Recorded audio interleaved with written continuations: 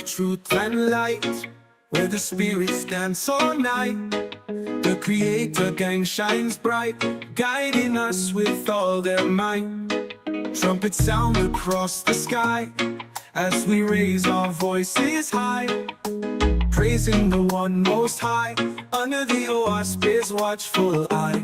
We sing songs of love and grace in this sacred space. For the Creator gang we embrace, their wisdom we chase, with trumpets playing in tune under the silvery moon. We dance until the morning sun, this connection never undone. Harmony in every beat, our faith is concrete.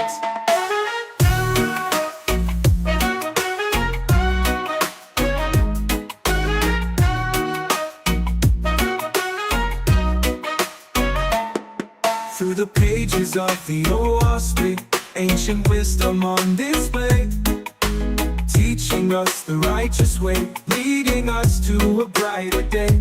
With each trumpet blast, we're reminded of the past and the love that will ever last in this divine contrast.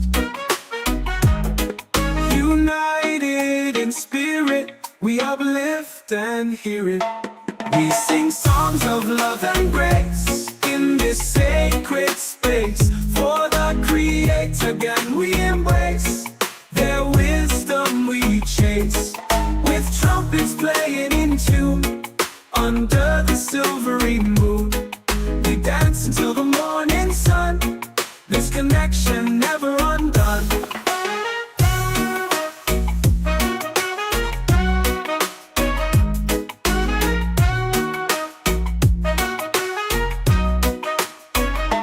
We sing songs of love and grace in this sacred space. For the Creator gang we embrace, their wisdom we chase, with trumpets playing in tune under the silvery moon.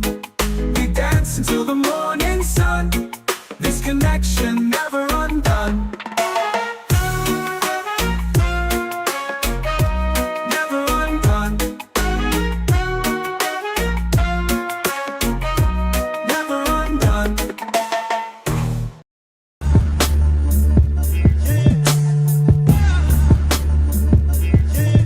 Lion of Judah rap.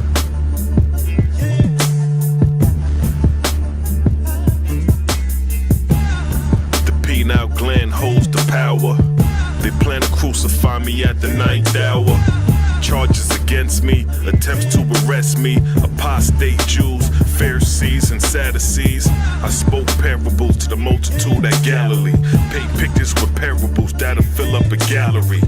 Zealous Jews, killers on a salary. Jealous and confused, heart harking, burning like calories. Restore the blind, raise the dead from the coffin, bruh. But my command make angels sing like an orchestra. The scribes took notes saying I'm a sorcerer. Reports above my head, flying sorcerers. Ascending and descending lights from the Ethereal heights. 9th hour daytime turn to midnight. The ground started vibrating hard as the temples and synagogues are destroyed by God. The children of God can make God.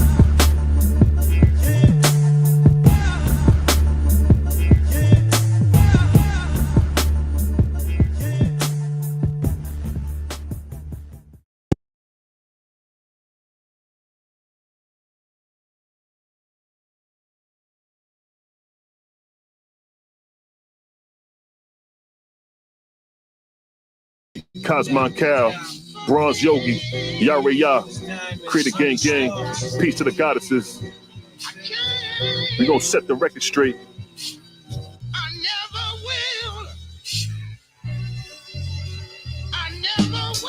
I know these clowns named folk, man, they a fucking joke. Naphtali tried to explain the Ark of Noah's boat. Malachi Maccabee exposed the whole shit as a hoax. She had the nerve to say the earth is 6,000 years old. And tried to use Gobekli Tepe for the Ark of Noah. But what you ought to know, your sources got burned like an arsenal. So pack it up and throw them scripts in the trash. Your God gets stoned to death for prophecies not coming to pass. Like America's supposed to get hit with the nuclear blast. 24 years later, we look back at you niggas and laugh. I should pick rocks and stone you niggas myself. Throw you in a lake of fire, watch your skin start to melt. Shawshan be the first to get bland. When I heard the shots, look, left his people and ran. Damn. K. Judah, you feel to be a shooter. You not a teacher, you a tutor, hiding behind computers. Neptali, you not ready for Mali. He exposed to go for wood from the ark, come out of Cali. Long Beach, Neptali better run a retreat. Your champion looking bad on these YouTube streets. When I waving the white flag as a sign of defeat. Bow down like Jehu and kiss the boot on my feet, nigga. Your Messiah can't save shit. Where was the Messiah when we was changing them slave ships? Praying to a God to return ain't say shit. The God of war got you niggas stuck in a slave pit. Talking about that's prophecy. More like propaganda from a false God democracy. FOP for our people's edification. You not edifying, but lying to the Israelite nation. Think you following God when you following Satan. Stiff-necked and stubborn like them goddamn Jamaicans. Come against Creator, gang, your doctrines dying. When Mally cut Neptali, she almost started crying. She ran to her husband and screamed, baby, I'm trying. That's what happens when you put a pussycat against a lion. Yeah, Creator gang is undefeated. FOP is washed up. Y'all put y'all goddess on the front line and she got her head blown off. Creator gang is undefeated. We out of here.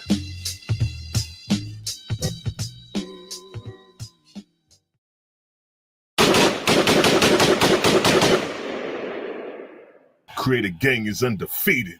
I keep it real, pack the steel if whoever want it. Clap, Judah be running laps when he get confronted. Got Devil Cosmon and knock you off of 500.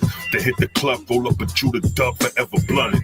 Contemplating on who we gonna take out next. Got Cosmon, Cal, Malachi, Mac and be the best. The 4 horsemen who understand the business. Contract killers won't hesitate to kill a witness. 21 bodies executed on my hit list. JJ trying to watch me, trying to take pictures. Yahweh working with woods and paint, a bunch of snitches. Peer pressure separate the real from the bitches. Niggas be gang until you start to bang. Let a nigga brains hang on everybody like dang. You thought it couldn't happen. Yahweh wouldn't smoke 9/11 Manhattan. Bullets in his breastplate, both lungs collapsing. Hands reaching in the air, for the air he grasped it. The flyer was made, Silah Shalom, first captain. But the captain ran away, just like if nothing happened. I'm a certified killer. Peel a nigga, cut him open and feed him his own liver. Graphic is how I paint the picture. Shoot shots like a pitcher. Split JJ like a swisher. Cut the head off for the lion's den and watch the rest of the body quiver. Course shots I deliver when it's crunch time on the trigger. Got 2 pair of eagles fly like seagulls when it's time. I scoot out, shoot out. Air out Yara every time. Standing behind enemy lines, killing my enemies every time. Defend the faith like Muslim Sunni soldiers at a shrine. I facilitate thoughts beyond the thoughts of mankind. Creator gang is in the prime while you niggas get left behind. Creator gang is undefeated. Salute, Daryl Cosmon, Cosmon Cal, Malachi Maccabee, and the whole Creator gang. Nigga, we outside with it. All that huffing and puffing don't mean nothing. You step in the dojo.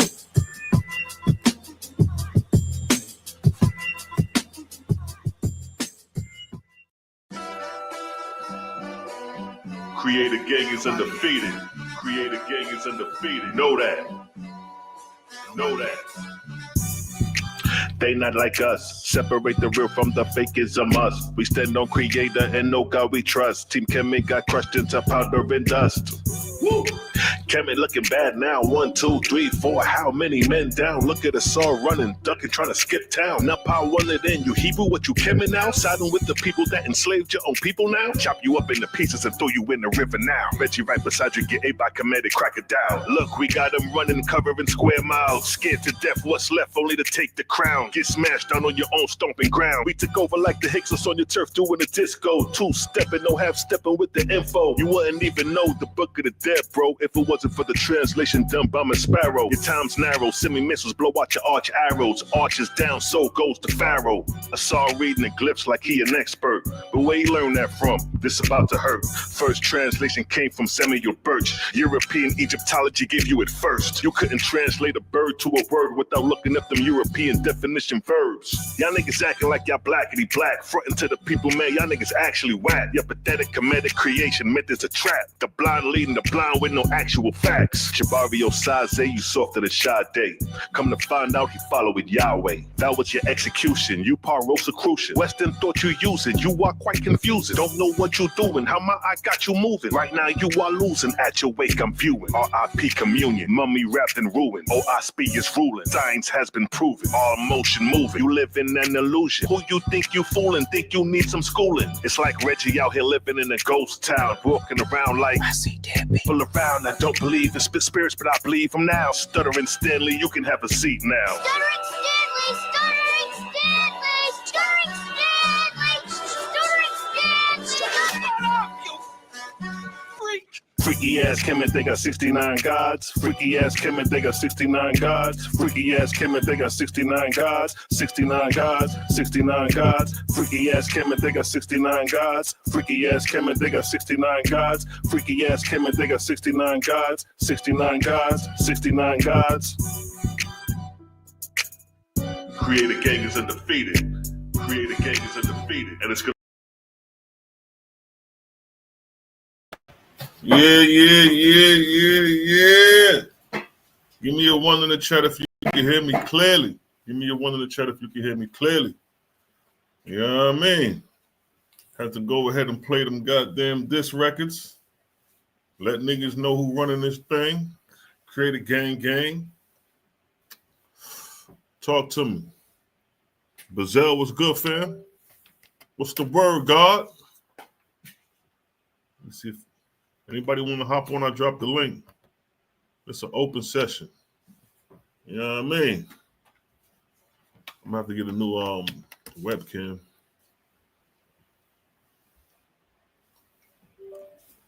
This one right here be glitching. You know what I mean? What's the word, family?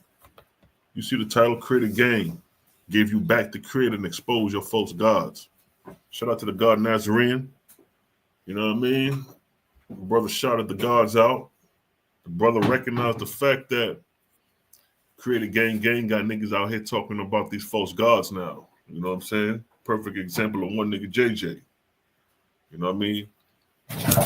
Like Mally said, these niggas are speaking our talking points now. And it's all good. You know what I'm saying? Niggas wasn't talking about no creator. And that's the name of the game. You bring them, we raise them. You know what I mean? We done raise children, raise niggas, and they forget where they come from. They forget the home they come from. You know what I mean? Peace to the God. Yeah. I seen you earlier drop the vid, you know what I mean, shouting out the gods, you know what I'm saying? At least the God recognize what it is. For those who don't know this brother here, you know what I mean? You realize the fact that, you know what I mean, you're hearing a lot of more people in the conscious community starting to reference the word creator. Niggas wasn't saying creator. The Bruise was not saying creator prior to the game. And especially prior to me, because I've been speaking this shit. I was the first nigga to bring this shit on YouTube. I was speaking creator from day one on YouTube. I ain't come on YouTube confused about the gods. I came on this bitch creator right off the bat, 2009, talking about creator. So it's crazy because when I hit Sarnetta channel about 2 years ago, niggas ain't even heard the book. Niggas ain't even know nothing about it. Niggas ain't even know that there was a distinction between a creator and a God. Niggas ain't even know that. Niggas are still struggling that right now. I brought a distinction that there's a difference between a God and a creator. Niggas wasn't differentiating that. Niggas wasn't even differentiating too much of the false gods, to be honest. Niggas will rarely bring up false God, like Baal and stuff like that. But everything with the Bruise is most high. Thus saith the Lord, the most high God. Niggas wasn't talking creator nowhere. Go back and listen to Zabak. Salute to the God Zabak, one of the sharpest Israelites out there. Listen to Zabak.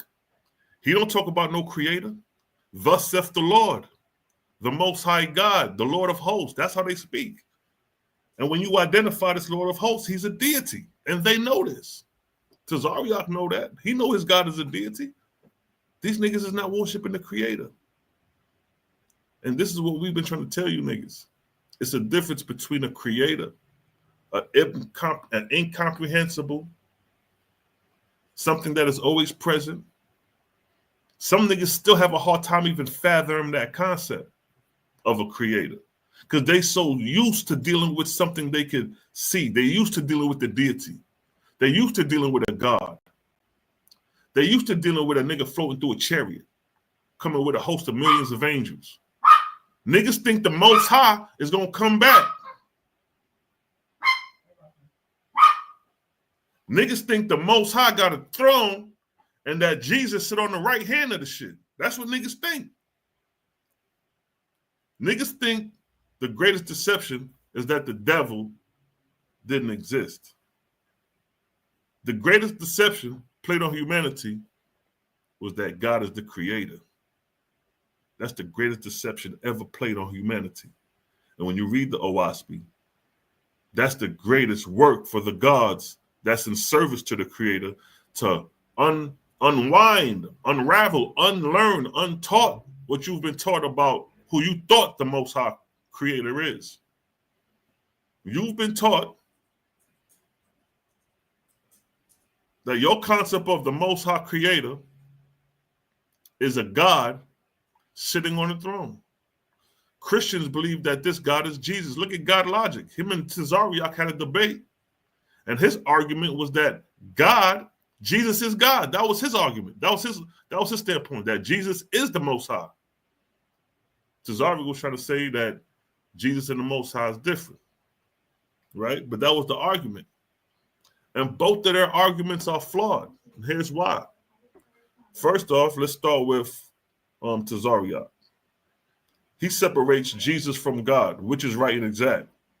But that God, that who he thinks is the Father and the Most High, is a deity and not the creator.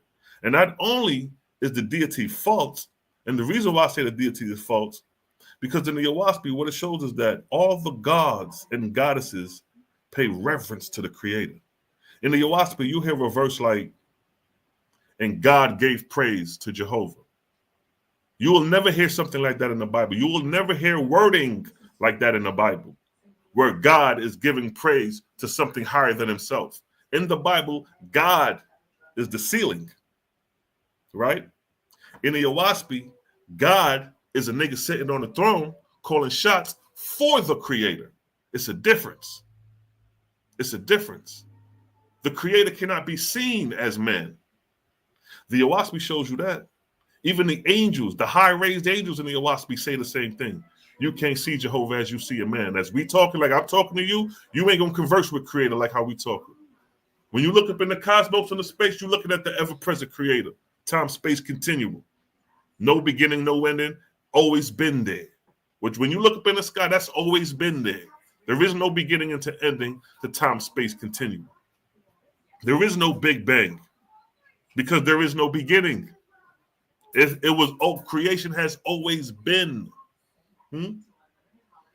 That's why it's called a Big Bang theory. It's not rooted in fact. It's not rooted in objective reality. Right? Peace to the righteous God. I see our timing in. You know what I mean? So when you look at the brews, they got you worshiping a God. You're going to bow down to the feet of this God, worship the God. God get angry and jealous and all that. So the biblical God is nothing more than a man that y'all worshiping thinking it's the Most High.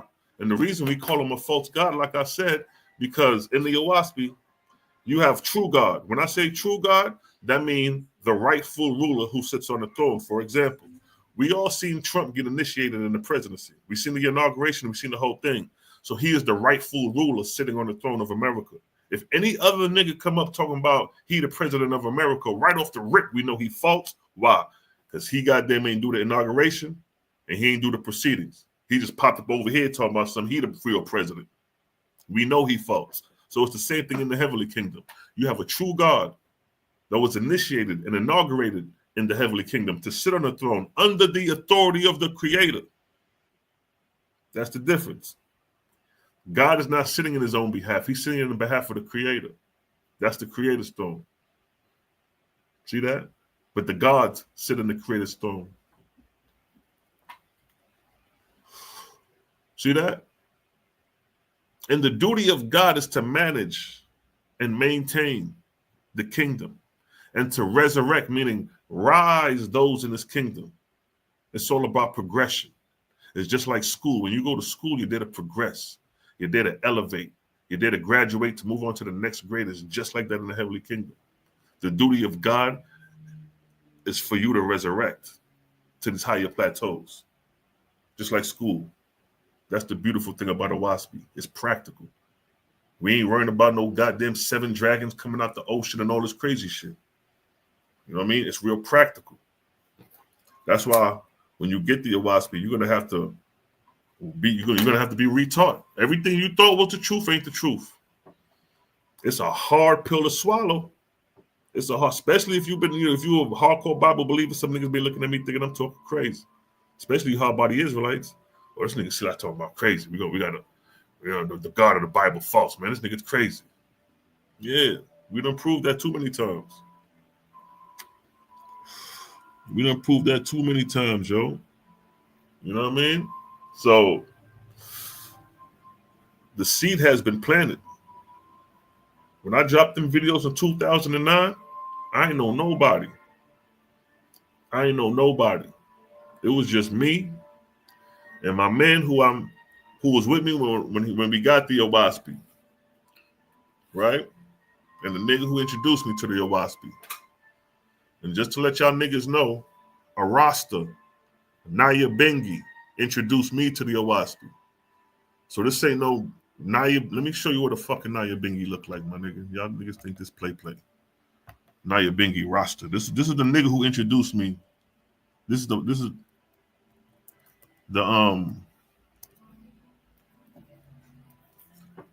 part of the Rasta organization he affiliated with, the Naya Bengis. The nigga who introduced me to the Oahspe come from this branch of Rastafarianism. Let me show you real quick. Let me share my screen. So I wasn't introduced to the Oahspe by a clown ass nigga. I was introduced to the Oahspe by serious men. Serious, like Rasta niggas don't play no games, my nigga. Them niggas do not play no, I don't know. I'm West Indian. I grew up among this shit. They're very strict and they're very stern and they do not play games. You know what I mean? My mother used to whip my ass with an extension cord coming up. And that was my mother. You know what I mean? You know your mother get. But the fathers, dangerous. You talking about putting fear in your heart as a kid? Them West Indian fathers ain't playing no games, bro. So let alone the Rastas, them niggas ain't playing no games. So a Rasta nigga introduced me to the Oahspe. This is Naya Bengi. This is the Naya Bengi branch of the Rastafari. This is the nigga who introduced me to the Oahspe from this branch of Rastafari. So I wasn't introduced to the Oahspe on some play, jokey shit. You know what I mean? These are Naya Bengi Rastas. They beat the drum, Naya Bengi session. You know what I mean? That's how I was introduced to the Oahspe. And the first thing the brethren showed me when he introduced me was the story of Abraham and the Oahspe. So I'm like, damn, what other book got the story of Abraham and, you know what I mean? So Oahspe came to me on some Ital vibes. And I don't know, goddamn, trying to force it down your throat or this, that, and yo. So, yo, check this vibes right here, Aya. So let me see that thing that came. May I read it? He said, yo, Abraham. He said, yo, it wasn't God. The nigga told me it wasn't God. That was the one who told Abraham to sacrifice his son. He said that wasn't God. I said, Nigga cracked open the book, showed me. He said, read from there. I'm looking. An evil angel left. I'm like, oh, damn, that's a dagger. So you basically cleaning up the fact that God never told Abraham to sacrifice his son. That was an evil spirit. But in the Bible, you thinking that's the Most High. Look how detrimental to the understanding of man that is. Look how detrimental that is. that Oahspe is clearing up the fact that that was not God that told Abraham to sacrifice his son, but that it was an evil spirit personating as a God. While in the Bible, you're believing that is God that told Abraham to sacrifice his son, which in return gives you the spiritual feeling that it's okay to sacrifice your son because God told you to, not knowing that's the evil spirit that the Oahspe is exposing.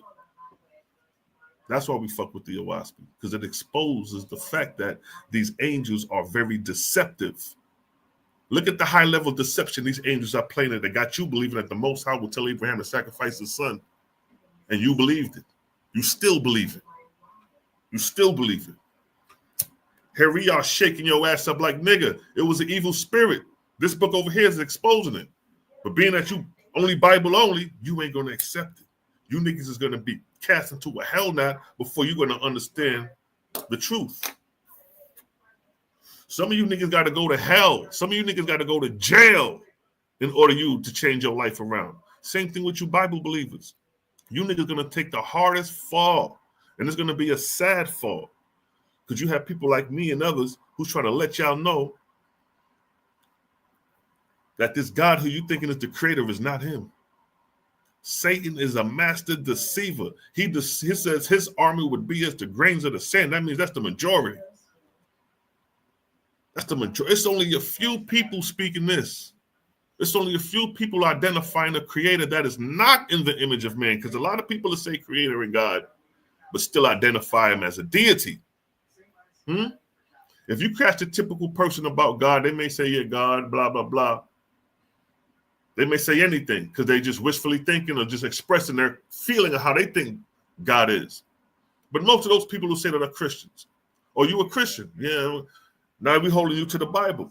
You can't give us wishful thinking anymore. You can't give us your free thoughts about what you think God is. You just said you were a Christian and you believe in the Bible. So now you're subjected to the Bible, and you got to be able to explain God from the Bible and identify him as the creator.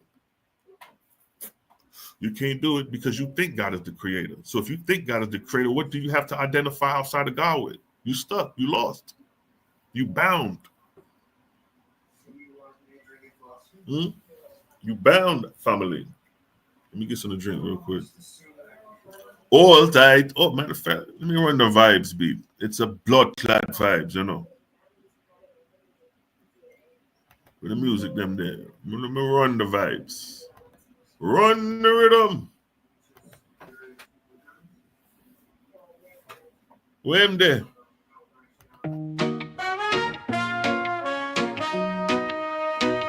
Wrong one.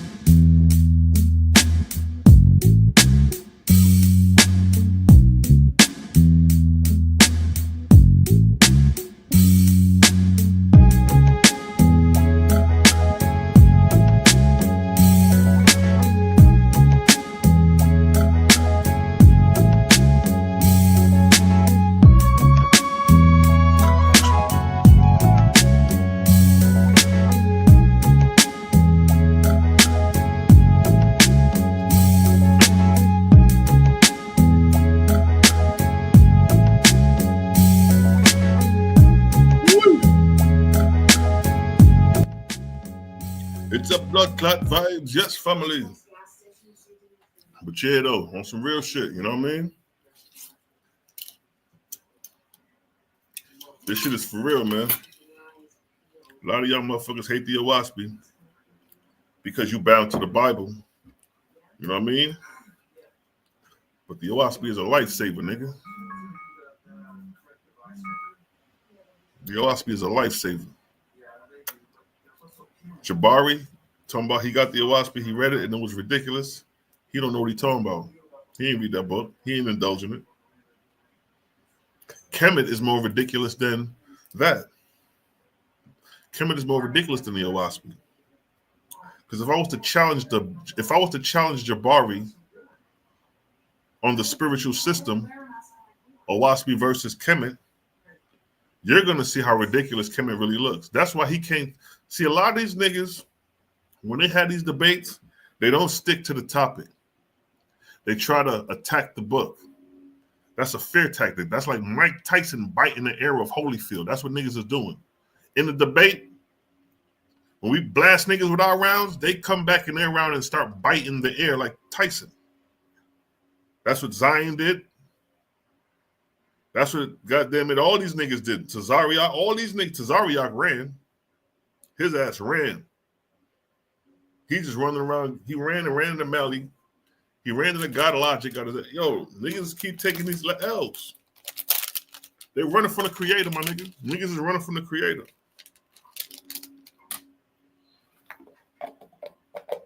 That's why niggas don't want to have these debates.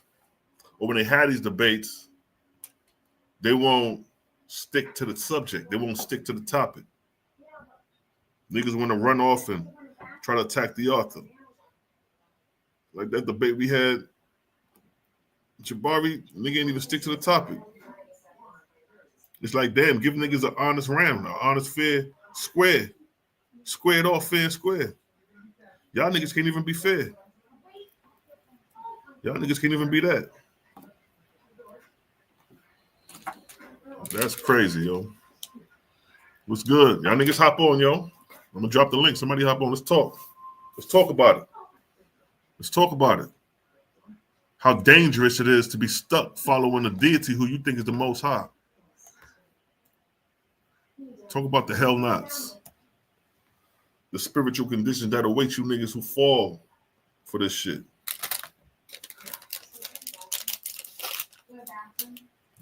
You know what I mean? Let's talk about it.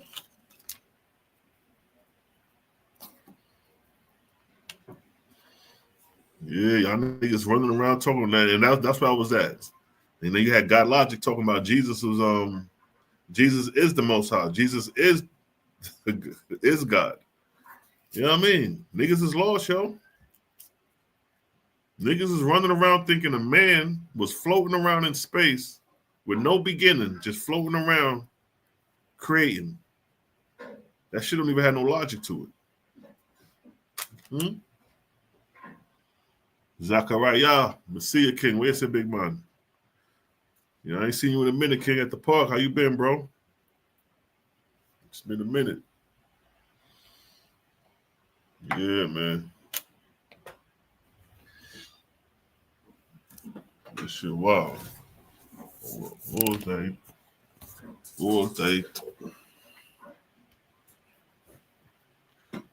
Yeah, I think that debate's supposed to be going on today with what's the nigga name? Some niggas what's the boy name? Lex Vortex and the Elder Tiny Gun and shit. That's gonna be an interesting debate.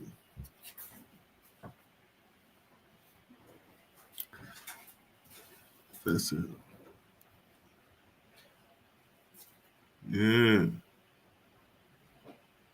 Sister Pam been chilling, yo. She been doing her thing, you know what I'm saying?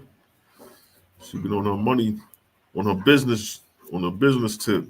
Her and her husband and them and the whole family, they got their little business popping right now. She there though. She doing good.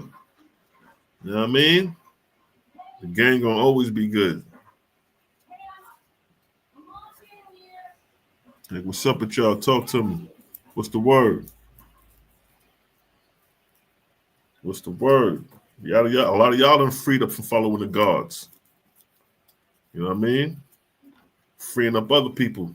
Y'all doing this. Y'all don't underestimate that service y'all doing, yo.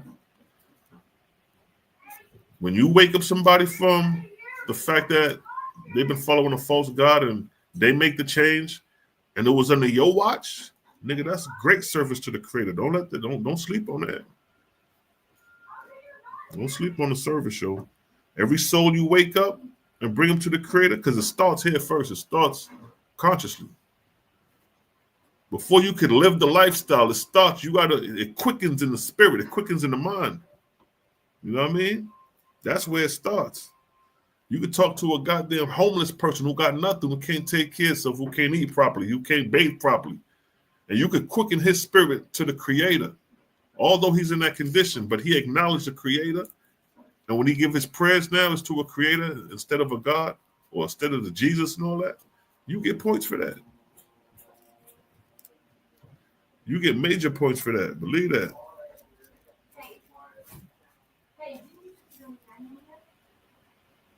You get big points for that. Hold on, hold tight. Hold on.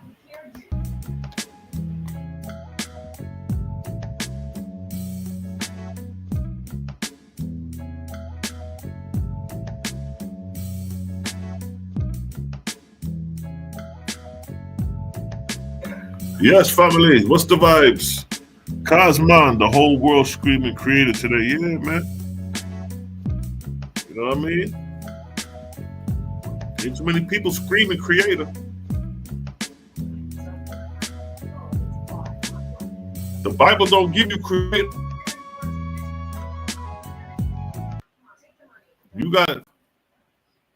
You got people believing that Jesus is going to come back in Revelations. People waiting on Jesus to come back. Then you got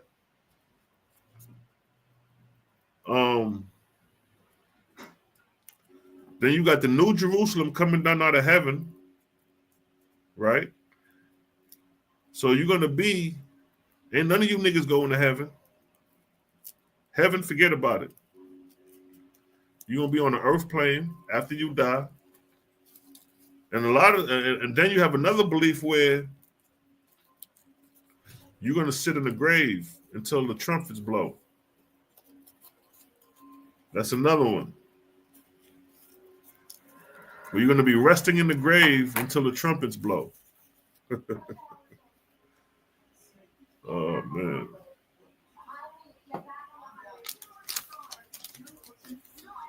So when the trumpets blow, Gabriel gonna blow the trumpet. Then the dead is gonna awake. You're gonna be judged before God. That's what the Christians and everybody who believe the Bible, that's what they believe. Yep. Damn.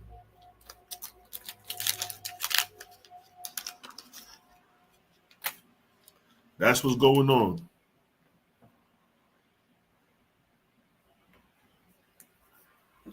Yeah, so nobody was screaming creator before the gang. Just know that.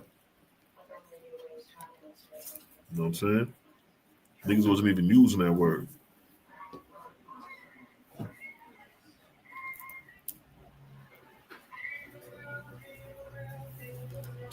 Yeah, so hop on, yo. Talk to me.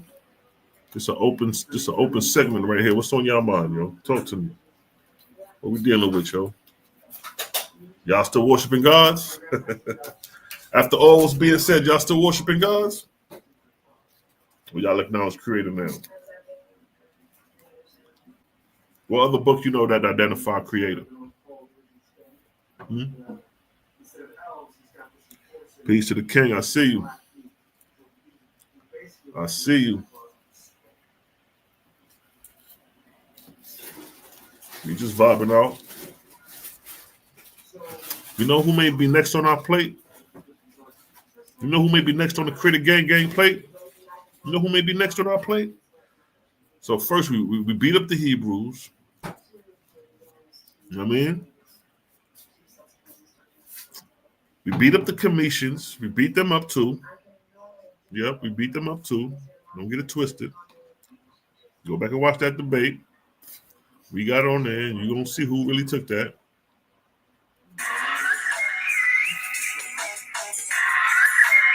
All tight. Let me answer this call, family. Cosmo, hop on, nigga.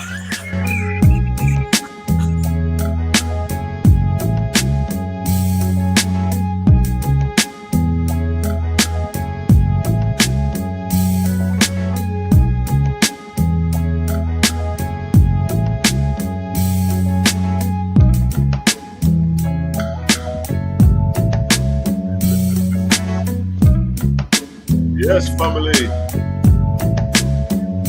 It's a blood clot vibes.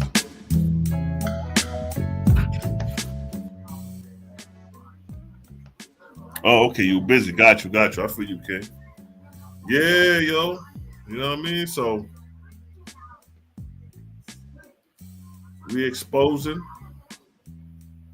We bringing you back to the creator. You know what I mean? Even Lex Vortex going in on a God. The last couple of days, I've been hearing them on side there going in on a God, exposing a God the same way we exposing it. He exposing it. And then you got JJ with a change of heart on some Paul shit, twinkle of an eye. He got a change of heart. Now he's exposing the biblical God. But see, these niggas is exposing the God, but they're not giving you a sound identity of the creator, you know what I mean? JJ got a change of heart, but he ain't telling you who the creator is, who you rocking with. So what you left the Bible to go to what?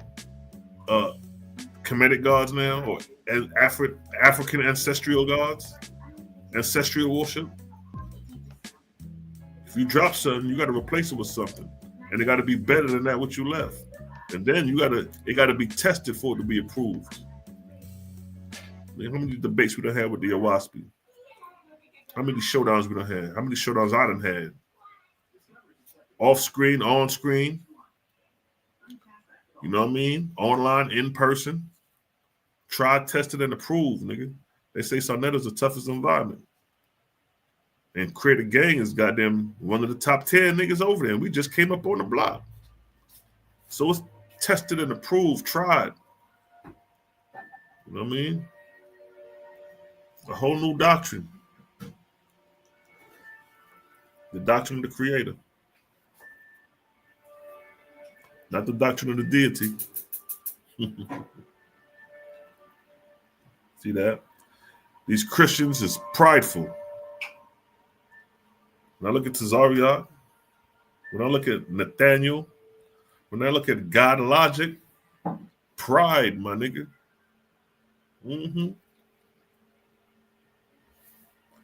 Them niggas got a lot of pride because they think they know they think they got it. They think they done figured it out.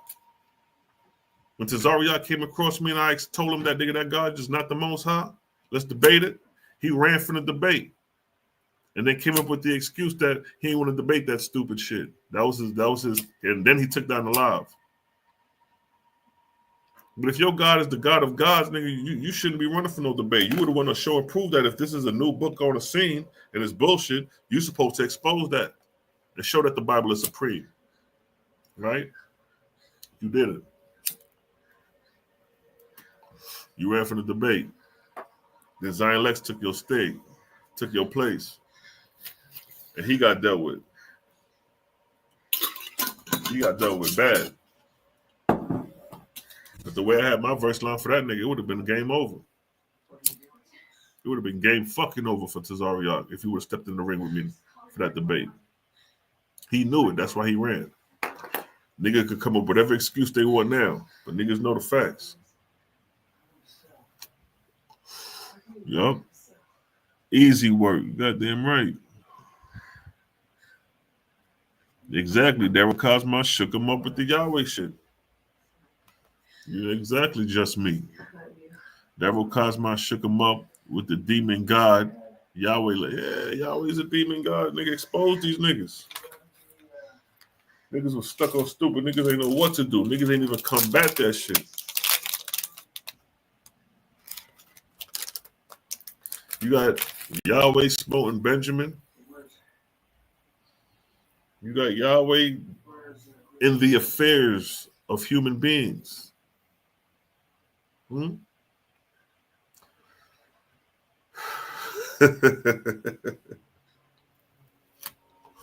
It's always good to keep an open mind, man, when investigating information. You niggas wasn't born on this planet with no books attached to you, with nothing attached to you. You was born zero, free.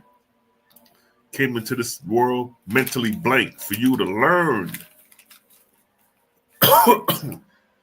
You niggas stop growing. You stop educating yourself. You think you got it all. It's like school. It's like you niggas got to the 9th grade and think you got it all. And stop increasing grade and start going to the next grade instead of going to the 10th grade. You think the 9th grade is all what it is. You know what I mean? Yeah, yo.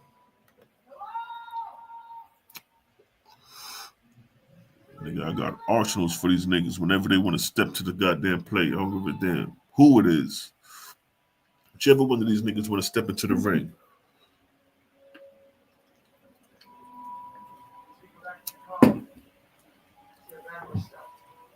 And you see these niggas ain't quick to call out the creator gang either. You don't see these niggas quick calling out Malachi, Cosma, and Daryl, or me. Like calling us out like we some play or it's easy. Nah. You know what I mean? We'll call you niggas out. We ain't seen one nigga stick to the topic at hand. See that? Is God the Most High? Nigga, who want to debate that, nigga? We'll expose that. Because you limited, nigga. Is God the Most High? You limited. What happens when I show you a God higher than your Most High God, who you thought was the Most High God? What happens when I show that? Then what? How you gonna deal with it?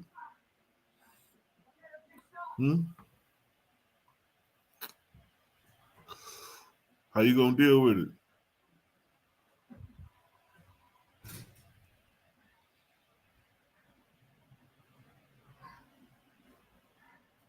Yeah, my nigga.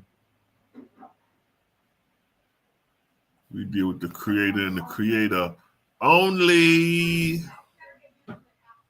You know what I mean?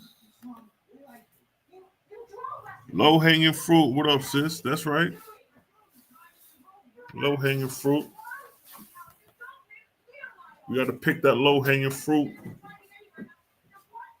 Throw it in the basket. You know what I mean? Make some pie out that shit. You know, we make mud pies out the low hanging fruit. See what I'm saying?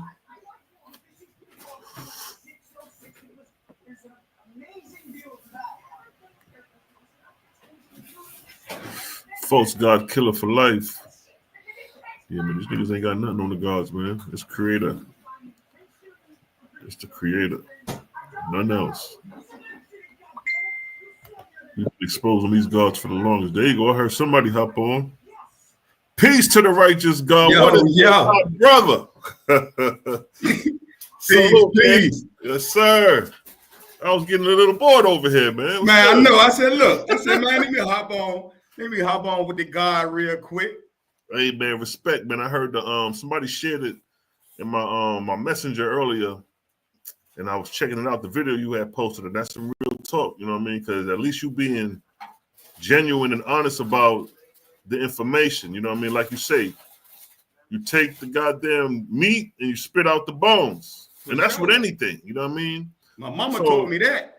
Yeah.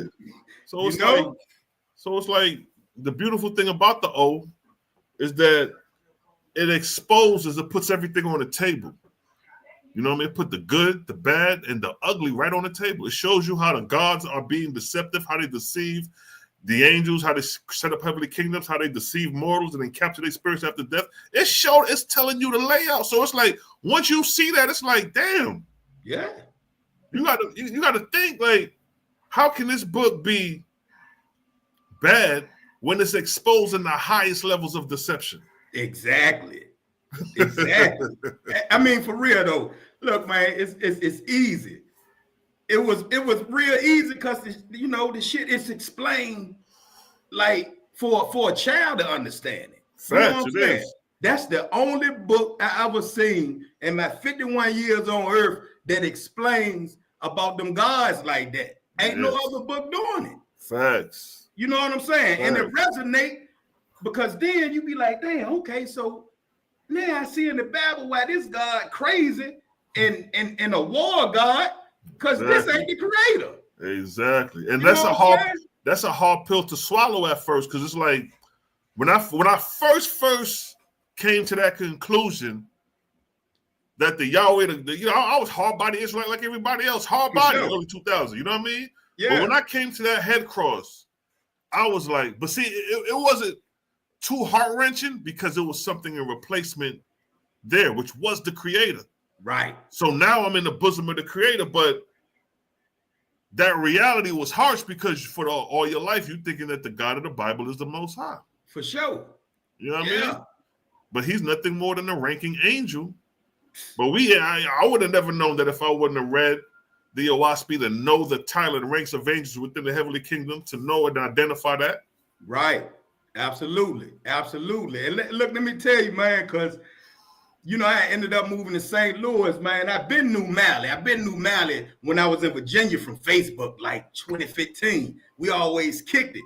But now I went to St. Louis, I'm like, shit, man, let me get in touch with Mally. Hit Mally up.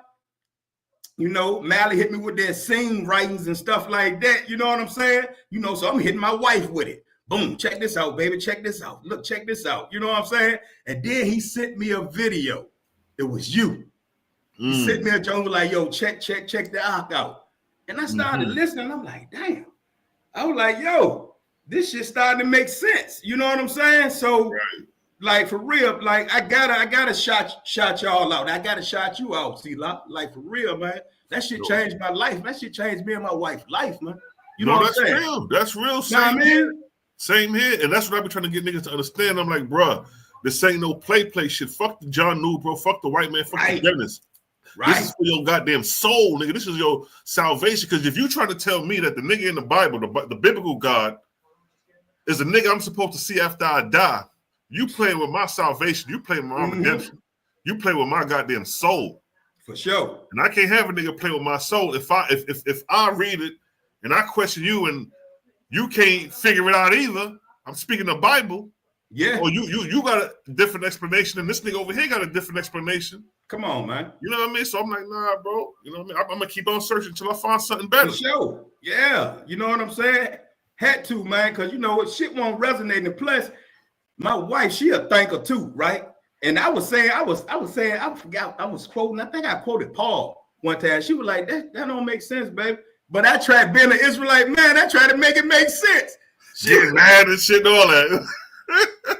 Baby, you don't know what you're talking about. See, I'm the man of the house. I know scripture. You know, you start getting hostile because the knowledge is short circuited.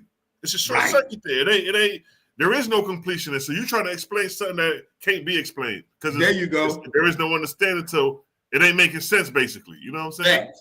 Facts. You know what I'm saying? That's like somebody. You know, you a hard-body believer of the Bible and you believe it wholeheartedly. Then somebody say, well, it don't make sense for God to create fruits and vegetables and herbs and herb-bearing seeds on the third day, but then on the fourth day, he created the sun, moon, and stars. That don't make no sense. Now here you go trying to explain something that don't make sense. And get hostile with the person, knowing that they right. Yep, for sure. Yeah. That's how it used to be. Faces. Yeah. It's crazy, you know what I'm saying? And you know, so man, like I gotta salute you, man, because like people don't know this shit is real. It's real. This ain't play. You know what I'm saying? It's real, man. You know, and just to get from out of that thinking, you know what I'm saying? Scared to read other books. You know what I'm saying? Because you thinking that God of the Bible gonna chop your head off, so you scared to read. Yo, you scared to read them jets. The end of the second coming is around the corner. You know what I mean? Yeah, you know what I'm saying? Jesus could return any day now, and right. You know what I mean? Nuclear destruction is coming. It's like it's everything is a fear tactic. Facts, straight fear. Straight fear. You know, Oahspe said, though he or she who serves the Creator has nothing to fear in heaven and earth. When I read that, I was like, ooh, yeah, that's a level of confidence right there. Yeah, for sure. It's really nothing to fear because the Oahspe lays out the spiritual system on a scale that is unmatched. Yeah, absolutely. You know what I mean? It shows you that you become the God that you niggas in the Bible is worshiping. For sure.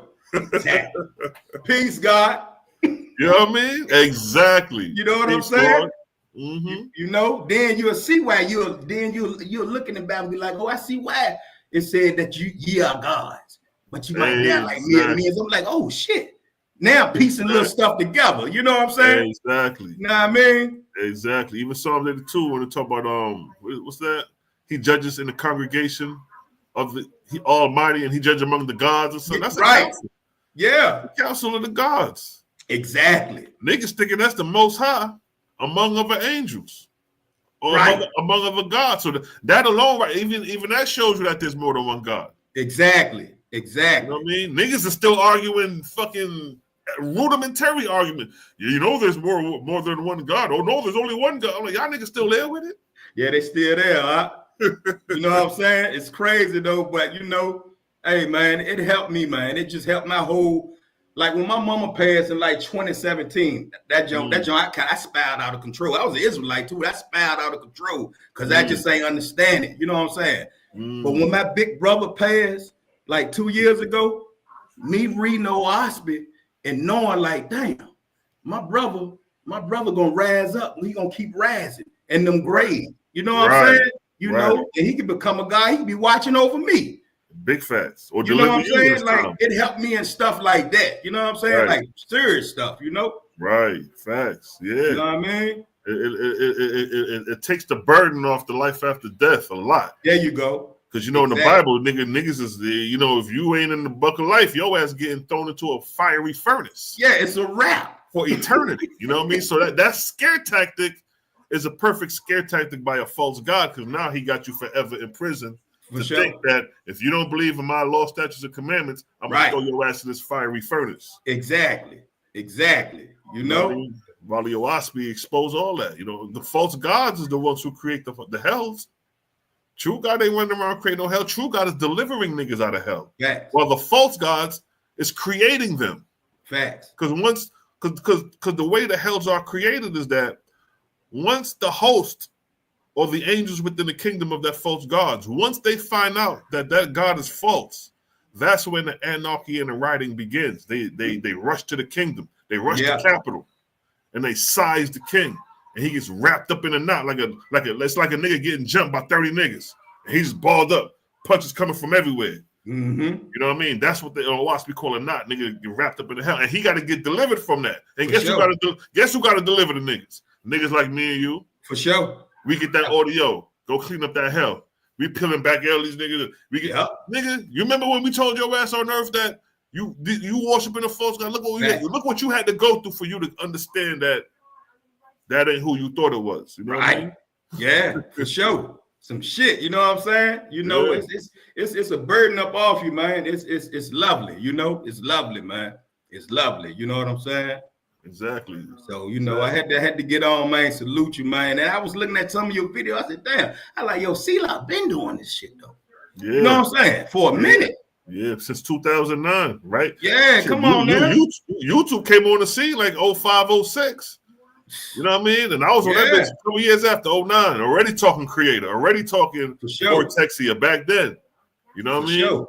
And when I came across Malachi, because I didn't know Malachi until he reached out to me a couple years back.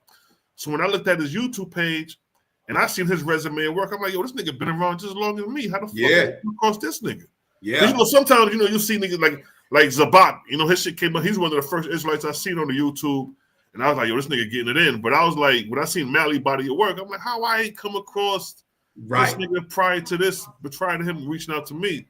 Yeah. And then when he told me about how he, you know what I mean, like he did the Oahspe, and when he made the change as far as reading the Oahspe and bringing it to his people on his channel, that was dope, because you know people think that this book is not effective or this information is not effective, or nigga out here just wasting his time not reaching people, and it's reaching niggas who had whole camps, and now they speaking creator, and now niggas like you coming along and other people coming along based off the seed he planted. Exactly. You know what I'm saying? Yes, sir. You know what I mean? So it's like, yo, this shit just real. It's like real nigga shit. It's like if we was in the streets. Yeah. And that's another thing I look at. The fabric of niggas. Because some of this shit is not like when I'm on Sinetta, right?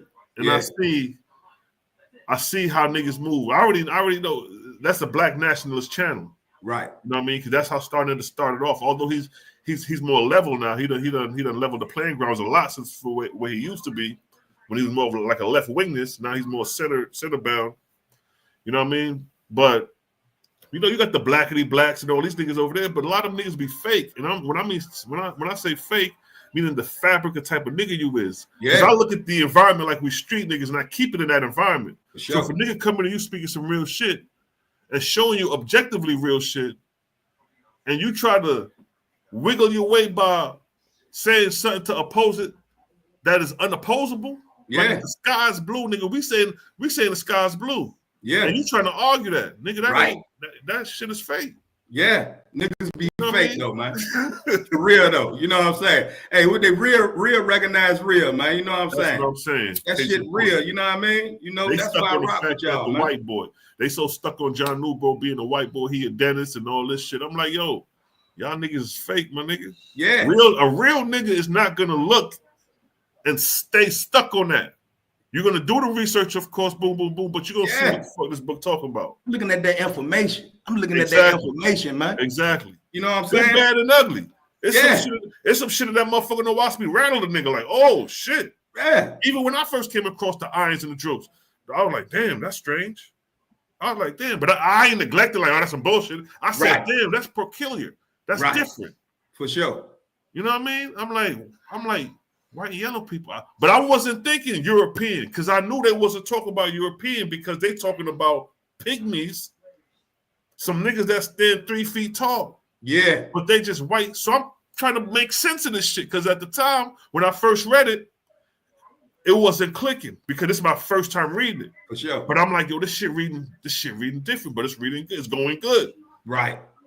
You know what I mean? The whole racist, oh, nigga, the drowns, the drooks are brown and black and there, da-da-da-da-da. Yeah, nigga, I did that already. That's why I be laughing. I'm like, my nigga, where you at? I've been through that shit already. I be tripping when I be seeing them talk about it. I be saying to myself, C-La ready to eat you up on that. Yeah. Been there, he done read, he already know where you going. I've been where you been at. But see, you got to keep reading the motherfucker. That's like me reading Genesis for the first time, reading the story of creation, the very first chapter. And I'm like, oh, nigga, that shit don't even make sense because the creation is out of whack. And I don't read no further. It's like I'm defeating the purpose of the book. For sure. Exactly. So if you read further on and you start seeing how the shit play out, it's like, oh, okay. This shit talking about primitive man being risen up to a status of God. That's the merit of the book. Raising men up to a status of God and coming back to redeem others below him. Yeah. That's the service of the creator. And then it identifies a creator. That's what I found most fascinating. It identified a creator that wasn't a man or a woman. Exactly. It only came through the souls of men, and you learn through objective reality through creation. Yep. And all you got is other higher ranking angels to help you on your way. Exactly. That's it. We ain't gonna get no closer to the creator than what we are right now. Fact. We're just gonna attain more knowledge and information, expand our reach, expand our horizon, travel in further countries and go distances. We may go to Japan, we may go to Malaysia, but we're still gonna be just as curious about who the creator is as we are now. For sure. Yes, sir. Hey, one thing we know though, he ain't got no ass. He ain't sitting on no throne though. We know that.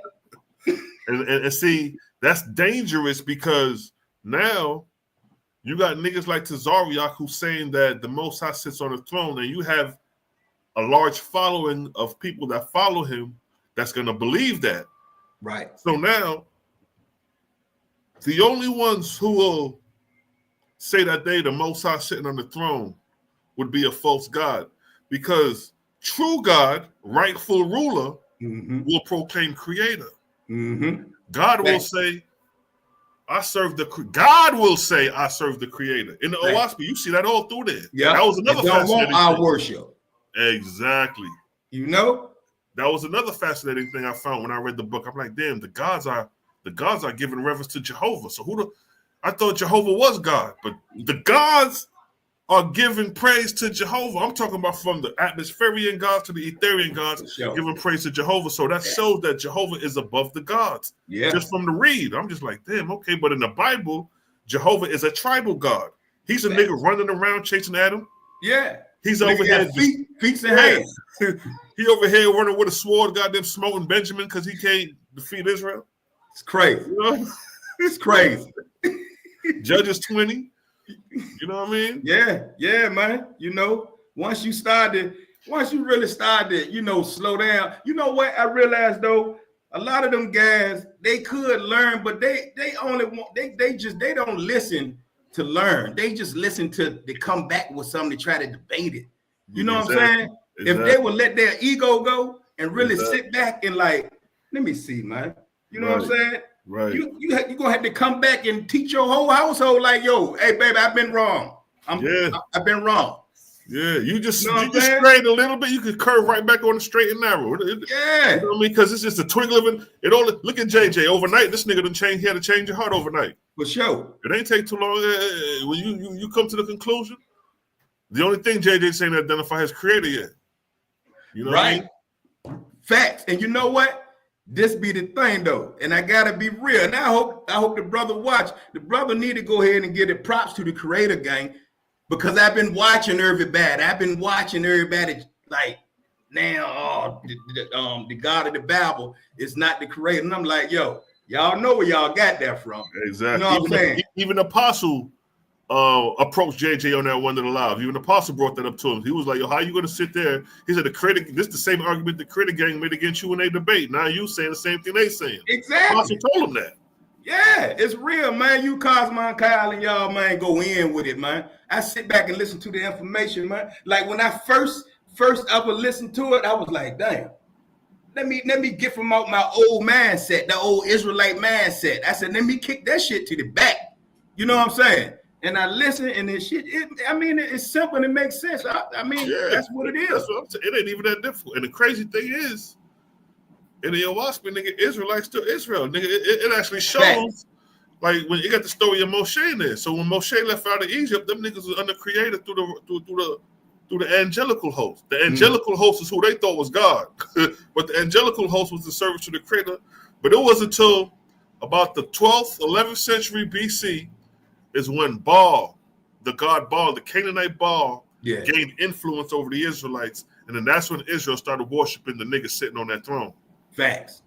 Oahspe identified that them niggas at one point was worshiping the creator. Yeah. They fell from that, started worshiping Baal, and they've been worshiping a false god ever since goddamn we today is trying to bring niggas back to creator as Israelites. Facts. Big facts. So Oahspe is not even deferring you from being an Israelite. It's re-identifying you to the true creator. That's it. You're still an Israelite. Nigga, that's it. Yahshua in the book. It's talking about the Israelites coming to America in the goddamn book. Literally. Come on now. Literally.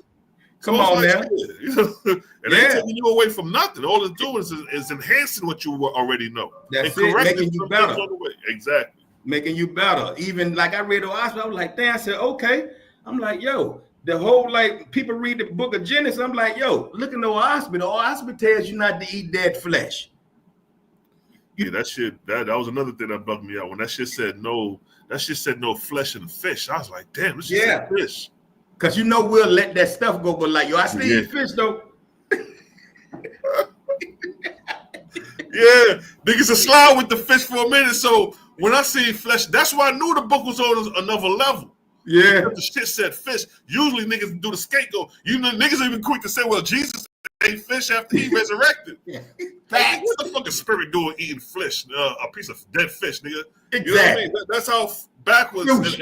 Yeah.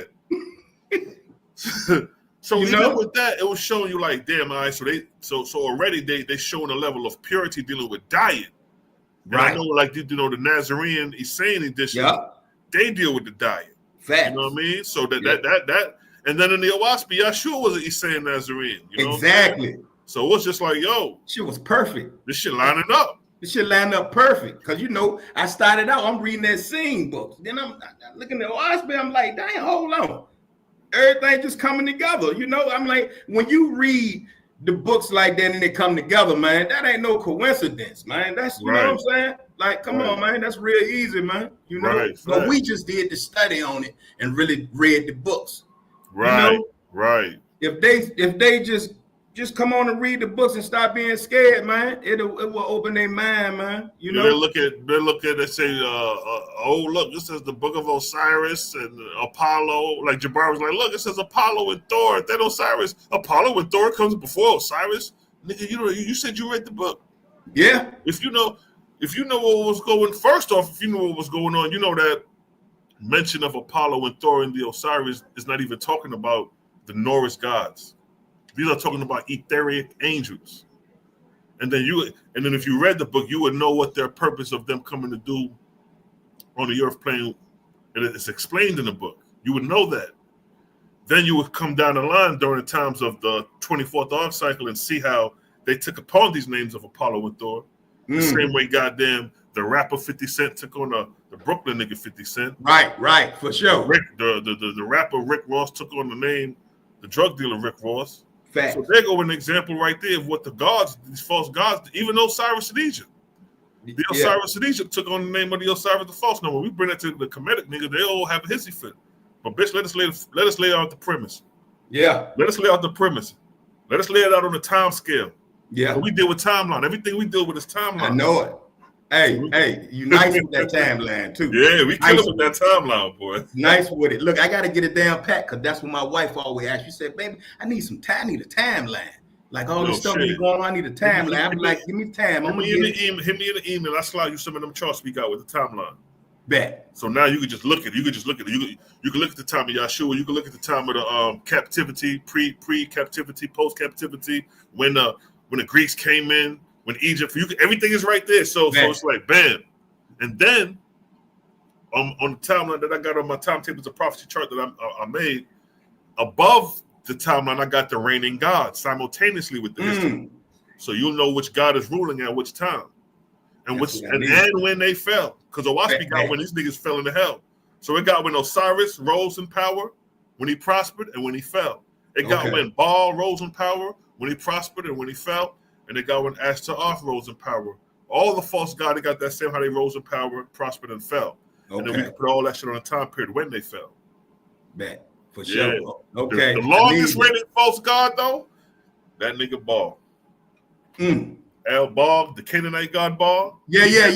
That nigga had the longest reign. His reign started with Canaan, like around 3rd, 2nd century BC. And his fall was with the war with Constantine and Maximus in 323 at Malivian Bridge. That war right there was the death blow of Baal on the earthly plane. In heaven, he had got cast out and cast into hell by Luamung boy Jabril. Jabril got the best of him. Got the best of him. For sure. Threw him into Haiti.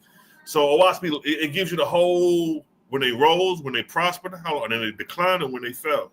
You know I need that for sure. Yeah, because Baal started in Canaan.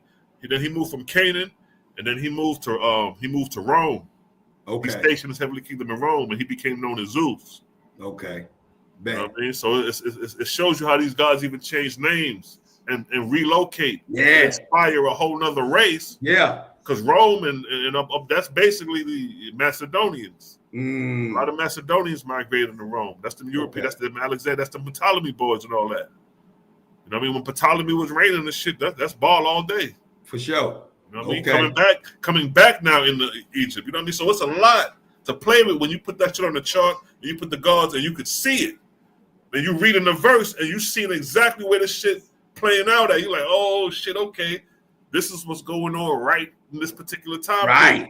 Yeah, that's the dope thing about it. So you know, a lot of time when we read scripture and we read about the gods, it's kind of like vague. It's kind of like it's not pinpointed in the time period. So it takes you like there's no centralization of a time. Exactly. You know what I mean? Exactly. And they should have mixed you up when you ain't got no time, you know, no time frame. You know what I'm saying? You like, damn, so when this go on? When this go on? You know? Exactly. Because in the Oahspe, it shows you that different gods reign at different times. And then like for example, you had the god Baal. He was reigning. You know what I mean? Then he fell, but then Luamung not in his place, but he was the next rising false god coming with supremacy. And Luamung is the false Christ. He's the nigga who established Christianity and that whole movement. He's behind that. And he's the dominant deity of today. But Baal was the dominant deity of the past during the time of ancient Israel coming on down. And you had other false gods. Exactly. So in the Bible, you have a multiplicity of gods speaking compiled under one God. So when God is talking about he's graceful and merciful, the next you know he's vengeful and angry, ready to kill some shit, that's a whole other God talking. But it looks like it's under the banner of one God the way the authors authorized the Bible. Facts. You know what I mean? Facts. They didn't differentiate the gods or which God is speaking because God is just a title. That's like me saying the president said boom, boom, boom, boom. Then the president said Boom, boom, boom, boom. So the first president was Nixon, but the second president was goddamn Obama.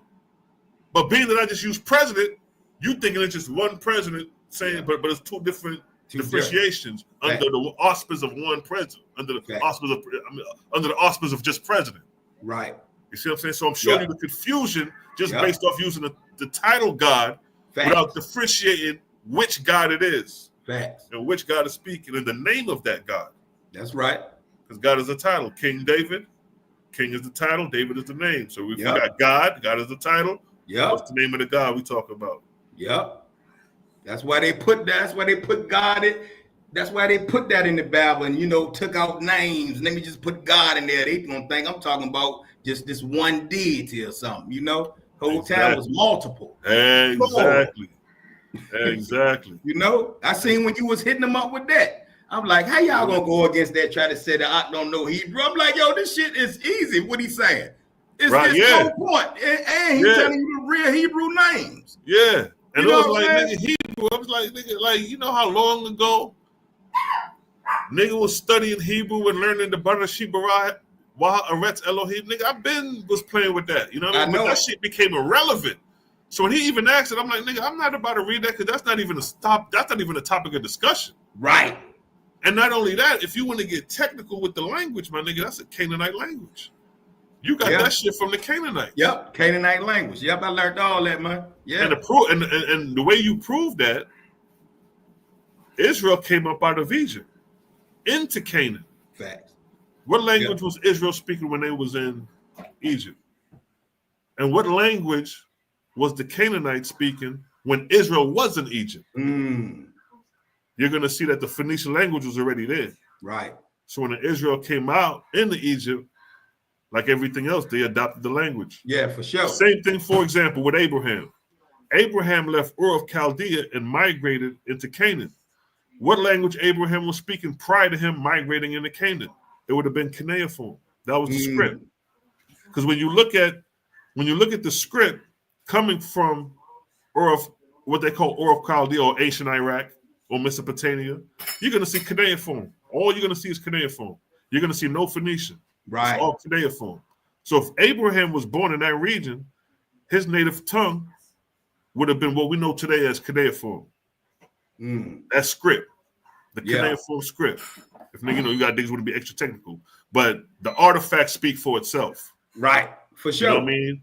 You could argue the analytics and the words, how a nigga said it.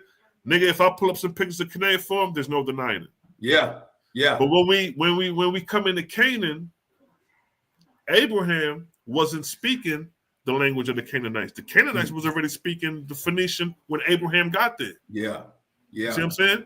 For when Abraham went into the Canaan to sojourn, and he started having children, just like any other place, your children is going to adopt the language of the people. For sure.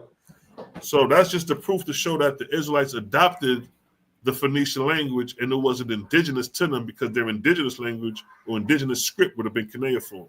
Yeah. The language of their forefather, Abraham. Sure.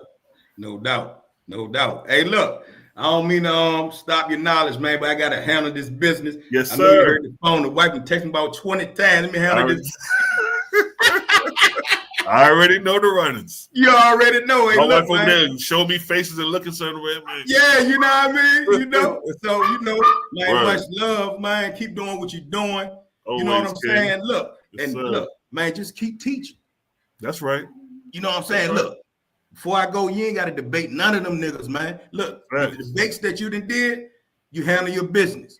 Right. Oh, everyone, all y'all handle your business, man. Right. Look, man, just stick to doing what you're doing and keep getting this knowledge out, man, because people listening, man. They may not be talking about it because you know how some people be. They don't want to talk about it because they may think somebody gonna feel a tight way, man. People listening, man. Exactly. You know what I'm saying? People listening, man. So keep doing what y'all doing.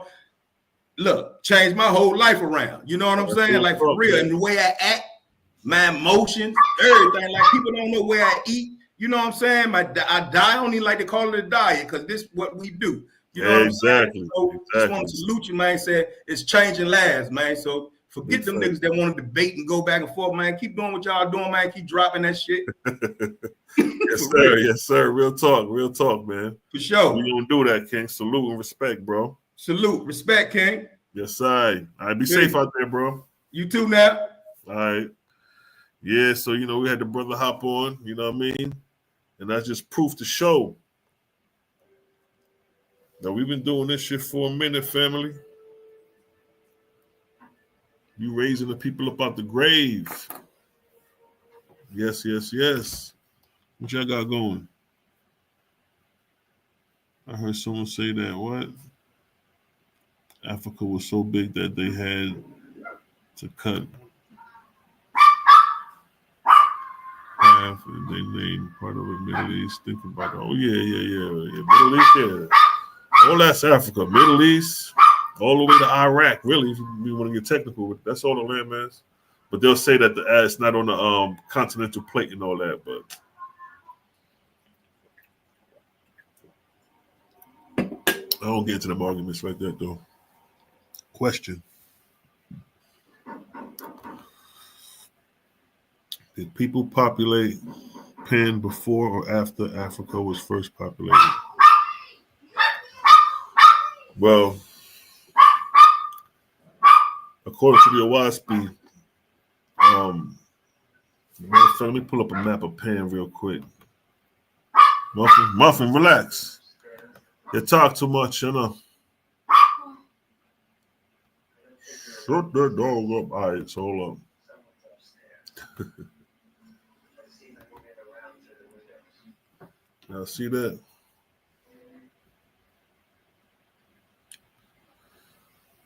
So this is a timeline right here of the arc cycles. So here's the Ark of Noah. It says the time of the flood, the sinking of Pan. So this is when the continent fell. Right here, the Ark of Wing, creation of man. So here's the creation of man. Now, in the Oahspe, gives man a short time span of him being on this planet. Roughly 78,000 years, right? So some would be like, yo, that's man being on the planet for millions of years and blah, blah, blah. Oahspe says that humans are created, inhabited, and go extinct in cycles. So this is not the first time man has ever been on the planet. This is just his creation in this particular dispensation of time, or this garden. You know what I mean? So for the creation of mortals to the sinking of the continent of Pan is 48,000 years. That's the time period. So in the Oahspe, in the first arc cycle,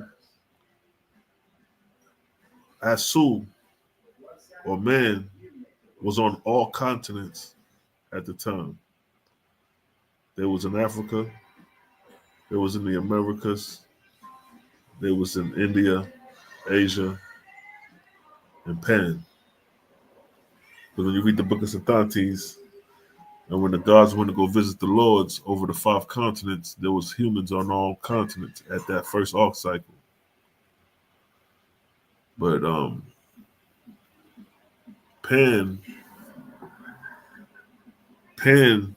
in the book of the arc cycles of the synopsis of 16 cycles, Pan reached a declination to a level where man was basically moving as beasts. Men had descended to the level of beasts, and like man became carnivores and all that, cannibals. It was crazy, you know what I mean? Man was at his lowest on this particular continent, and it doesn't give too much of the story leading up to it, because in the synopsis of 16 cycles, it gives you a synopsis of the Etherian gods who reign and the harvest of angels that they produce within these 16 circles. So the Oahspe only gives you a little bit of detail from the creation of man. And then from the creation of man, it goes into the 16 arc cycles, and it's just giving you a synopsis like the Etherian gods that reigned. And it gets back into the detailed stories during the 17th arc cycle. And then for the 17th arc cycle coming on down, the last 24,000 years is when you get, that's the meat of the, you know, the meat of the Oahspe. The bulk of the information of the Oahspe is from this time period right here. From after the flood, coming on down in the histories. You see where it say Ark of Cosmos, present time, that's where we at now. The 24th arc cycle, that time period was the time of the 15th century BC. The 23rd arc cycle was 4th millennium BC. This would have been the time of the pyramids and all that right up in here.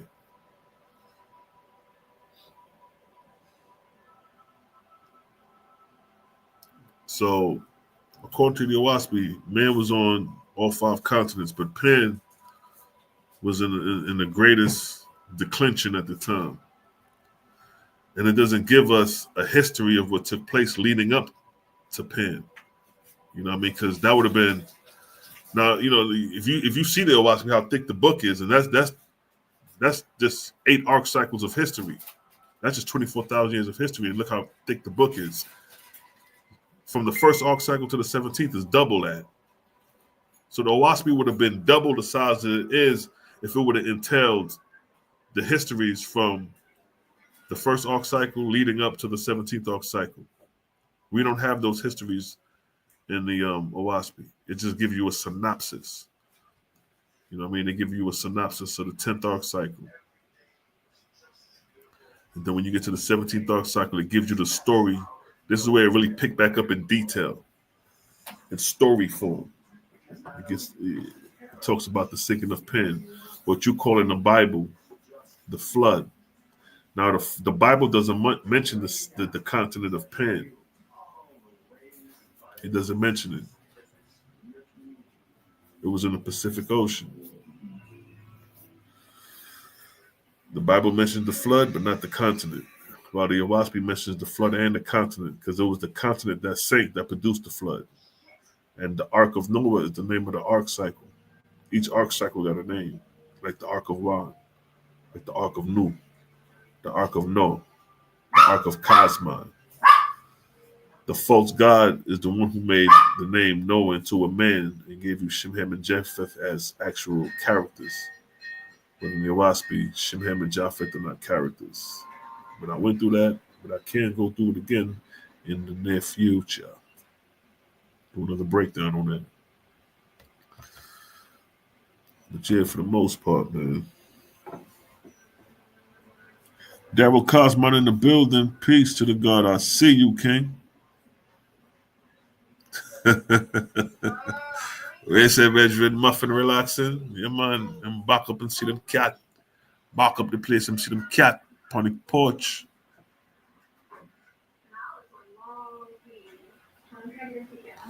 So to answer your question, they populated Pan all simultaneously. It was all simultaneously happening.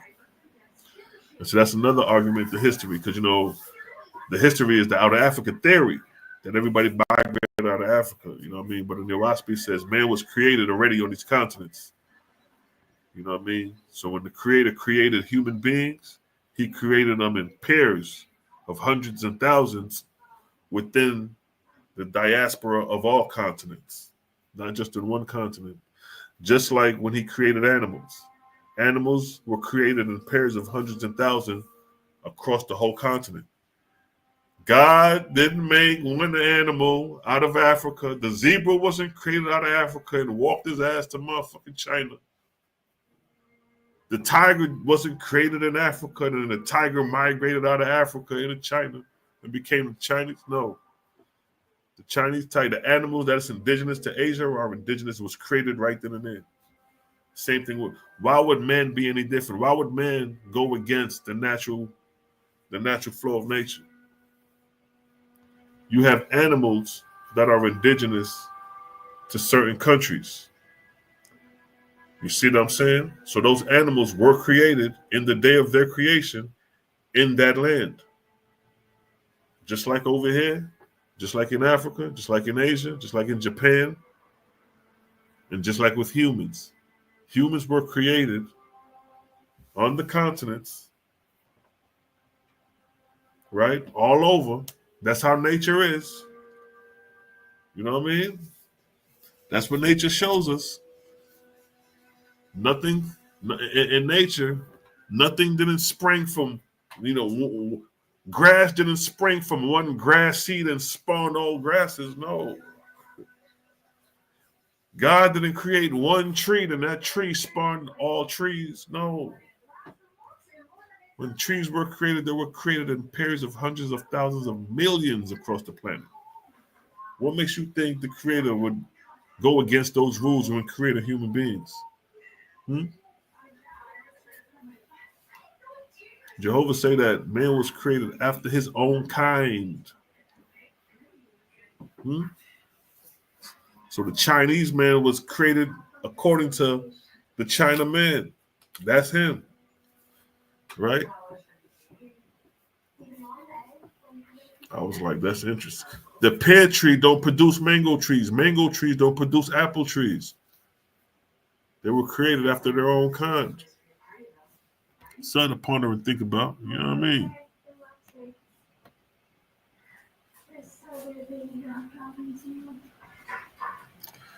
That is true. The Quran refers to, and you got to keep in mind, if you are Islamic, if you believe in Allah, if you believe in the prophets of Allah, meaning the prophets of the Bible, if you believe in the prophets of the Bible as a Muslim, you must believe in the fact that Allah is Yahweh. Because it was Yahweh that spoke to the prophets in the Bible. And if you admit as a Muslim that you believe in the prophets, you must admit that Allah is Yahweh. But that's a whole nother argument for a whole nother time. Would you say can't speak on Islam? Muslims would say Allah is simply the one creator. Yeah, they would say that, but then they'll have to back it with their text. That's the beautiful thing about the text. That's why it's called Battle of the Holy Books. Because if you prefer, like for example, if we profess Jehovah is creator, we got to show it in the text. It's one thing professing it. It's another thing showing it and backing what you're professing. So, just like the brother said right here, it's crazy because the Quran refers to Allah as Lord. Exactly. There are plenty of verses in the Quran where Allah is referred to as Lord. But then the brother here says Muslims would say Allah is simply the one creator, and that's exactly right. They do say that. But then when we go to the Quran and it's time to identify is Allah the one creator, we're going to see things that say Allah is Lord. You're going to see things that are going to compromise Allah being the creator. Because got to remember, there's only one God according to Christians, Hebrew Israelites, and Muslims. There's only one God. So, if this only one God started with Moses, because Moses came with what? Hear, O Israel, the Lord thy God is one. He came with that.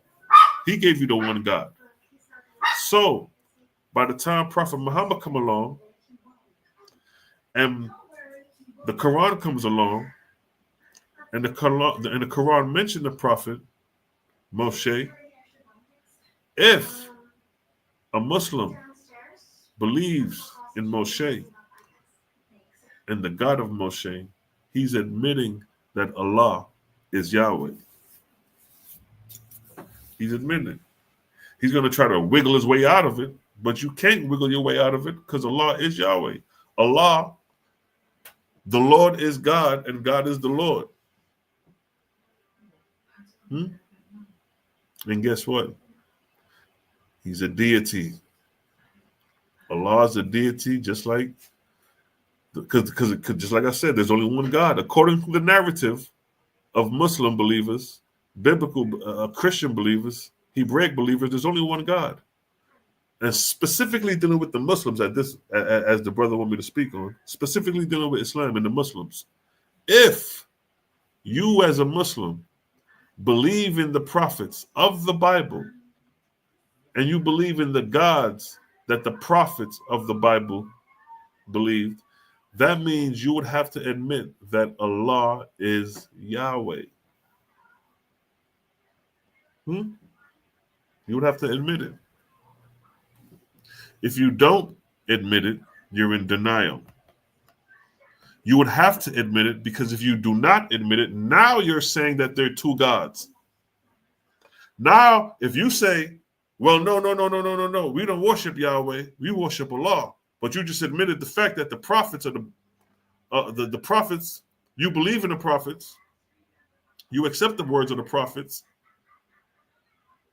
but then at the same time, don't accept the God of the prophets as being Yahweh.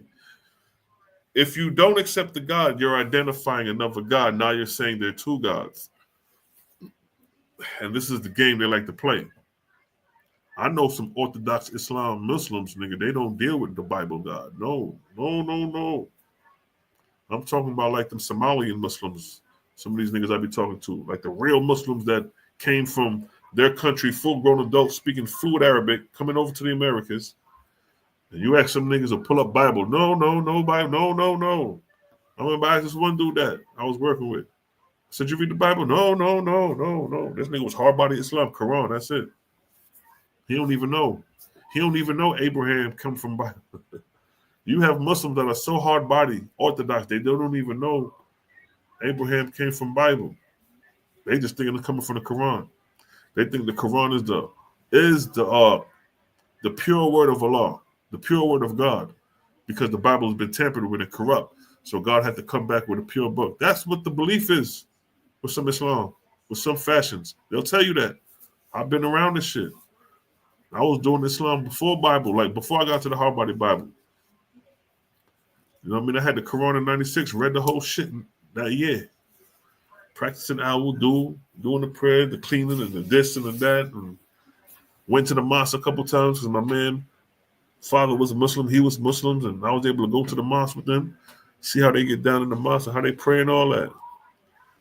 You know what I mean? So, saying that to say, if you admit that the prophets, if you believe in the prophets as a Muslim, you got to admit that Allah is Yahweh. And if you do not, you got to admit that there's two gods. And coming back to the conclusion, if you admit and believe in the prophets and identify with the God of the prophets, you got to admit that Yahweh is a deity. He's a man. So in return, Allah is a deity. Yep.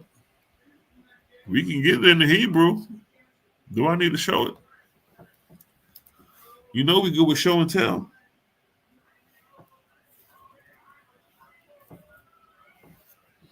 See, let me show you. Let me blood clot show you.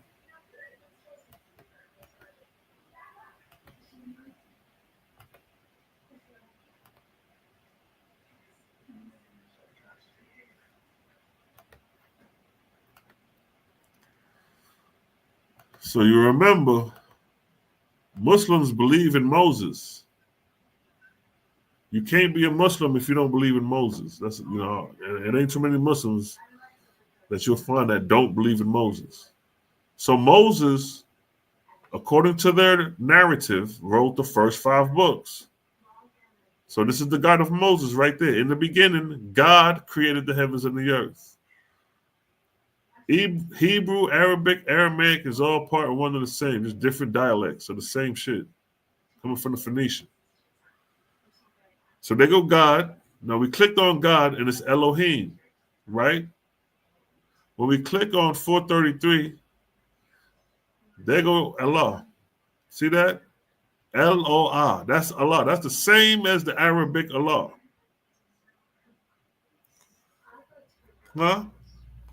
What does Allah mean?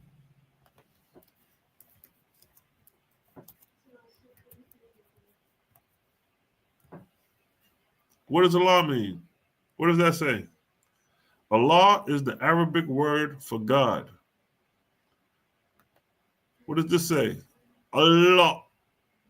Eloah. Allah. And what does it say? God, right there. See? Eloah. Eloah. Eloah is the same as Allah. Allah. You got Allah Eloah. Just different dialect, different expression. That's it. And what does it say? The deity. The deity. What is a deity? Let's see what a deity is. This is a deity. There he is. That's a deity. Let's get the definition of a deity. What does it say? A god. What does it say? Celestial being, supreme being, divine being, goddess, God, the creator, and supreme being in monotheistic religions such as Christianity, deity. So the supreme being, the celestial being, the supreme being, the creator that they got you thinking is the creator, this is a deity. Right here. A deity or God is a supernatural being considered to be sacred and worthy of worship due to having authority over the universe, nature, or human life. The Oxford Dictionary of English defines deity as a god or a goddess. Now, watch this. Click on images. This is a deity. See that? What is it? A man or a woman. Case in point is what we're trying to tell you is that the God of the Bible, which in return is the God of the Quran, is a man. Look at God El. A man. See? This is the God El. A man sitting on the throne. They go to God El. A man sitting on the throne. El is the leader of all Canaanite gods, the creator. He lives on a mountain. Saphon. There go your God. Look. So that's what a deity is. Now let's get to El. Look what it say about El. They go to Hebrew word El. This is God. This is El. This is where Allah comes from. El. The root of Allah is El. And look what it's associated with again. God. God. What is a God? A deity. This is Allah. This is El. This is Yahweh. All sitting on the throne. And look what it states. It even associates El with an idols. Angels. Angels.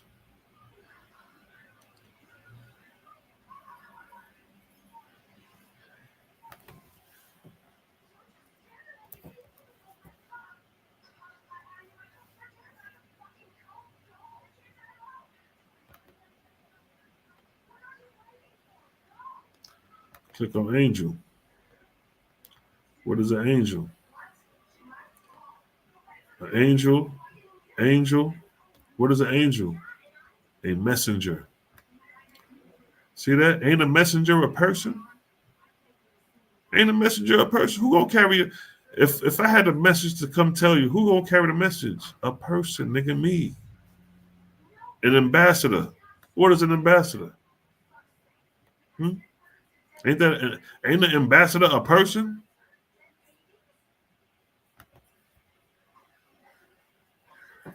Ain't the ambassador a person? When have you ever seen an ambassador that is unother than a person? Representative. Who is ain't a representative a person? If I come to you as a representative, ain't I a man? Angels are men or women. Messenger. Who's sending the message? A bird? Is a bird sending the message with a letter folded up under his arm? Huh? An angel is a person.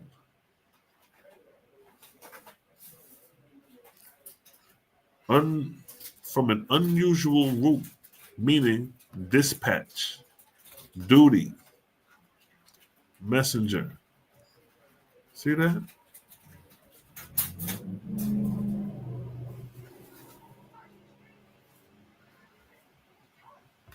Your God.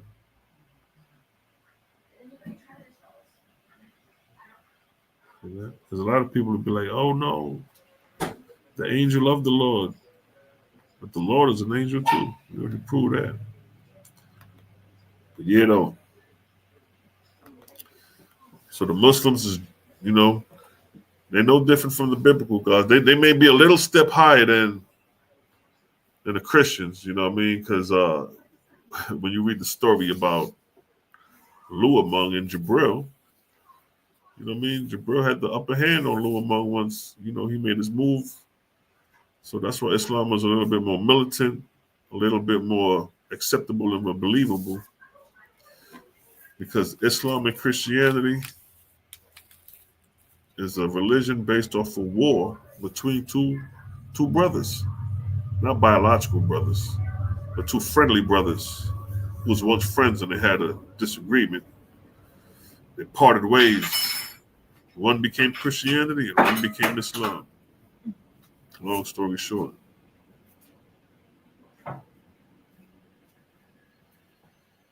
Yes, Sirski. That's right. That's right. Mahalia, the creator, has no form or figure. That's right. Can't see the creator like you see a man. Nope.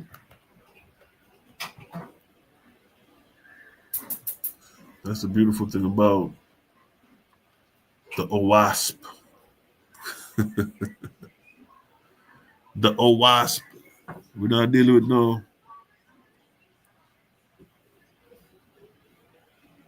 worshiping no false god, Joe. We're not dealing with them things there. We expose them things there. Big time.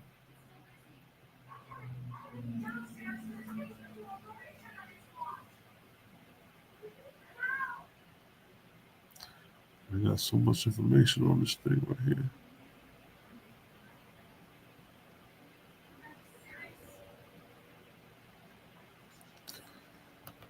Let's look at them kingdom, Ayah. Let's look at them heavenly kingdom with them for be. This with them for be right here. Look. This is the New Jerusalem, yo. This is the end game of Bible. Don't nobody talk about this.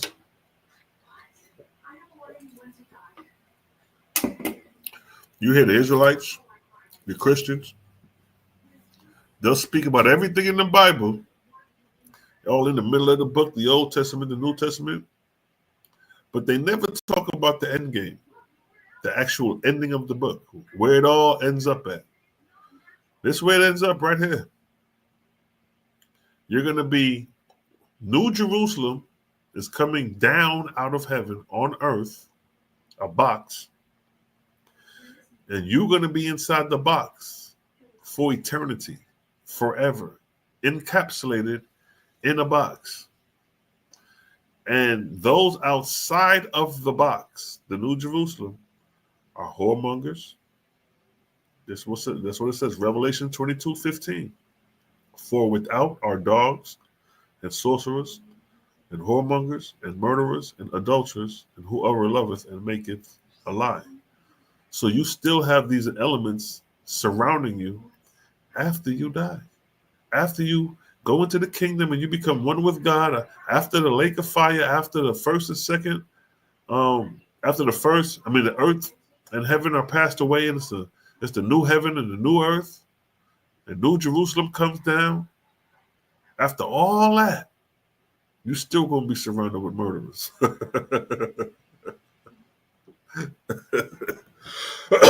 After all that, you still going to be surrounded with sorcerers, whoremongers. I thought they died in the lake of fire. I thought they died with the old world. What are they doing in the new heavens, in the new earth, What they doing there?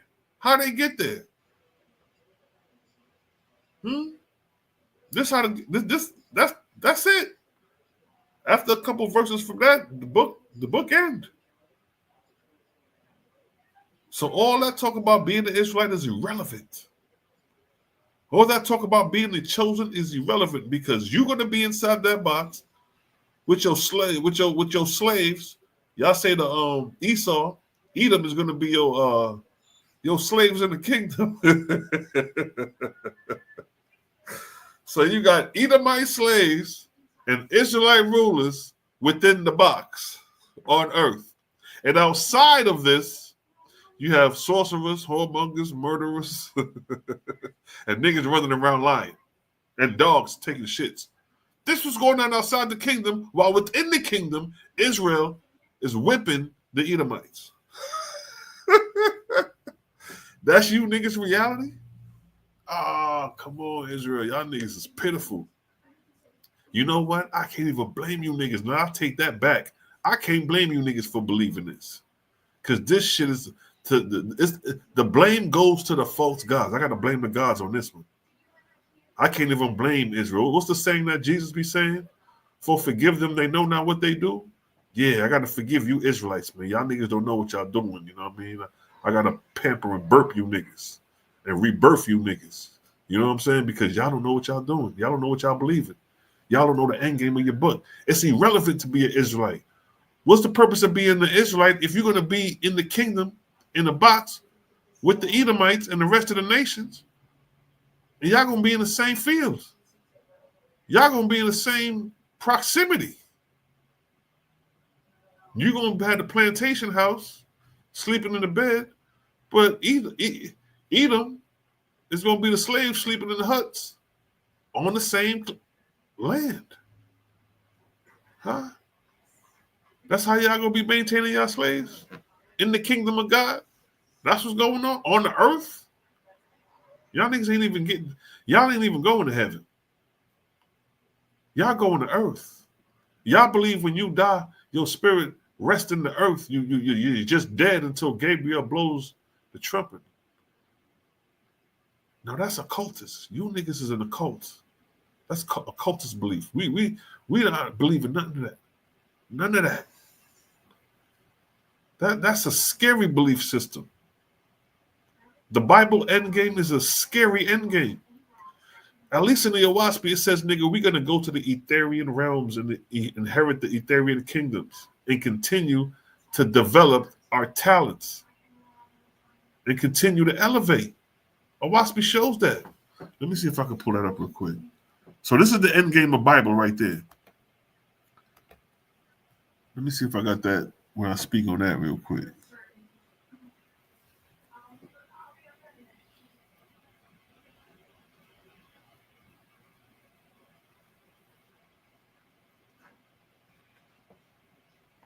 See something.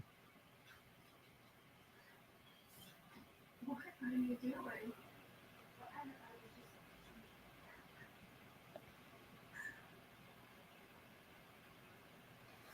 Maybe I'm just about to pass it. So see, look. So keep in mind, this is the end game for Bible right here. This is the end game. Look, Revelation 22, that's the ending of the book. The New Jerusalem come down, you're going to be in a box. That's your end game, surrounded with whoremongers and murderers and liars and dogs. Right? Look what the Oahspe say as far as what happens in the end game. Now look. All right, let me just breeze through this real quick. And in the book of Jehovah, chapter 2, verse 2, it says, I'm going to read the highlight. No, I'm going to read the whole thing. Jehovah said, I created the earth and fashioned it and placed it in the firmament, and by my presence brought man forth a living being. A corporeal body I gave him, that he may learn corporeal things, and death I made, that he may rise in the firmament and inherit my Etherian worlds. So right here, Oahspe is letting you know that the inheritance of man on the earth is the Etherian worlds, right? Now keep in mind, it says that we are to rise in the firmament. Now keep in mind, like I said in the Bible, New Jerusalem is resting on the earth. There is no resurrection. Your resurrection is a declension. is a declension to the earth. Huh? It's a bound. It's bondage to the earth. Oahspe saying we're gonna rise up. Now let's do a cross comparison in reality, right? Everything you do in life is about elevating and rising. When you go to school, you start from the first grade, you rise to the second grade, you rise to the third, and so forth till you reach to the 12th grade, and you don't end there. You go to college and you rise from the first year of college, the second year, depending on how long you're in college, you and you continue to rise. So everything rises to the sun, nature, trees, everything's going upward, rising. So why would the Creator go against resurrection or ascension and rising with his human creation? So again, it says, death I made that he may rise in the firmament and inherit my Ethereal worlds, right?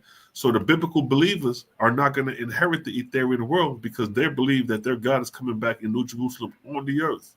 So you're missing out on the Ethereal. Look at the millions of souls who believe in the Bible, the millions of Israelites who believe in this, that New Jerusalem or the kingdom of God is going to be on the earth plane. While the Oahspe is saying, nigga, you're going to inherit my Ethereal kingdoms. You're going to rise up. When you look up in the night sky, those are the kingdoms. Looking up and out, we rising. We're not staying on the earth. The earth is just a playground. This is where it starts. When you look up in the night sky, that's like eggs. That's like chickens in the egg. We like chickens in the egg. We the chickens. The earth is the egg, but it's translucent. It's transparent. So when we look up at the night sky, we looking at our destiny. We looking at where we headed as chickens in the egg. You see what I'm saying? So our duty from the Creator is for us to rise, just like in school. You're going to rise in the grades. You're not going to go back. If you go backwards in grades, what would we consider going backwards in grade? Huh? Nigga failing. You got left back. So guess what? New Jerusalem is a left back. It's a left back. What you doing coming backwards? We're supposed to be rising up to Jerusalem. We're supposed to be rising in the firmament, in the heavens to Jerusalem. Jerusalem shouldn't have to come down to us. That's a declension. That's going backwards. When have you ever went to school and went backwards in grade? Unless your ass getting left behind. You niggas getting left behind in this New Jerusalem because we're going to be in that ether, in that Ethereal kingdom, as stated here. And then when we go to the Ethereal kingdoms, what are the Ethereal kingdoms? I'm going to just read the highlight. Look, the Ethereal kingdom, the Ethereal kingdoms, Ethereal worlds. In the all highest places, I created the Ethereal worlds. So look at that. The Creator is giving you the Ethereal worlds as an inheritance. And then not only that, this inheritance is classified as the all highest. Don't you niggas love to always talk about the most highest, the all highest? You have an inheritance that the Creator granted you that is the all highest. And then when we scoop down to this last part right here, it states, and above all other worlds in potency and majesty. So the Ethereal worlds is the all highest, and it's above all other worlds. And the Creator is saying that this is your inheritance. But you niggas want to float backwards. You want to declench back to Jerusalem in a box surrounded by whoremongers. Which one is looking better? This is the grim reality for the biblical believers who believe in this revelation. While the Oahspe is letting you know that you're going to ascend and you're going to be inheriting the all highest, worlds above potency and majesty. Nigga, that's where I'm headed. Y'all can have that. Y'all can have the New Jerusalem. I'm good. And then look what it states right here in the next verse. Neither created I one Ethereal world like another in size or great or in density or in component parts, but everyone different from another and with a glory matchless each in its own way. That's the Ethereal worlds. No, that's the worlds we are going to be inheriting. What are we going to do when we inherit these worlds? The same talents that we have on earth. You may have a talent of carpentry. You may love to build things. Somebody may like to build car engines, or you have aviation, those who like to fly planes. You have these same talents as you develop. You could develop in the spiritual world, as above, so below. If we see in chariots, we talk about the Most High God chariots, right? And if you have humans on the earth plane flying airplanes, you think when that person dies that talent just dwindles away? That same person who studied aviation on the earth plane, when he rises in spirit on the atmospheric plane, can study the aviation, how to build chariots and go from different parts of the atmosphere or different parts of the etheric or basically transverse the cosmos. But you got to build a ship in order to do that. Who better to continue that development once they start on Earth as an aviation? So the talent you learn on Earth, you can continue to develop in the spiritual world. That's what the Oahspe is showing as you grow into, as you advance into these Etherian places. Now look at this, the Book of Leka, chapter 12. The Book of Leka, chapter 3, verse 12. Jehovah has said, even as I provide a little labor unto mortals to develop the talents I created withal, so in like manner, and after the same like, but spiritually, provided I great labor unto the high risen inhabitants in my Etherian worlds. See that? Let me read that again. Jehovah has said, even as I provided a little labor unto mortals to develop their talents I created withal, so in like manner, and after the same like, but spiritually, provided I great labor unto the high risen inhabitants in my Etherian worlds. See that? See that? That's easy to understand. Look what it say next. Look what it say next. For which reason, let my children learn the secret of harmonious and united labor with one another. I give labor to man, not as a hardship, but as a means of great rejoice. See that? The Creator wants us to come together, yo. Ain't no I'm this, I'm that, and me. Check, I said this is, I told you first. No, the Creator don't care about none of that. The Creator look at that as a selfish person. The more you me, the more the Creator like, nah, nigga, you selfish. You got to work on that. You supposed to be the greatest nigga, the best nigga is the nigga who is the game plan, the nigga who look at the whole team and mold the team, fashion the whole team. What's best for the team? That's the nigga to play with. That's the nigga. That's the game winner. That's the overseer. He's seeing the whole thing and fine tuning what needs to be tweaked. The nigga who do the most service than the others is the niggas who gonna know the most, because he working with the people. He's rationalizing the mind frame and seeing where everybody at. So when he move as a whole, he know where to position everybody. You know what I mean? Yeah, in order to be a general, my nigga, you got to be a soldier first, right? So now look at the next verse say.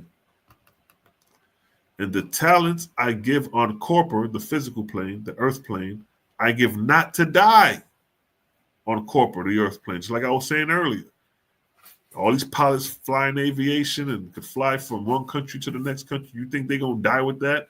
And that service served nothing? That purpose served nothing? No. See that? What judge I say? And the talents I give on corpor, I give not to die on corpor or the earth plane, but to continue on forever. See that? As I give talent for corporeals, mathematics, and talents for corporeal buildings or physical buildings, physical mathematics, even a talent for all things on the physical world, even so provided I in my Etherian worlds for the same talent. See that? But spiritually, wherein man on the corporeal earth, judging the adaptability of the talents of the corporeal things, may comprehend the nature of the labors I provided in my exalted heavens for the same talents. Look what the Oahspe is telling you niggas. Do you get it? Oahspe is showing you that there's a continuation of the talents that you have taught on earth. If you are craftsman, if you are whatever your craft is, some of you niggas may be good in carpentry, plumbing, electrician, whatever the craft is, the Creator is saying that that talent continues on spiritually. So what you do on the earth plane is not in vain. You serve purpose. You ever heard the term you don't know what your purpose is? Your purpose is whatever your talent is. Whatever your talent is your purpose. You do your purpose is being done every day. You serve your purpose and don't even know you're serving your purpose. So whatever talent, industrial work you have on the earth plane, it continues on the spiritual plane. The first, second, and third resurrection to go on to the Ethereum plane and don't stop. You just continue to advance. That's why I said, if you could fly a plane, right? You see how the knowledge coming from the Oahspe is more inspiring than dealing with what I was talking about these gods earlier. This is a plane, right? If we could make a plane on the earth level, and we could go from Canada, we could go to wherever we want to go on the earth plane, in a plane that we created as terrestrials on the lowest platform on the earth plane. We the lowest compared to the celestials and the angels and the gods. Humans are the lowest, right? So as the lowest, if we could create this, what makes you think the gods, the angels, can't create this and transverse the universe? As above, so below. What's the difference? What's the difference if the angels and the gods are traveling in what y'all call chariots, right? The mothership, whatever name you want to call it. If we could travel, look at that, that's a dope view right there. You would be piloting that joint, that's hot. So if you could travel in this, what makes you think the ancestors can't travel in this? As above, so below, right? Ain't that the motive? Ain't that the motto? Huh? So that's what I'm saying. Oahspe just told you that. So if you was piloting, if you was creating and had a fetish for creating aviation or want to get into the field of aviation, and you learned how to build these ships, to transverse the atmosphere. When you die and cross over, the same rules apply when you become an ancestor. You're going to be creating celestial ships, heavenly ships, chariots, spaceships, UFOs, whatever name you want to call what the ancestors used to travel from cosmos to cosmos, from planet to planet, or atmosphere to atmosphere. It's the same talent. This is what the Oahspe is saying. What did the verse say? Let's read that verse again. Let's read that again. Let's read that again. Jehovah said, even as I provided a little labor unto mortals to develop the talents I created withal, let's say aviation is a talent, so in like manner, and after the same like, but spiritually provide I greater labor unto the high risen inhabitants in my Ethereal worlds. Now the high risen inhabitants of the Ethereal worlds were one time human beings, just like me and you. They're just advanced in their spiritual growth. For which reason, let my children learn the secret of harmonious and united labor with one another. I give labor to man, not as a hardship, but as a means of great rejoicing. See that? Look at this. Let me put this on the same page. Now look at this. Now check this. And the talents I give on the earth, on the physical plane, I give not to die on the earth, but to continue on forever. As I have given talent for earthly mathematics and talents for earthly buildings, even a talent for all things on an earthly worlds, even so provided I in my Ethereal worlds for the same talents, say aviation, like I was showing earlier, but spiritually, wherein man on the earthly plane, on the corporeal earth, judges the adaptability of talent to my corporeal things, earthly things, and may comprehend the nature of the labor I provided in my exalted heavens for the same talents. So while man is talented in aviation on the earthly plane, as he crosses over spiritually and grows in the spiritual realm, he can make ships the same way he did on the earthly plane. As above, so below as above. Oahspe, this is college, nigga. This is high school. It's college. That's what you learn in the ether. That's what you're learning in the atmospheric. Locally traveling from place to place. When you graduate to the higher realm, nigga, you going from planet to planet. Solar system to solar system. Oahspe is showing you that this is the talents that you're going to have starting on a fleshly plane, moving in the spiritual plane. Would you rather that or would you rather this? To declench backwards, the New Jerusalem is declining, declenching, coming down, lodging itself on the earth plane, the lowest plane, being surrounded with whoremongers and murderers. What I just described, we ain't surrounded by no whoremongers and murderers. You can't be surrounded by whoremongers and murderers in the highest or highest, them etheric planes. Huh? Them etheric planes ain't, look, what y'all just say? What y'all just say? In the all highest places created out of Etherian worlds. And then what he say? Above all other worlds in potency and majesty. Nigga, that's where we headed. We headed to potency and majesty above all other worlds, which would include the earth. We go into a place that is above earth, that got more potency and majesty than the earth. We go into a place that is classified as the all highest. Huh? We're going to be far away from you niggas surrounded with whoremongers and murderers on the earth plane dealing with New Jerusalem. Who you really rocking with? You know, deep within your soul, if you had to do a comparison, compare the two, which one you had to go with? This is the Matrix, nigga.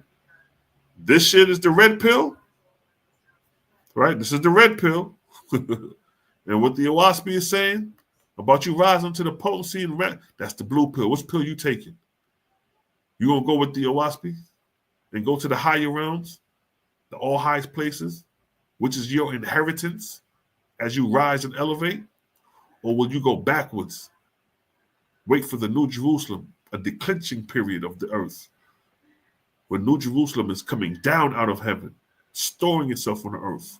And you're going to be in there as a servant to the Israelites, or you're going to be the Israelites serving and whipping the Gentiles. And if you get expelled out the kingdom, you're going to be surrounded with whoremongers and murderers. Who you rocking with? It's just that easy, yo. It ain't that hard to understand. You got an option now. You got an option now.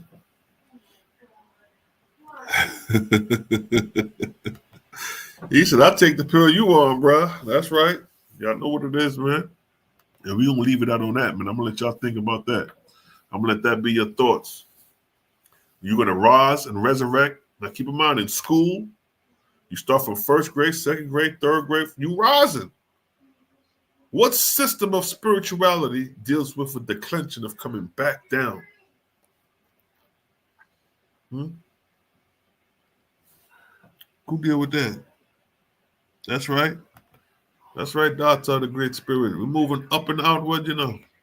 We're moving up and out. We out of here. Ain't no stagnation over here. Who graduate high school and go back to the first grade? Well, who graduate high school and come back to the high school after they graduate? To learn. You may come back and visit your friends, but which one of you niggas gonna graduate to 12th grade, and then come back to learn again? And you done graduated. You ain't even going to college. You know what I mean? Any more questions before I dip out? Y'all got any more questions before I dip? Raise your hand to the questions if you have any more. You know what I mean? That blue pill. That's right, man. Y'all niggas better take that blue pill, man. Y'all take that low vibrational red pill. See, you know, red is the lowest color of the vibrational frequency on the electromagnetic spectrum. That's a slow frequency. And it's a long wave. All the spirits of the lower realm dwell in the lower frequencies. The more pure spirits, they dwell in the higher frequencies. And that coloration is blue and purple. Giving y'all game spiritually, spiritual science. What are your thoughts on MAGA? What you mean MAGA? You mean the Donald Trump MAGA making what you mean? You got to give me some more intel, so I could, you know what I mean, elaborate. I thought that's just in making America great again, like Donald Trump. No, what the hell? What are we talking about here? Let me run some music, King. Let me run some blood clot rhythm.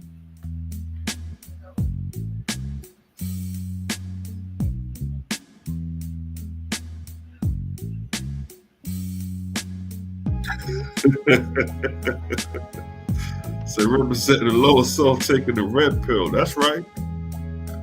That's right. Because guess what? Guess what? There ain't no judging that. Because you got to go through that and report back. So now we got somebody that's going to be a master of the red pill. We got somebody that's going to be a master of the blue pill. You got to master higher self and lower self to sit on the Godhead. See that? You got to experience the bullshit in order to come out of it. But not everybody going to experience the bullshit. Some people may clear the bullshit before they go through it. Yes, family. You know what's up, vibes. You know how we do. What up, though? Please, King, Maka El Messiah King.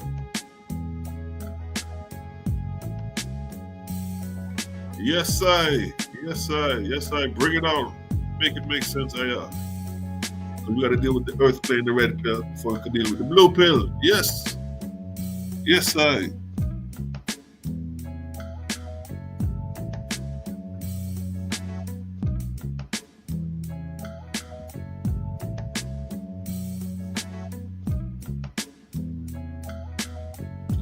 Okay, yeah.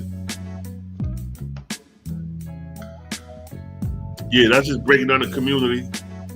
If I'm not mistaken, I don't know if that's in the book of Zarathustra or what story, but that's just a system in order when they setting up communities.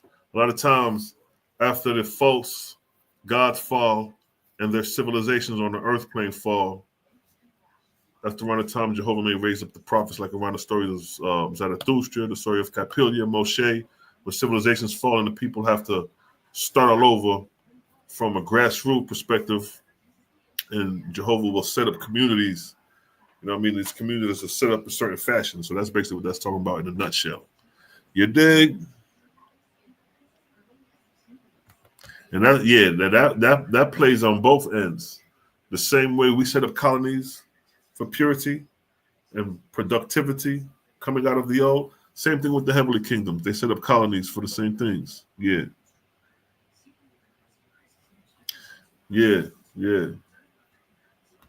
So the morals that die, they brought to these colonies to further their enhancement, education, and things of that nature. So system and order, stratagems are set up based on where the people are at the specific times. You know what I mean? That's how some of the kingdoms are even set up based upon where the people are at, so they could progress their education wherever they're at. So, if we're dealing with sixth graders, we're not going to come with the same stratagem and system and order that we'll come with if we're dealing with, let's say, some college kids in their second year of college. You know what I mean? We're going to create a different system and curriculum for them. So the Oahspe shows you variables. Nothing is set in stone. Everything is set based off the progression of man on how what's good for him and how he needs to raise based on where he at. Yeah, so yeah. I got you now. Yeah, Book of Simultaneous. Yes. Yes, they strategizing the heavenly kingdoms for man's progression. Yes. When the angel Gabriel appeared to the prophet, he always appeared as a man. That's right. Exactly. The angels are men. See, the beautiful thing about Oahspe is practical. Because we are men, you got women. So what would it make it any different for the angels to be men and the angels to be women when we are men and women? You know what I mean? See, a lot of people got shit spooked out. But when you think of the heavens and you think of the spiritual world, you think of the ancestors, you know what I mean? Niggas get spooked out. But these ain't nothing but you and me in spirit. The ancestors are having conversations just like we having conversations in spirit. What you call the spirits of the dead. The spirits of the dead are just named spirits of the dead when you freshly cross over, when you're new to the spiritual world. You know what I mean? But when you have matured in the spiritual world no more, you're not a spirit of the dead. You're an ancestor now. You're an established ancestor. You're a resident of the spiritual world now. You know what I mean? You think the Creator created all this for you to just die and dissipate into nothingness at this particular time? Nah, yo. Creator always had a backup plan. Creator always had a backup plan.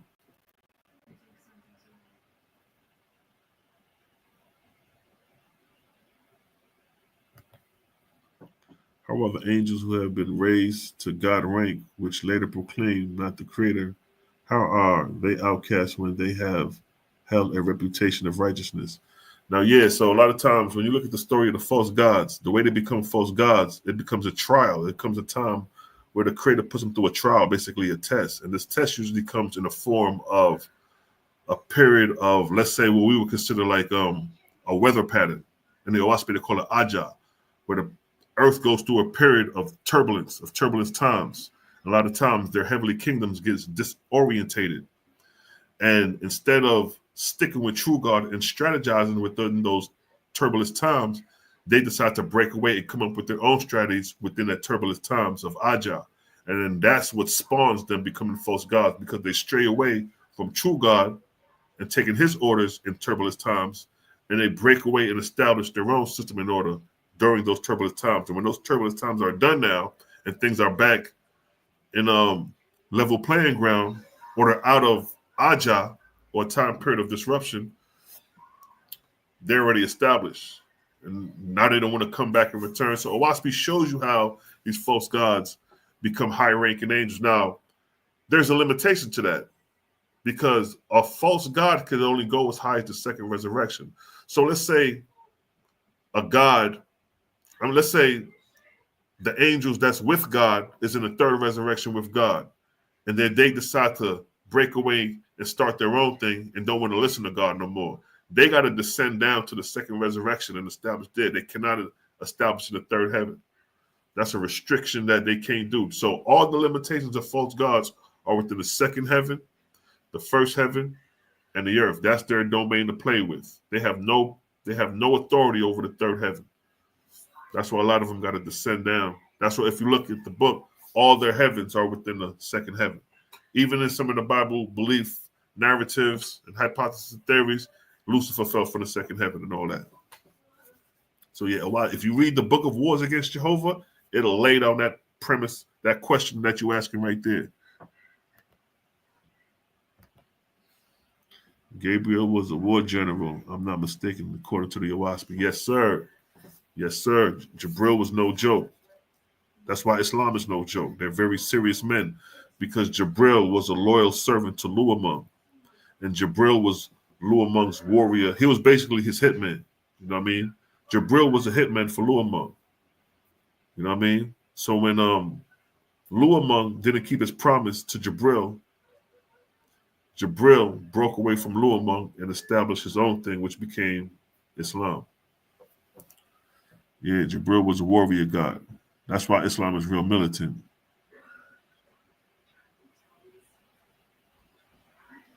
That's right.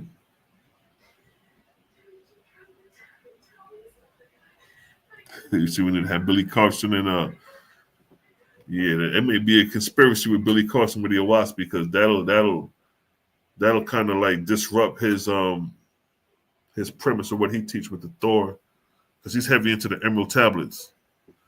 So that may disrupt. Anytime you got something that disrupts because a lot of what he teaches is subjective. You got to believe it. You got to accept it.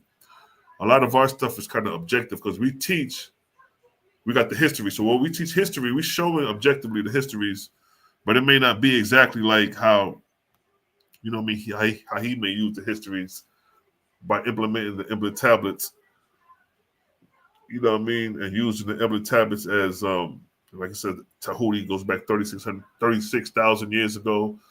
You know what I mean? So like with that, Egypt, for us, they built the pyramids 23rd arc cycle about 6,000 years ago.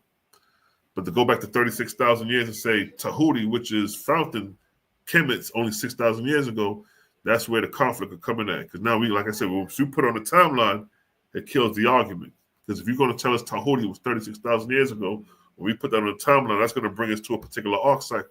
And we're going to look at the histories, or that's from this particular time period, or this particular time period. There's no Tahuti there. You know what I mean?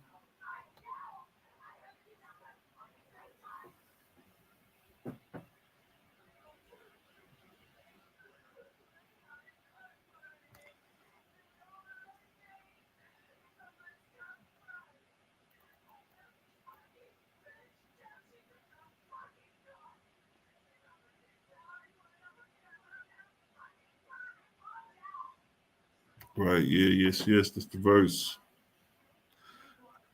Book of Sathanti, son of Jehovah, chapter 15, 6. I will make every community a double from this time forth, and one shall be called Maga, and the other shall be called Minga. Yep. Basically setting up a community. That's just the name of it. You know what I mean? Community development for the most part. Maga shall be my Maga shall be my promoted laborers who are being prepared for the second resurrection. Yeah. So these communities are prepared. Like I said, everything is elevation. So these communities are prepping you so you can continue to rise into the next, in this case, the second resurrection. So these are communities teaching you how to move as a unit, because in order to inherit the second resurrection, you have to move as a unit. You can't even make it to the second resurrection as a single individual. In order to make it to the second resurrection, y'all have to come as a colony, a unit, a unit of souls, a community, an organization. That's the only way you're gonna thrive in the second resurrection. There is no single-handedly going into the second resurrection. So just imagine all the ego among Israel wanting to be leaders and all the pride, and niggas can't even come together. Look at the Israelites; they can't even come together as one body. In the Oahspe, it says you can't even enter the second resurrection if you're not even as a unit. So which goes to say that Israel is going to be limited. They're going to be stagnating until they organize and come under one banner.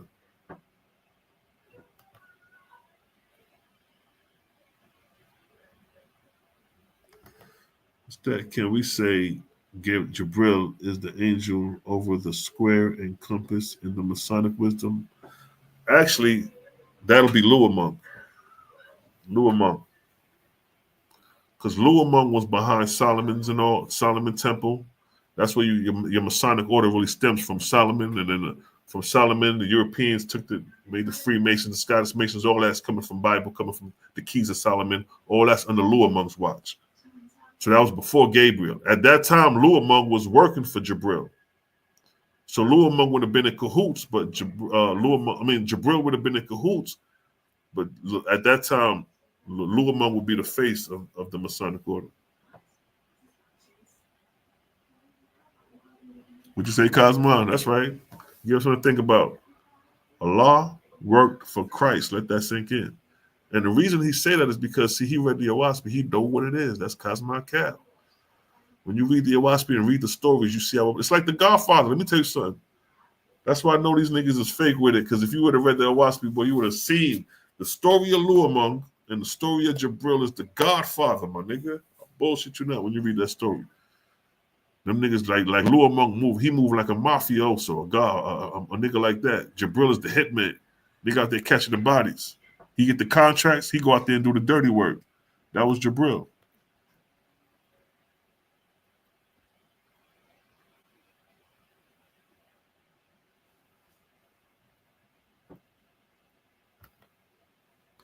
The book of Es talked about driving the worship of the false god from these lands. That's right. Exactly. But of course, the false gods got wind, and Luamung got wind. Let me be specific, and brought his ass over here first. You know what I mean? Luamung brought it. That's when Christianity came over here with the cross, the Crusades, and all that. All that's on the Luamung watch. You know what I mean? That's why Luamung will he got a heavy penalty to pay, boy. He got a heavy penalty to pay.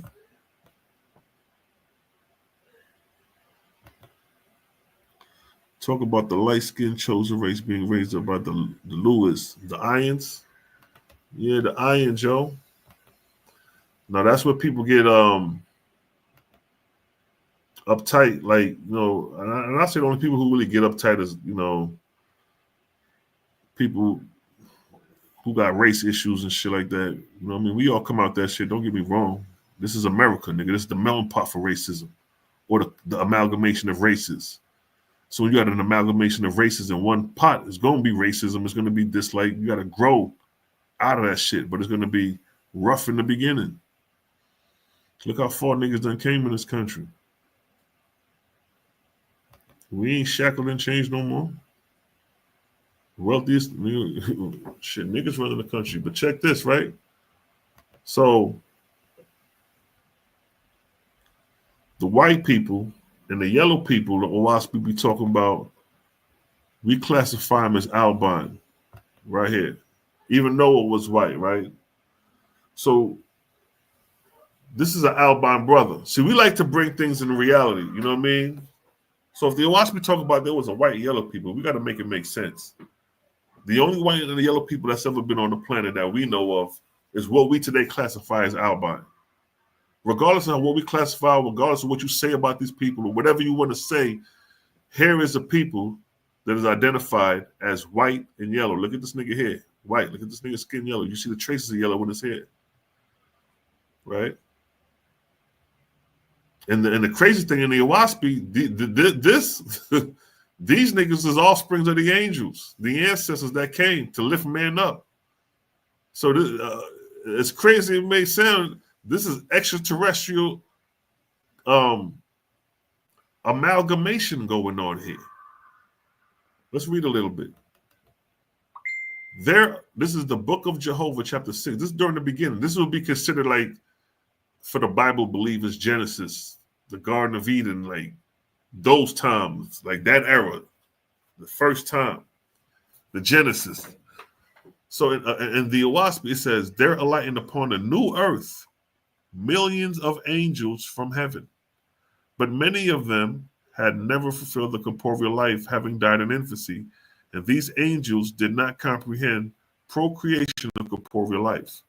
So the key thing in this verse is that these angels did not comprehend procreation or corporeal life. The reason why they died in infancy, right? But these are angels that alightened on the earth. And it says millions. So you have millions of angels. And keep in mind, man at this time is in his primitive state. We're talking about primitive man, Homo erectus man, during this time that these angels are lighting upon the earth. And look what it states next. It gets interesting. But those who had never learned corporeal things, meaning fleshly things, earthly things, physical things, being imperfect in wisdom, did not understand Jehovah's word, and they dwelt with the Asu. Asuan is primitive man, Homo erectus, and were tempted, meaning what? And partook of the fruit of the tree of life, and lo and behold, they saw their own nakedness. So what does that mean? These niggas made it with the primitive man. These angels that died in infancy, that never lived a physical life, that now enlightened or appeared on the earth, right? Got tempted by what they seen, crossbred, and had offspring. And look what it states next. And there was born the first race, Asu, a new race called man. That's Homo sapien. That's Homo sapien. Homo sapien means thinking man, wise man. The Asu is Homo erectus, upright walking man, prior to him being wise.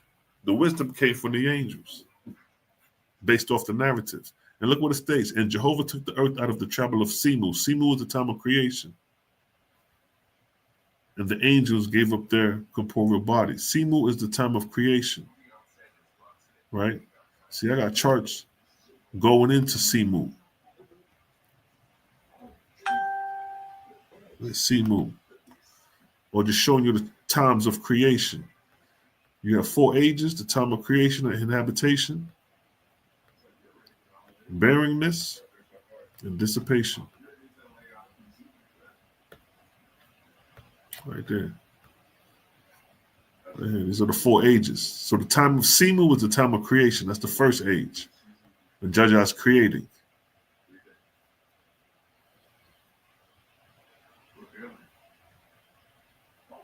All right, so let me go back here. All right, so check it. And the name of the first race was called Asu, because they were of the earth only. That's Homo erectus. And the name of the second race was Ions. That's Homo sapien, because they were capable of being taught spiritual things. Wise man, thinking man. Right? Now look. The Lord brought the angels of heaven to man, and by his side they took on the forms like men, talking about the angels, having all organs and attributes of mortals. So these angels looked at just like man on the earth.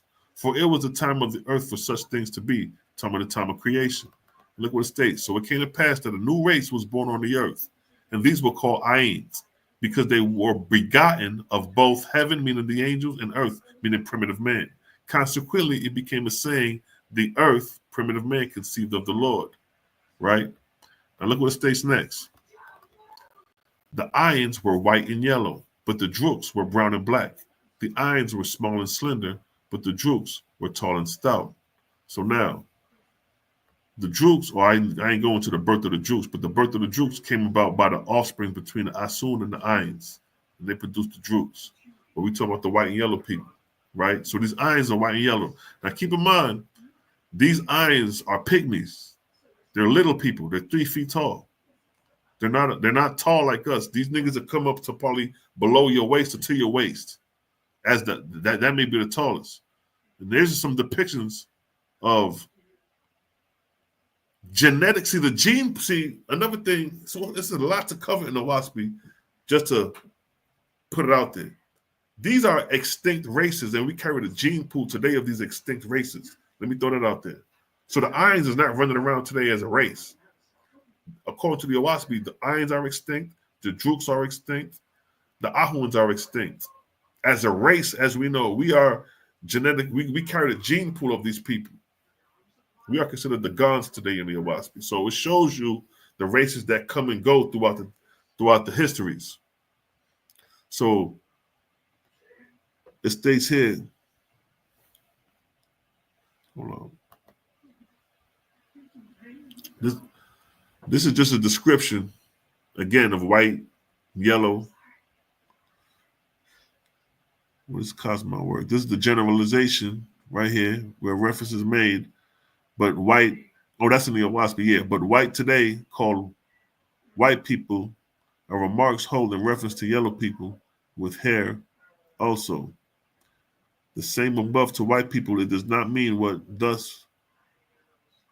we call white skin, nor is the color of what let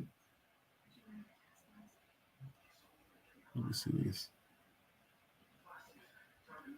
The same above to white people, it does not mean what we thus white skin. I kind of off right there now. The way it's read. White skin is hair is not the color of what in early Cosmo was called white race. But these are just examples right here of the gene pool still in the gene today of what these white and yellow people was considered. We would consider today these as albine.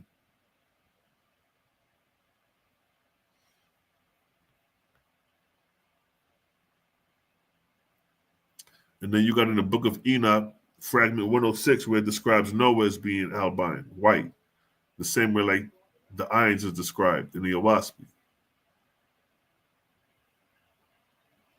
But this is just an example, you know what I mean, of the gene pool of these so-called Ions in the gene pool of man today. I had some other pictures too. Let's see if I can find them real quick.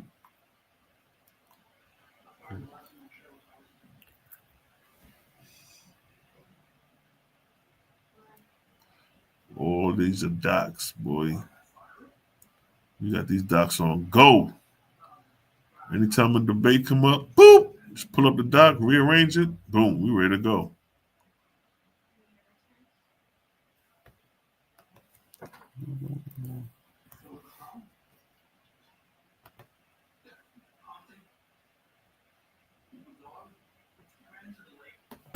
That's the same one. I'll have to come back to that, but yeah, I was just basically answering that question.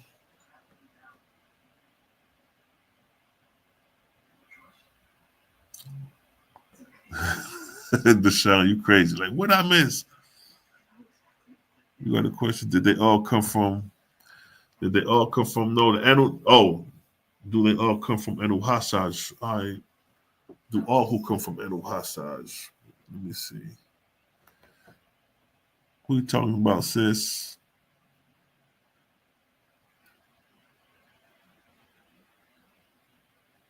Yeah, that was bugged out when I read that too. Yeah.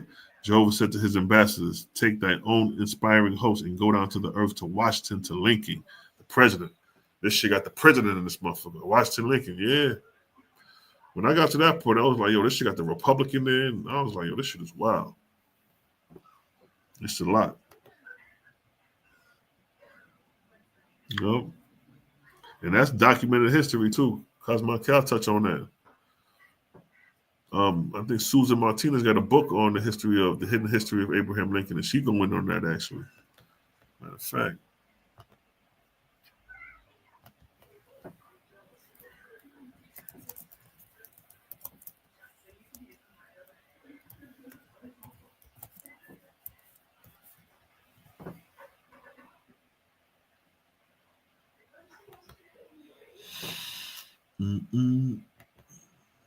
Yeah, Susan B. Martinez has something on that. Yeah, yo. Or the fallen angels. Yeah. The fallen angels. Well, you know, every arc cycle you have a group of fallen angels that go against Creator and they become, the four heads of the beast in the four corners. But the last set of fallen angels was I'm not gonna see even the last of the four angels. And Oahspe set of fallen angels. His fallen angels was, Osiris, Baal, Ashtaroth, and himself. And then the last set of fallen angels was Luamung, Jabril. You know what I mean? Imagine that Christianity and Islam is the worship of fallen angels. That's crazy.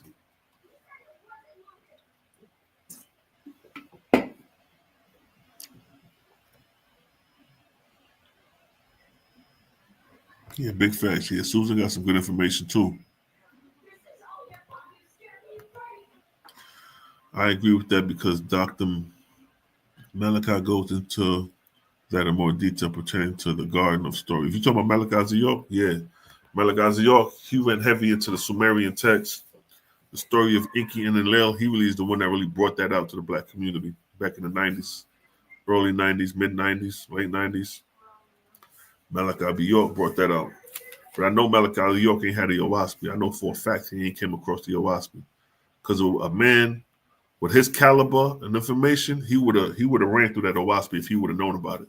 And then I personally know he didn't know about it because I used to go and build with the Nuwapians, and I used to bring the Oahspe out, and they ain't know about it.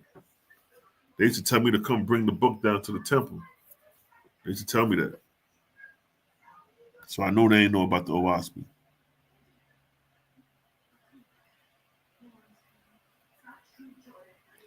Yeah. From the Book of Wars. Yeah, that's Louis. I mean, that's not Louis. That's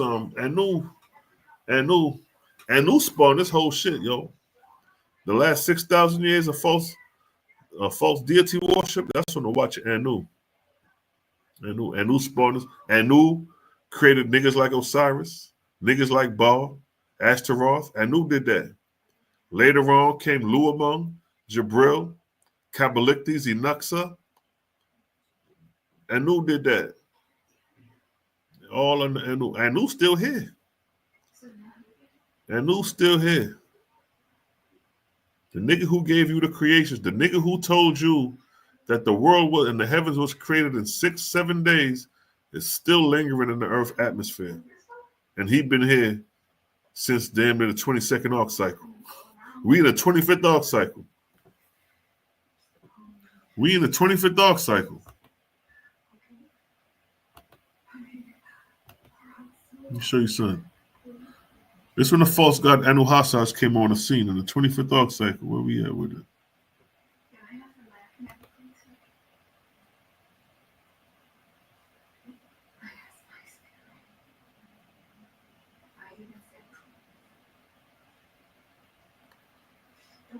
The 22nd arc cycle is probably when Luamung was flesh and blood. I mean, not Luamung, Anuhasas. He was probably a physical man during the 22nd arc cycle. During the 23rd arc cycle is when he became a ranking angel, a Lord God. Do I got any more of those? Let's see. I was looking for the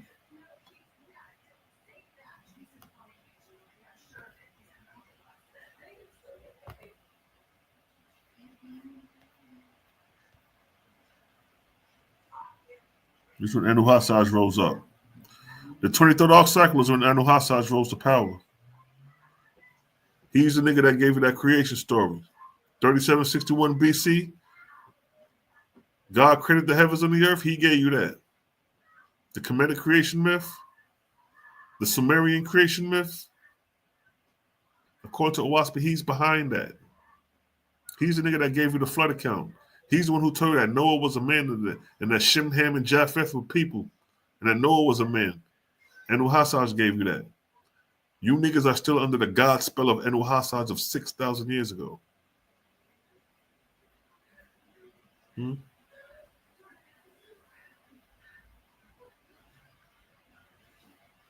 23rd arc cycle. This is the time of Egypt. This is the golden period. This is the last period of recorded history we got coming down from antiquity. The 23rd, anything coming before the 23rd arc cycle, shit, is vague, let alone going further back in history from the 21st to the 20th, going back is vague. Now look at this. This is the Bible timeline of Adam to Noah to the flood in history. So 3761 BC is when God created the heavens and the earth. That's when Anuhasas gave you that creation myth. Right? But historically, this is what's going on. When Noah was born, nigga, the pyramids was being built. How? Remember they said Noah was white. When I showed you the picture of the white man Noah, this when he was born in 2730, was it 2795 BC? Showing you the time period is way off, man. Time period is way off. When you put on the timeline, that's when everything ends.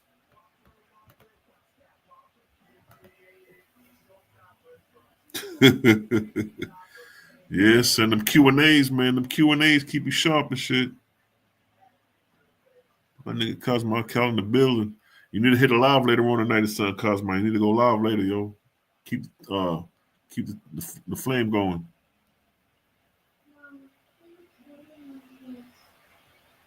That's right. Somebody been reading.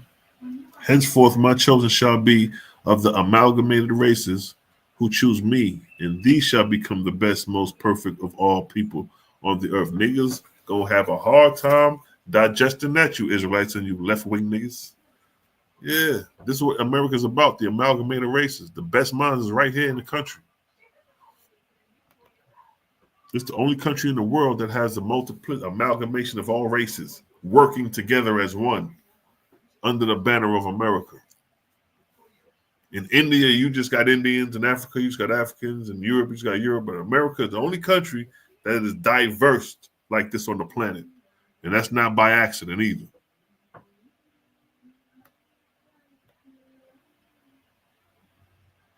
Where said DJ? Large up yourself, yeah? Just vibing with y'all, man. Yeah, Susan. I got to get Susan on the show.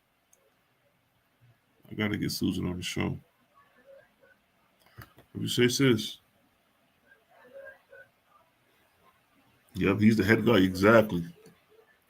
Luamung is the head nigga in charge, boy. It's true. Luamung, yo. I mean, not Luamung, goddamn it. Oahspe. And Oahspe, see, Luamung done took the nigga place and shit. And then Oahspe is, you know, that system that we see with Oahspe and all what we're seeing now has been going on damn near since the first arc cycle. You know what I mean? Apollo, the time of Thor, all them niggas was dealing with false gods. Let's go to the time of, watch this. Let me go to the book of Thor. Watch this. Watch this. Long before Oahspe, niggas still been going through this battle with these deities. Watch this. Let's get Thor real quick. Watch this, right? Thor chapter 1, verse 13 to 14. Watch this.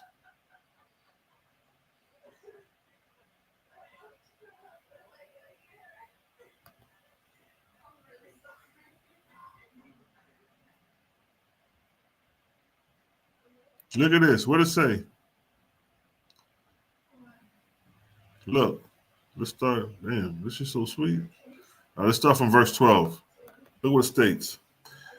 And in many of these heavenly kingdoms there are wars and anarchy, hells, where the angels torment one another endlessly. Nor will these false gods and false lords and their subjects admit that there are higher heavens than their own. This is the same shit going on during with Oahspe, Luamung, Osiris the False, Baal Ashtaroth. This been going on. This is what you call the behavior of an arc cycle, the rise and fall of nations, not just men, but gods as well.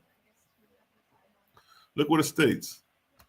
The spirits of the newly dead are captured and kept in ignorance of Jehovah and his vast creation. Same thing Oahspe did.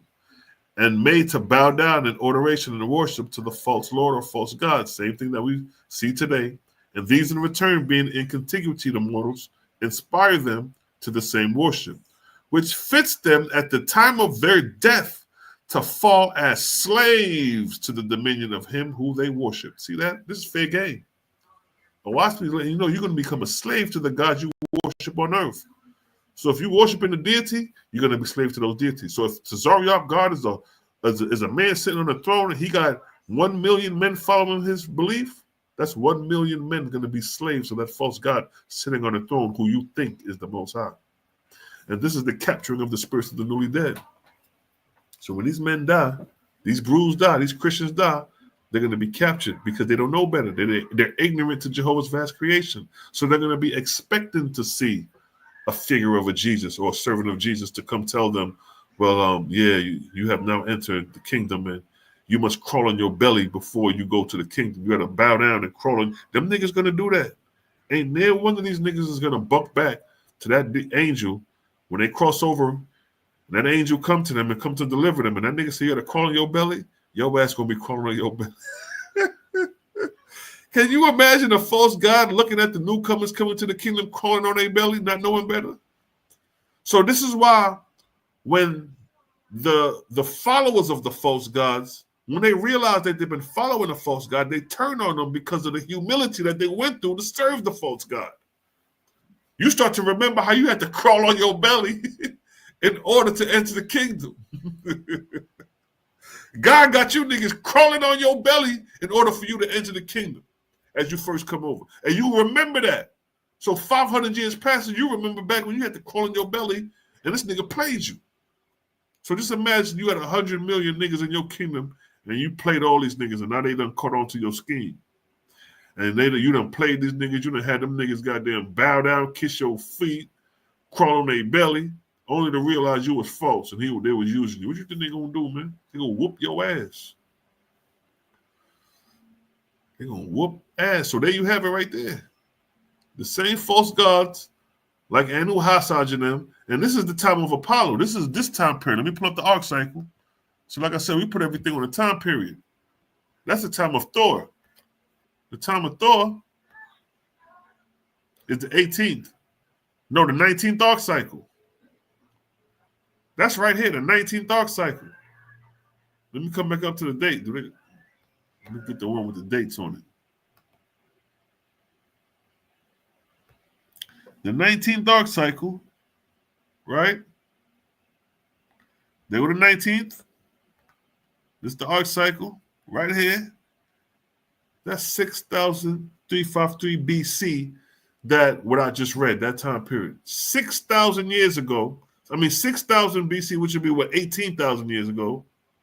The same shit Oahspe and them was doing 6,000 years ago is the same shit niggas was doing 18,000 years ago. And Jaja got to deliver these niggas every time. So the arc cycle goes. The behavior of the arc cycle goes. Here's a demonstration of the behavior of an arc cycle. Wait, that I just seen it too. Right here.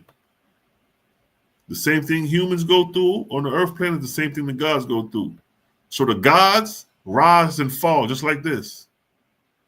Just like this. The new age.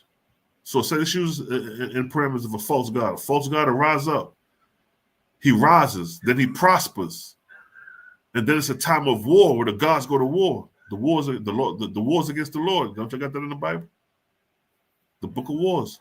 Every false god go through this period right here. They rise, they prosper, then they go to war. And then they go to a time period of darkness from the war. And then the Renaissance will be when the new age comes back around. But it's a period where niggas get cleaned up. Where they get cleaned up, where these niggas got to be delivered from hell and get cleaned up and all that. But they got to go through it. They got to go through the bullshit that they created.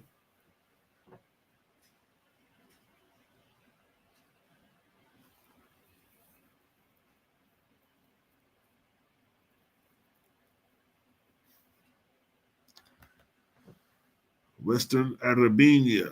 That's West Africa. That's right. So where is the Aboriginal theory coming from? The Aboriginal, we mean like the native. When the Oahspe covers a history of what they call Gautama, you know. So like when you look at the flood, according to the Oahspe, the flood took place 24,000 years ago. Let me get the chart. I need to revise that. I need to go back and do something on the Ark of Noah in the time period. So right here, the flood of the Ark of Noah, 24,000 years ago, right? So when the flood took place, there was a fleet of survivors who came to Gautama, Central America, and then they migrated north and south from Central America. You know what I mean? And then prior to the flood, you have people on the continent, but it doesn't go in much detail except until like after the flood. You know, so in one breath, the Oahspe states that man was created simultaneously over the whole planet. You know what I mean? And that will have to combat the outer Africa theory, because the outer Africa theory is what it's like the Big Bang theory. Like that's what niggas go for creation. We don't accept the Big Bang theory. We know that Vortexia creates all things. But now when it comes to the creation of man, the inhabitation of man, the outer Africa theory is that man was born, created in Central Africa, then migrated out into Asia, from Asia into Europe. That's the outer Africa theory. But then the Oahspe is saying that man was already, when man was created, he wasn't created in one specific area.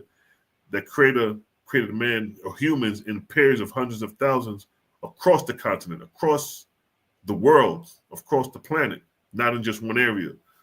So just, and you know, to me, it makes sense because it's just like nature.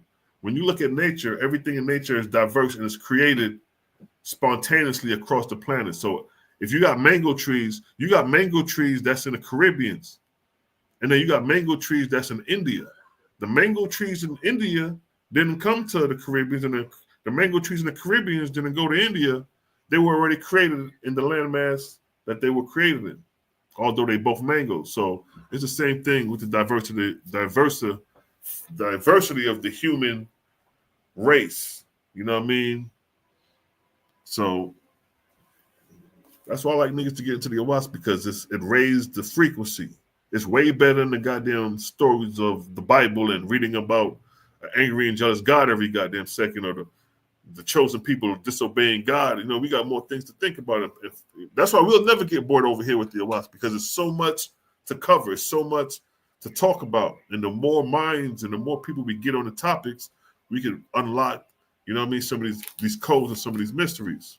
Because everything we deal with is objective. We come out the book and then we show it objectively. Whether if we're dealing with anthropology, genetics, or if we're dealing with theology and the gods, or if we're dealing with archaeology, whatever it is we're dealing with, history and time period, we show it objectively. My guy Malachi Maccabee in the building. Peace to the righteous God. Yes, sir. Yeah. And if you want to get, you know, Cosmon Cal is the man to talk to about the Aboriginal. You know what I mean? My brother did the damn DNA test. You know, we got the same Y chromosome, so our shit came out to be Cameroon.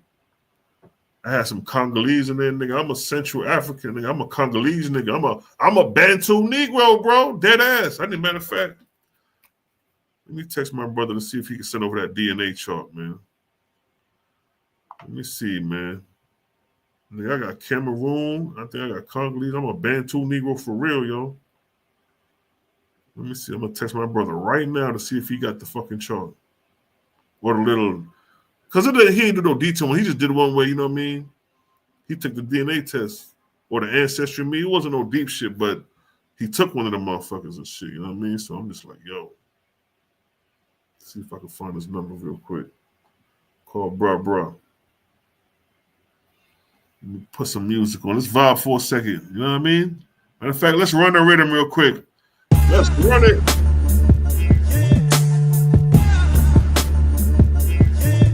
Lion of Judah rap.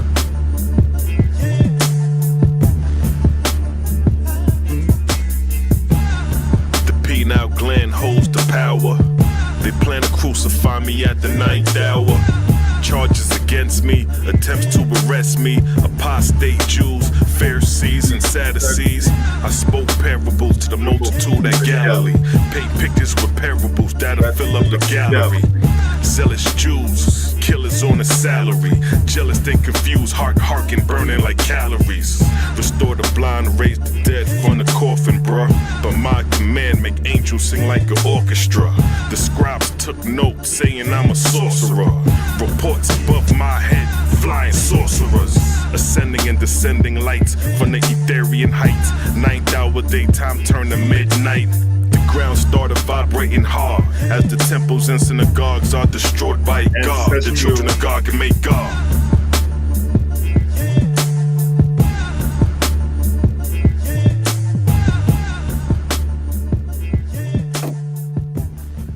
You know what I mean? A little bit of fire. You know what I mean? That Lion of Judah rap. Paint pictures with parables that'll fill up a gallery, nigga. Bars, nigga. Fuck you talking about bars, nigga? The scribes took notes saying I'm a sorcerer. Reports above my head, flying sorcerers. Bars, nigga. What y'all niggas talking about bars, bruh? Oh, man. Nigga Dusha, what's good, fam? What's good, fam? Man, I got some music sitting, my nigga. Y'all niggas think that shit was fun, nigga? I'm about to start putting this shit out, man. I gotta stop bullshit, yo. I got shit sitting. Y'all niggas would be like, damn, Sila. Y'all niggas thinking this shit I'm doing right here, fly the goddamn commit this, nigga. That shit ain't got nothing on the fucking shit I'm sitting on, bro. I'm telling you, I got some heat. I gotta get to my shit, though, man. Cosmo Cal, you got some dope shit, too, bro. I ain't gonna hold you. You got some dope shit, nigga. We had a collab. Mally, Co-Critic Gang, we had a collab, nigga. We got some talented niggas in the group, yo.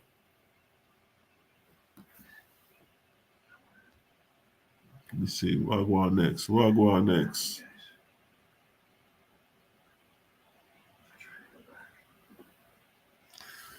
Drop the link, bro. About time, nigga. Oh, late ass nigga. See, we talk shit, Critic Gang, nigga.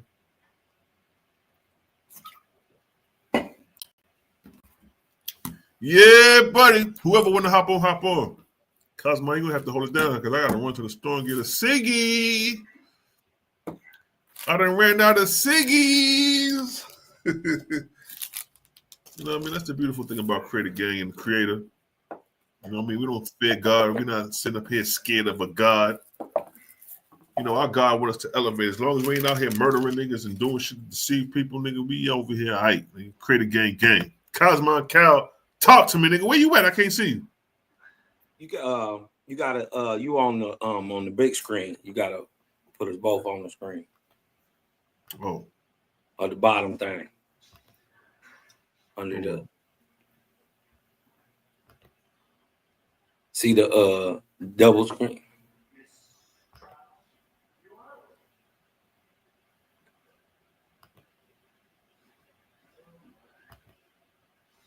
You want me to come back in?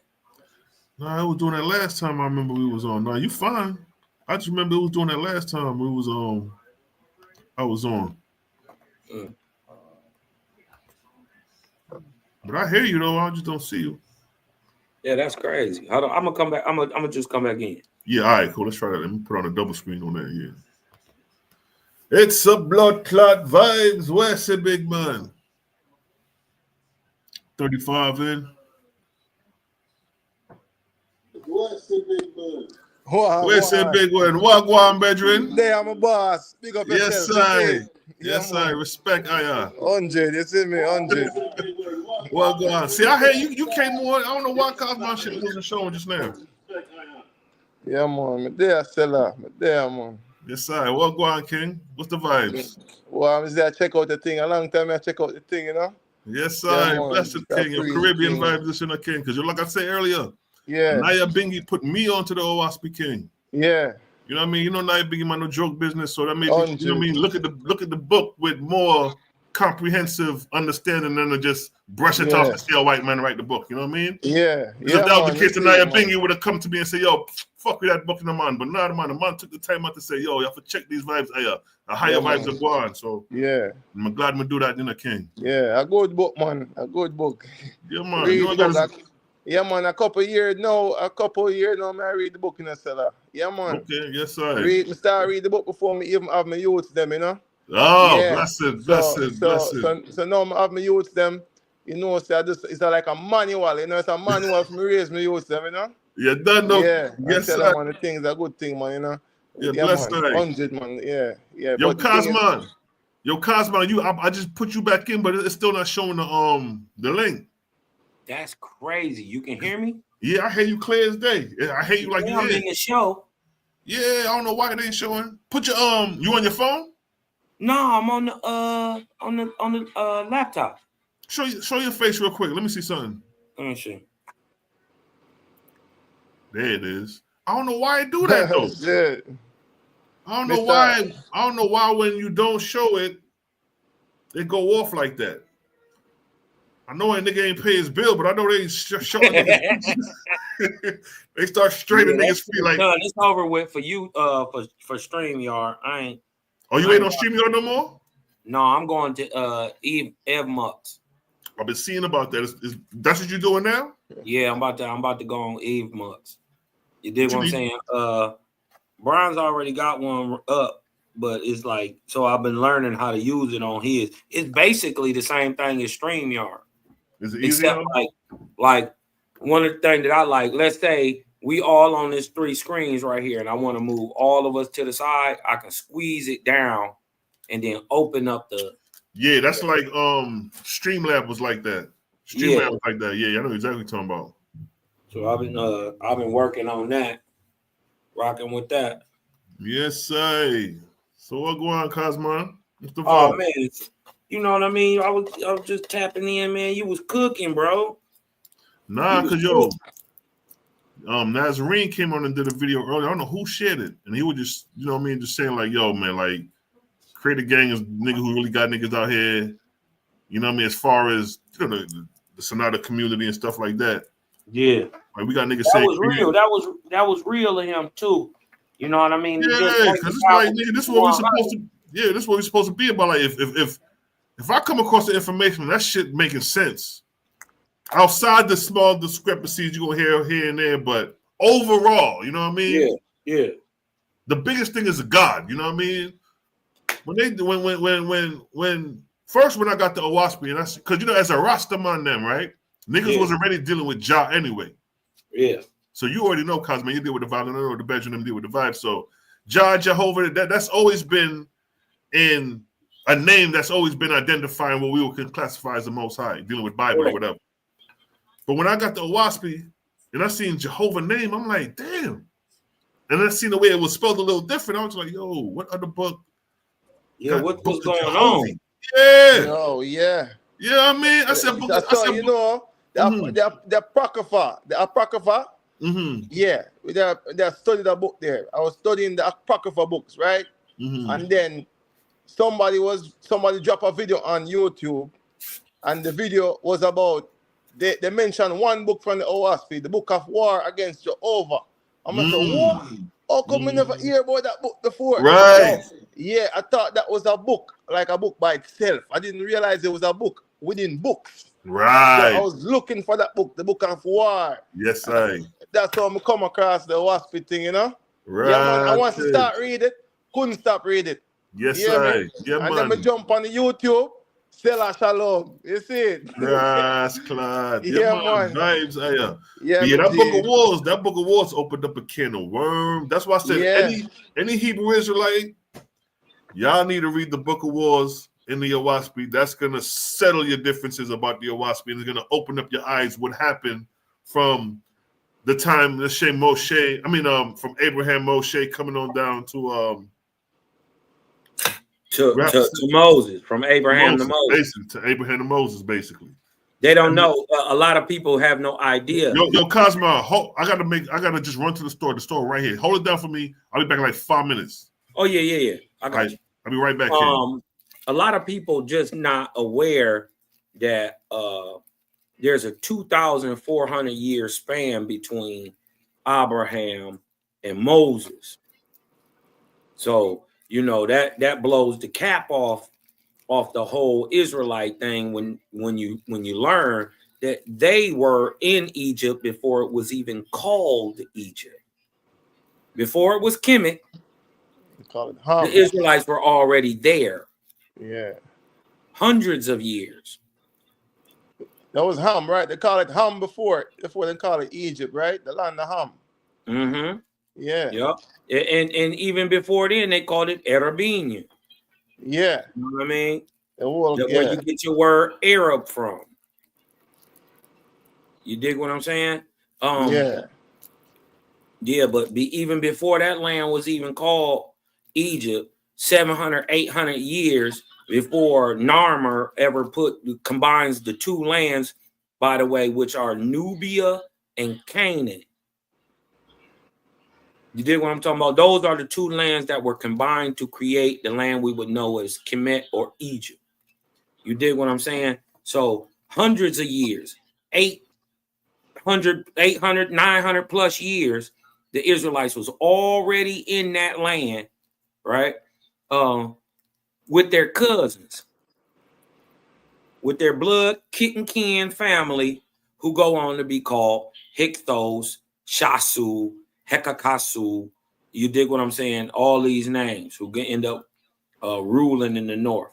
There was Israelites who stayed to themselves and became Israelites. You dig what I'm talking about? The people who we historically know. And then there was a same stock of Israelites who was just more worldly and more like the Egyptian. Same blood stock. They go on to be called Hyksos. So hold on. So what's the relationship? Any blood relationship between the Egyptian and the Israelites? Because I remember the story when the angel called Egypt lead those people into the land of Egypt, right? Mm-hmm. And those people was coming from the Middle East, basically central, right there in the middle. You know what I mean? Right up where Iran, I think, up that region, right? Mm-hmm. Where Egypt is, right? Any relationship. So the Hyksos, because in history, the Hyksos was a conquering race, right? They came in and conquered Egypt, right? At some point. Later on. Yeah. They've been there thousands of years by that time. What's the racial relationship? What's the racial relationship between the Egyptian and the Israelites? Okay, 1, 2, the people who go on to found Egypt are Negroidal, not Hamitic. They're not from Africa, nor are they Africans. They are what we would call Asiatic Negroes or Asiatic black man, or anciently what is known as Persians, right? So out of this Negroidal stock from the East, you get people like your Kushti, your Israelites. Also, people you go on to know as Phoenicians. They are Negroes who migrated across the Zagros Mountains into the land of Ham. But they were never, ever Hamitic. You did what I'm talking about at all. Now, another tie that comes in later over time is when the Lycian, or who we know as the Shepherd Kings, mix in with the Egyptians. They in their governments. They've been there since the founding of Egypt. Now, mind you, out of Sumer, or what is ancient Phoenicia, or Mesopotamia, comes the people who found dynastic Egypt, like Narmer. They were Negroes, right? Not Africans.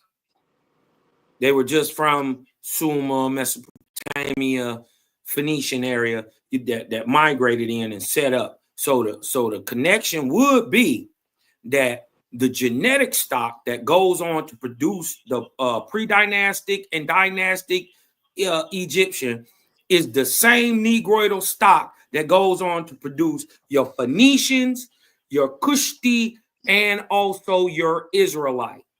They're Negroes. This is why they tell you in the Zondervan Bible that Ham is the precursor of the dark races, but not the Negroes. Those Negroes would include Egyptians, the Shamsu, or what they call the Arabs, and also the Asiatic black men, which they call Persians. So that's what they're telling you, that there is genetic stock that's been intermixed going way back. So we said that the Ham would be like the Sudanese people. Mm-hmm. That's who the Ham is, the Sudanese, the newer type people. Yeah. Now, later on in time, remember, Narmer takes two pieces of land. He takes Nubia, you dig what I'm talking about, in the south, and he combines it with Canaan in the north. And if you notice, in between that land, Canaan and Nubia, is Egypt. Yeah. He took them two lands and combined them into one kingship called Egypt, or Egypt. That's how you say it. It's with a U. It's not with Y. Egypt. You dig what I'm saying? And that's how you would say that. Those people like Narmer are Negroes. They're not Africans. They're just from northern Arabia. They walked across the mountains. Remember, Abraham left the land of his brother, which is Haran. That's northern Middle East. But his father's land is where? Remember, Moses' father name closer to Pakistan. Closer to Pakistan, isn't it? Correct. Across the Zagros Mountains. It's actually in Iran. Remember, Moses' father, not Moses, Abraham. Abraham's father is Terah. Okay. Thank you, baby. Want to say hi? Hey. Hey, now. Hey, sis. Peace, love, and light to you. Thank you, baby. Yeah. So remember, Abraham's father is Taran. Where is modern day Taran? Or where is the city of Terah? It is Taran. Right where the many of the mythical stories tell you he came from. Ancient Persia. You dig what I'm saying? The little one, little light. I see you. I see you, Star. I see you, Star. He's shining. He ain't rocking with nobody today. He say, look, back up in this rise. Yeah, Wagwan, brethrens. Yeah, man. No, we was just building. We was building on the difference in the genetics of the people that go on to found Egypt than the Hyksos or the Israelites. I was explaining to them the people that go on to found Egypt, the Phoenicians, the Sumerians, Mesopotamian, Persians are all the same thing. They're all that's what I found fascinating. Like, because I used to always hear the stories about, you know what I mean, like the Asiatics coming into Egypt, but you'll find that more dealing with within the dynastics. But it was rare that you heard pre-dynastic times that there was foreign rulers ruling called Lower Egypt today, which would be Cairo section. You know what I mean? So when you actually do the historical records, me and Cosmo are about to collab and do a vid on that. And we're gonna prove without a shadow of a doubt that, like he said, these Mesopotamian people or these Persians, they black people. You know what I mean? Because we can pull up the icons and show that these are Negroids. Right. But these niggas migrated in Egypt pre-dynastic time, mainly like before Narmer.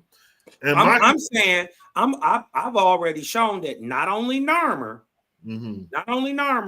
but his father, who is Hor-Aha or Iri-Or, or Scorpion 2, who we would know as Scorpion 2, and also his father, who would be known as Scorpion 1, or is also known as Luthog. Well, you ain't blowing on none of this motherfucking shizzle bubble, nigga.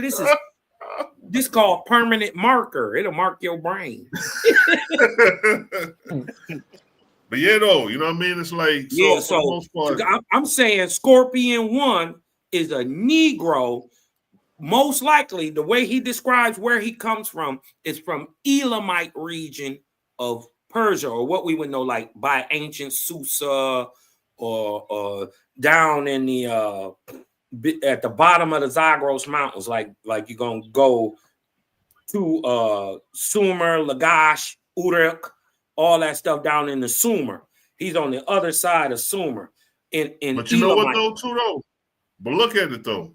It only makes sense for that to be because who would Narmer be warring with?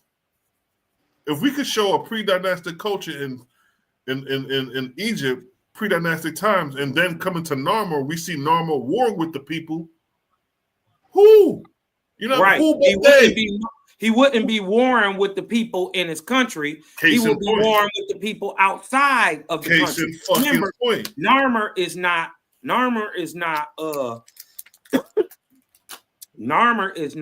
colonizing a country. He's centralizing one.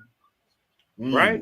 He's centralizing. He's not warring against it to make it come together. He's bringing together the power, and he's protecting it from outside forces. This is why when you go up in Canaan, when you go all the way up in Canaan, Narmer started building these massive 30-foot walls. Why would you build walls that protect you from stuff? You dig what I'm talking about, from stuff outside, and lock yourself inside if you was warring with the people on the inside? You wouldn't. Right. You built the great walls to protect you from the people outside, and those were the these Phoenician, Persian, Sumerian, Mesopotamian. Because what I'm saying is to say that is to say the same thing. They're all Negroes of the East, not Africans of the East. Still brown, just like Africans look like Americans today, right? Let me tell you something. I see some niggas from India. Yeah, dark as hell. Look like niggas. That look like niggas from over here. Yeah, that's that Brahma. That's that Brahma in them, in that Capelia. That Sakaya blood, that's that's the the real question for you, nigga blood over there. They was the real Vedics. Listen, what they don't understand is Israel is a description. It's an adjective. It tell you what a person did. It's a praiser of the Great Spirit. But what do you call that same person in India? What do you call that same person that praises the Great Spirit in China? What do you call him in America? Because regardless to where you were, long as you was praising the Great Spirit, is two things is gonna happen, right? Two things is gonna happen. Really, as long as you praising the Great Spirit, you are one, the exact same thing. Don't matter if you in China, don't matter if you in India, y'all praising the Great Spirit. That's it. Right? So that make y'all one thing. And two, irregardless to what language or what land you were on, once you got to praising, it would all look very, very similar. Very, very similar. This is why when you look at ancient Hebrew laws, ceremonies, rites, rituals, even what they called the God himself, right? We know it's a whole different language with the Algonquins and the different people. But when you get to praising, they got some of the same rites, same ceremonies, and they call the Indians celebrate something called an ingathering, just like the Israelites got called an ingathering. But I think the brother had a question for you. I don't think you overheard it. You was talking when he was about to ask you a question. I don't think you had heard him though. I was going to let him finish. I was going to let him finish his point. Oh, okay. Go ahead, Ken. Yeah. Go ahead, I was just saying that, irregardless to wherever you were in the world, you would be a praiser of the Great Spirit. It's just, what are you being called in your tongue? So a praiser of the Great Spirit in America is called Algonquin or Egoquin. A praiser of the Great Spirit in the Middle East and Africa is called Israel. A praiser of the Great Spirit in India would be called Vrishvedi or the Vedics. A praiser of the Great Spirit in China would be called Ho Tien. But nonetheless, they are all faithists. And when they all get to praising, all different languages, it don't matter. They're always saying, I, O, Wa. I, Ho, Wa. I, Lo, Wa. I just took you all the way from America to Africa to India to China and said the same thing. The name of the Great Spirit. And those people praise the Great Spirit under them names. So this is why you can't put the Creator in a box. You dig what I'm talking about? Yeah, nigga. My brother just emailed me that goddamn. Go ahead, bro. What was you gonna ask? No. You good, King. I ain't mean to interrupt. My earlier when I was talking about. Do I got a lag on my thing? Yeah, no, you sound good. Your voice clear. You just the video choppy. Oh, okay. Yeah. Okay. Yo, Cosma. Yo. So after the fall of Egypt, the faithists with Moses, they left Egypt, right? All right. So from my reading of the Oahspe, I'm under the impression that these faithists, they move to Western Arabia, where them call themselves Israelites. That's the verse I was quoting from the Oahspe. Said these guys. Oh, no, you quoting that earlier. Okay. Yeah, they move to Western Arabia, which would be West Africa. And then we have the history now. We can go back into like the books written in the 1800s and so forth. Right. And we can see that most of the slaves were taken from the slave coast, which is Nigeria. Right. So most of the slaves were taken from Nigeria and brought over into the Americas. So like they bring them to Jamaica and then they would season the slaves. They would break and make them a slave in Jamaica. And then they would bring them to America once they've gotten them in, because America is bigger. So they have to make sure that they're already mentally a slave before they put them on a big land because they might run away. Right. So they break them in the islands and then they take them to like America. Right. My point being in this is, so we can use the Oahspe, and then we can use, modern historical records to show a line, a movement of people, right?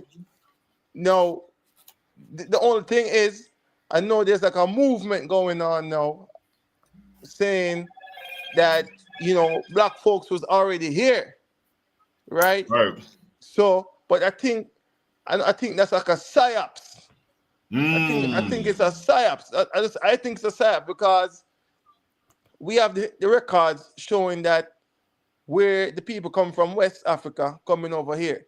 And Right. we already know in all historical documents, at least in the Americas, they refer all the books written in the 1800s or 1700s. When they talk about the Negroes and the Indians, they use physical descriptions, and they always talk about them as separate people: Indians, Negroes, Indians. So we can clearly see there's a demarcation between the two races of people. Indians didn't want to work, they end up dying. Negroes more pliable, more willing to work and be jolly and sing some spirituals, and do the work, So my thing is this, is, what's y'all take on that? Do you think, is it a misinterpretation on my part? Yes. First of all, yes, a total misinterpretation. One, because you made a super leap in not only logic, you made a super leap in time. Run it by me. From the time of Moses leaves Egypt, you jumped all the way to colonial slavery time. Now remember I mentioned Western Arabia. They say that the faithists in Western Arabia call themselves Israelites, and they're going by some going by the oral law and some going by the written law, right? So you're talking about escrow. Yeah, it's there. So it's written there in the Oahspe, talking about in the Leviticus, and talking about these guys being there in Western Arabia.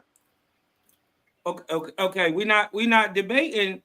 Well, first of all, the question should be, if Moses and the real Israelites is in Western Arabia, who is them niggas in the East?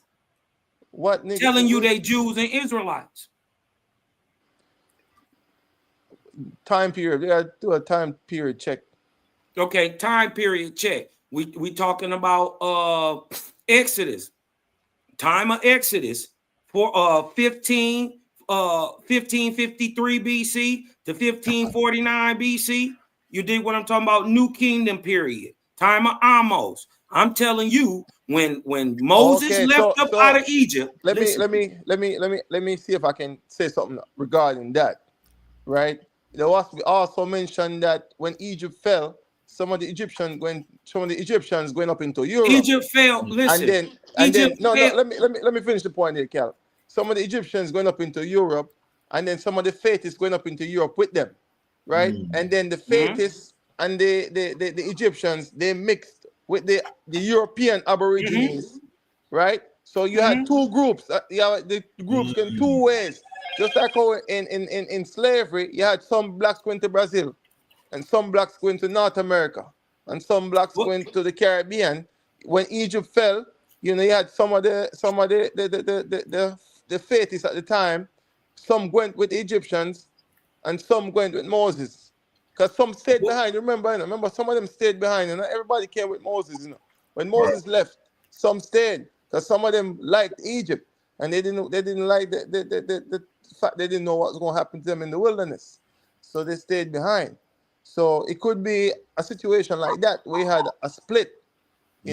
One went north, one group went north, and one group went west, because the Oahspe accounts for both situations. The Oahspe says that's a good point to bring out. That's a good point. The only reason that don't make sense is because we're talking about thousands of years apart in two different instances.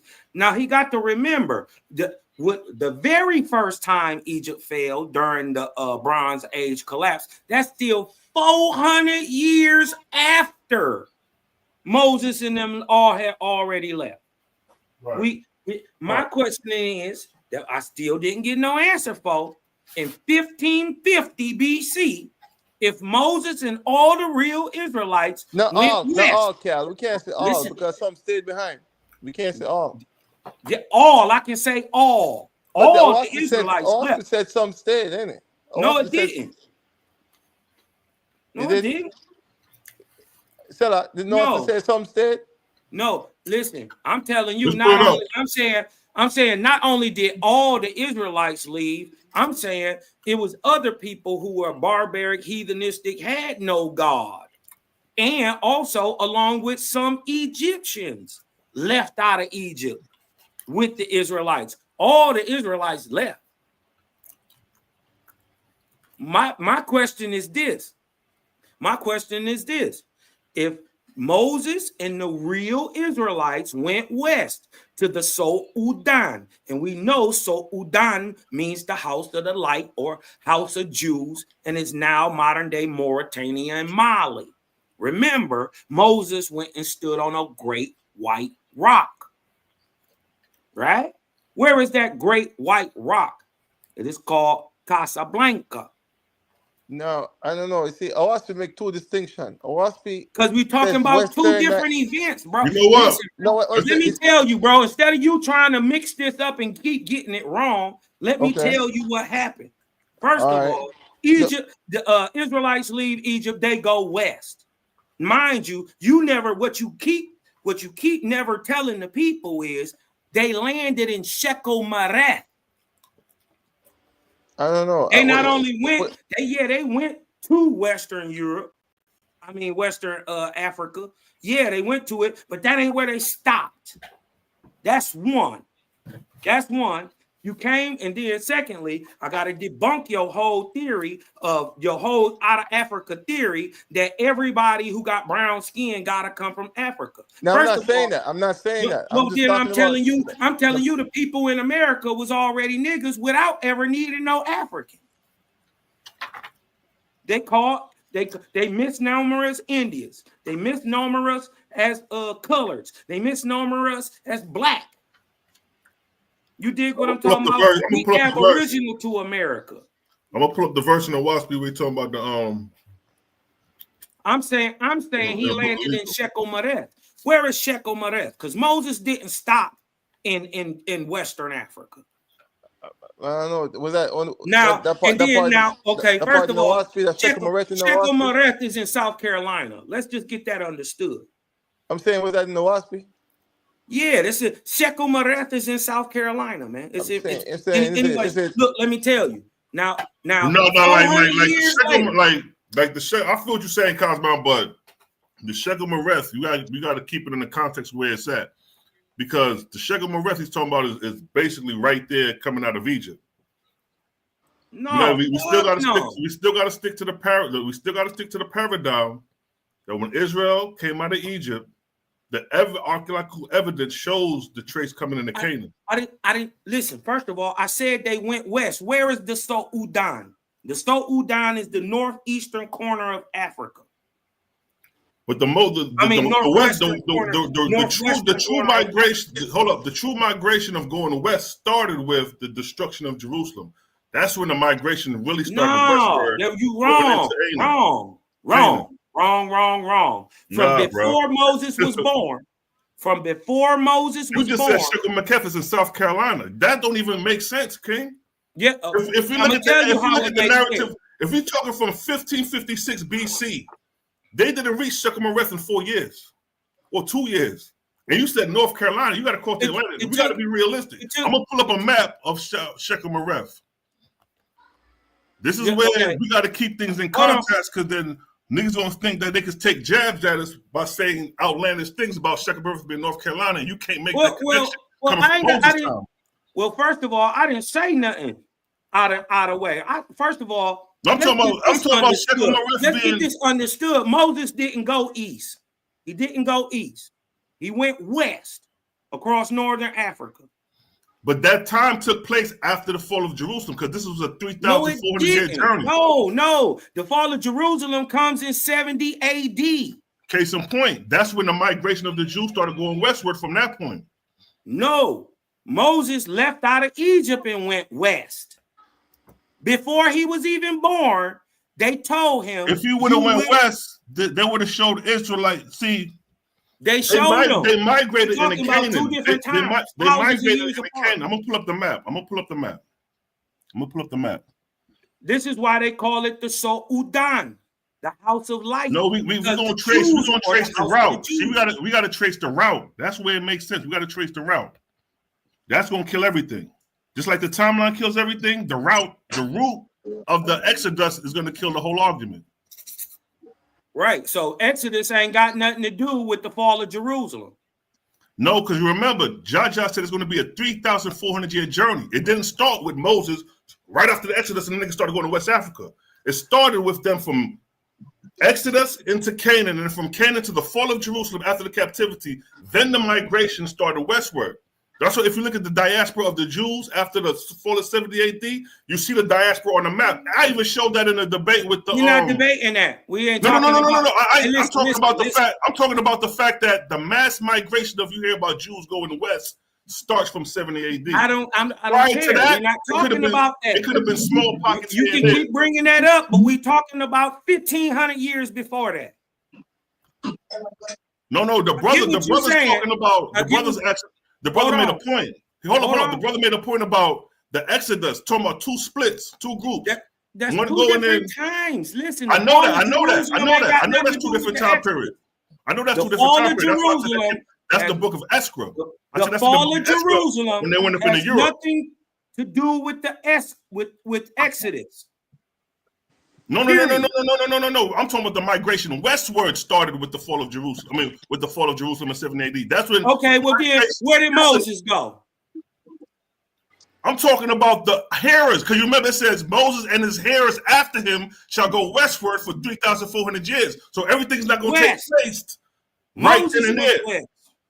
No. That's a 3,400-year journey that the journey is going to take west. It's not going to take place during the day of Moses. It's going to take 3,400 years for the journey to happen. So 70 AD is the marker of the journey of the Jews going west into Africa, and then about that ain't even 3,400 years. Slave trades from 1556 years. I'm talking about. You know what I'm talking about? From 1556 coming onto the Cosmon era. That's what I'm talking about. That 3,400-year journey, which is spoken about in the book of Leka, is talking about when Moses and his heritage will leave Jerusalem, and they will have a westward journey that'll take them for 3,400 years. So they started in Egypt, came out into Canaan, stayed in Canaan, and then went into captivity in Mesopotamia, came back, and then migrated westward at the fall of Jerusalem. All that is part of the 3,000-year journey. What he was talking about, you're right, it came after, because that's in the Esdras.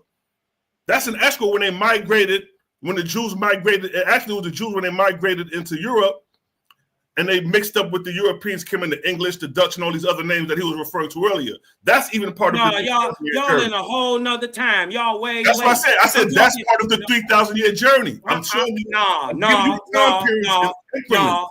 That 300. From 1553, the Cosmon era is what I'm explaining right there. That's what I'm talking about. 3,400-year journey starts soon as they hit Shekel Morel.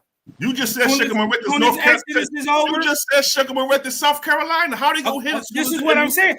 Hold on. Wait a minute. Wait. Listen. This is what I'm saying. 3,700 years from 1549 is what?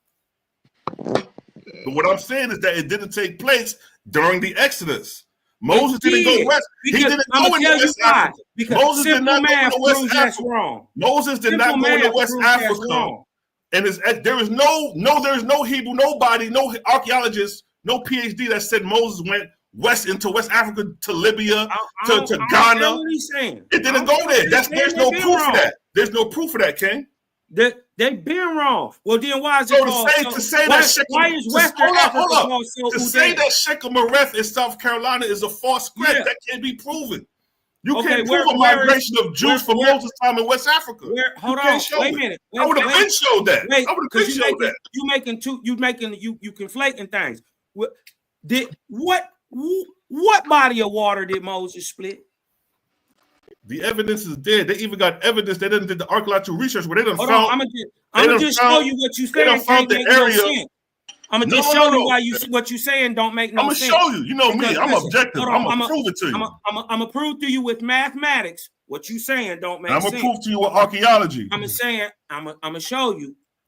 If prophecy is 3,400 years.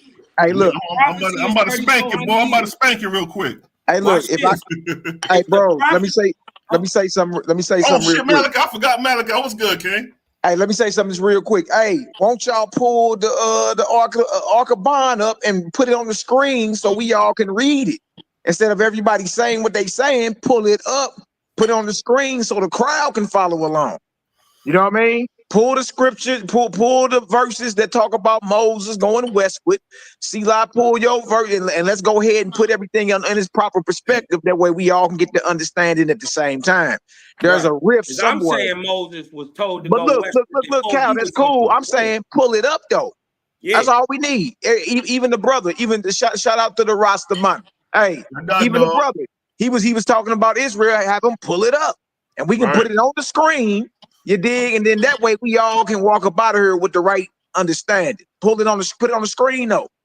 Just talking ain't gonna get it. So let me go to Lika where it talks about he's gonna take a 3,000 year journey. Right. Because see that journey didn't start with Moses leaving BC. Egypt and them niggas going westward. It didn't start like that. Shechem-Areth is not North Carolina. It's just like saying Memphis is Tennessee and the Egypt is running to Memphis. You can still show your screen, can't you? Can you still show your screen with the free screen? Pull it up, y'all. Yeah, that's what I said. Cal, pull your maps up. Selah, pull the Oahspe up. Let's go ahead and get the understanding. All I gotta do is put in the route of the Exodus. Hold up.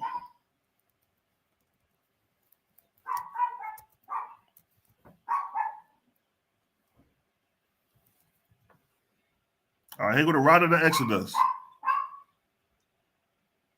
Let me share my screen real quick. Where we at?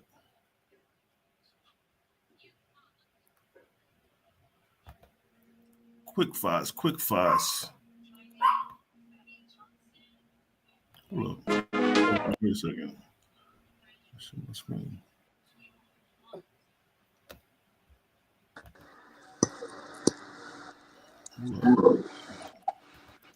All right, here we go. All right, so check it. Let me just show this real quick. So this is the route right here. What time? The Exodus starts at the Ark of Bond, 1546. So this is the route. You remember when Israel left Egypt, they went up into Canaan and they came across the Canaanites and they started following the Canaanites deity. That's how they got the priesthood. The Leviticus priesthood comes from the Canaanites. That took place during the 10th, 11th century BC. Right?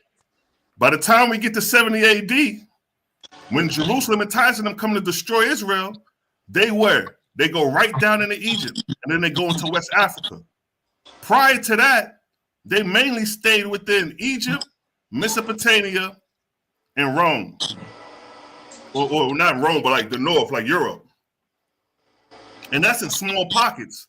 But the greatest migration you're gonna hear, just like for example, the greatest migration to prove an Exodus would be with Amos the First.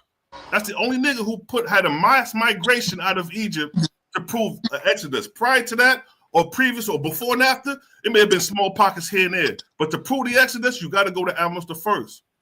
So to prove a migration going westward into Egypt, if I put in fall of Jerusalem, 70 AD, right? Map. This is the map of the fall of Jerusalem. Okay. This is the map right here. This is one of the maps. So in the map, when they come, it shows them going down, and then this way is leading back into Africa, right?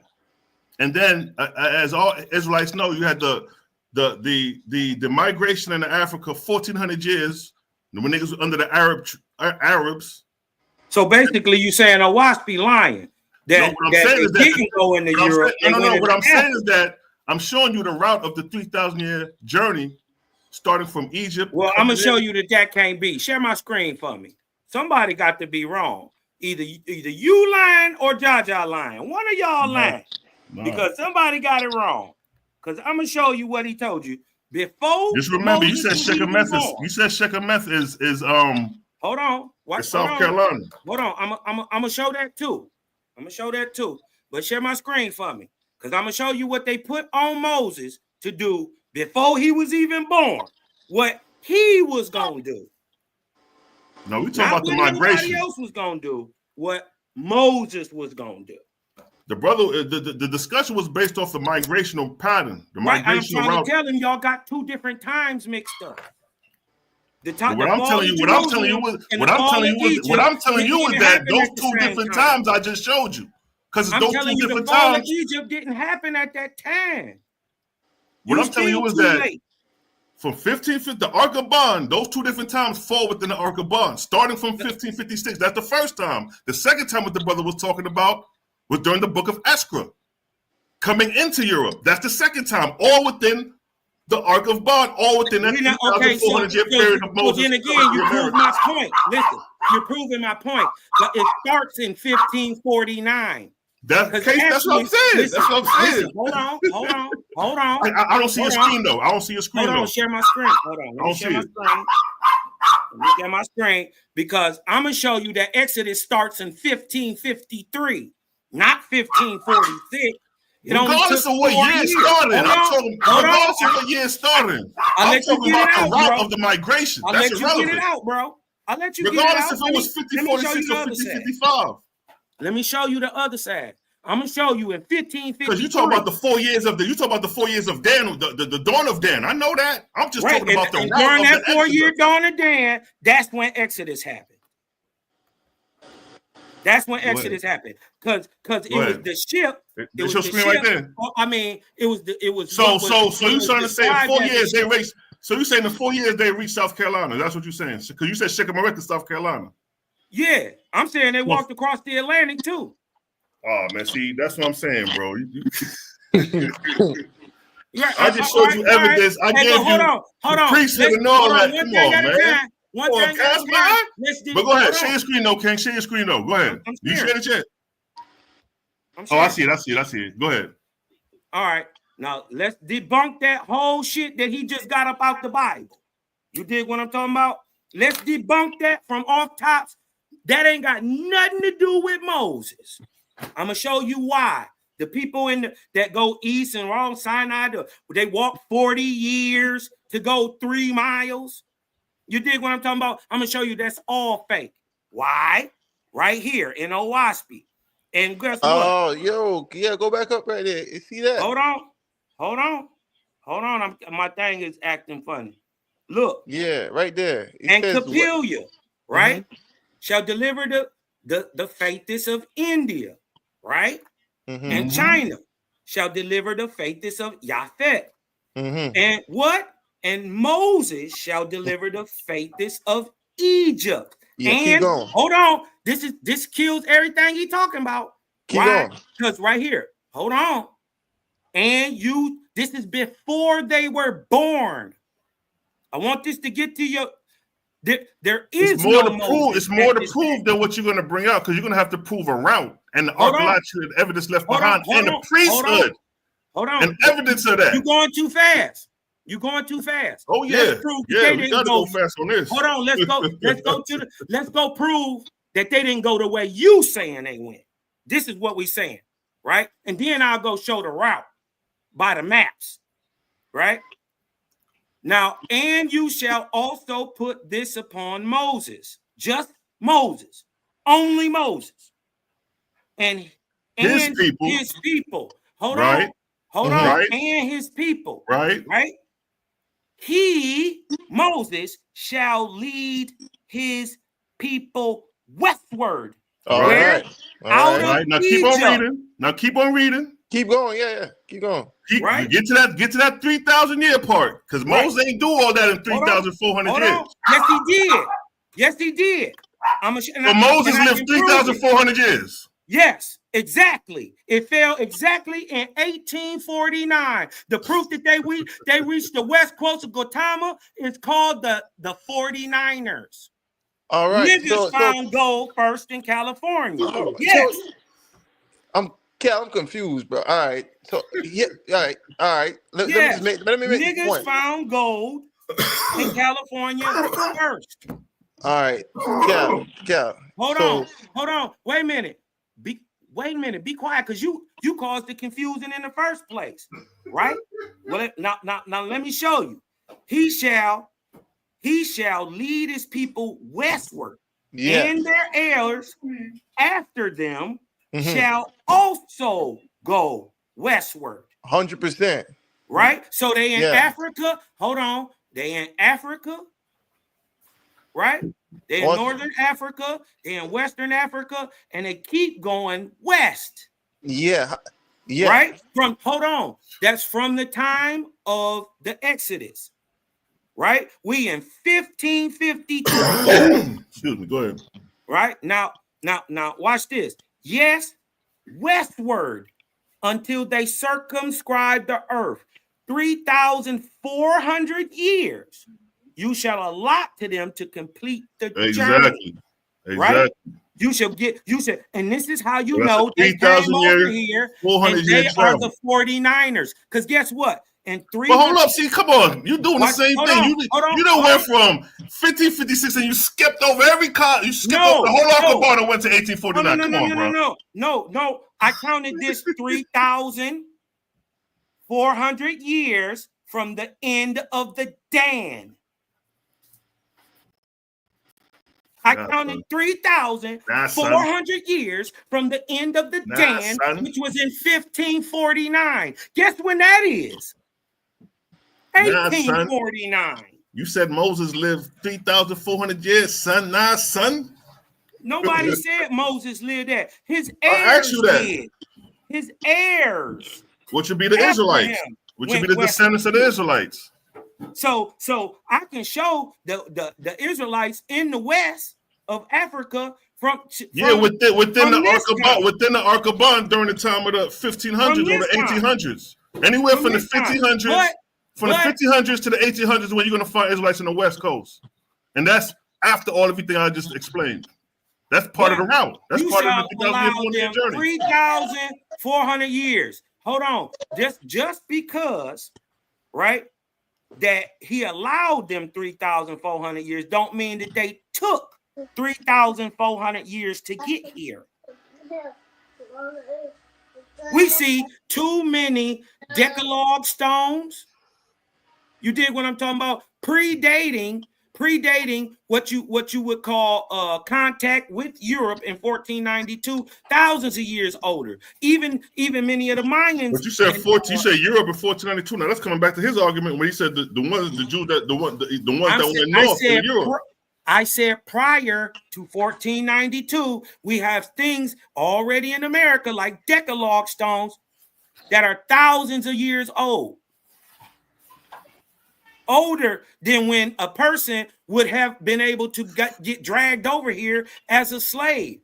These people have been coming over here for thousands of years. Yeah, they got evidence of Roman monuments. They got evidence of a lot of Egyptian monuments. They got evidence of a lot of stuff in America. Right. I'm saying in America. Yeah, they got Egyptian monuments in Arizona. Okay, and I'm saying they got them older. They got them prior to the slave trade in America.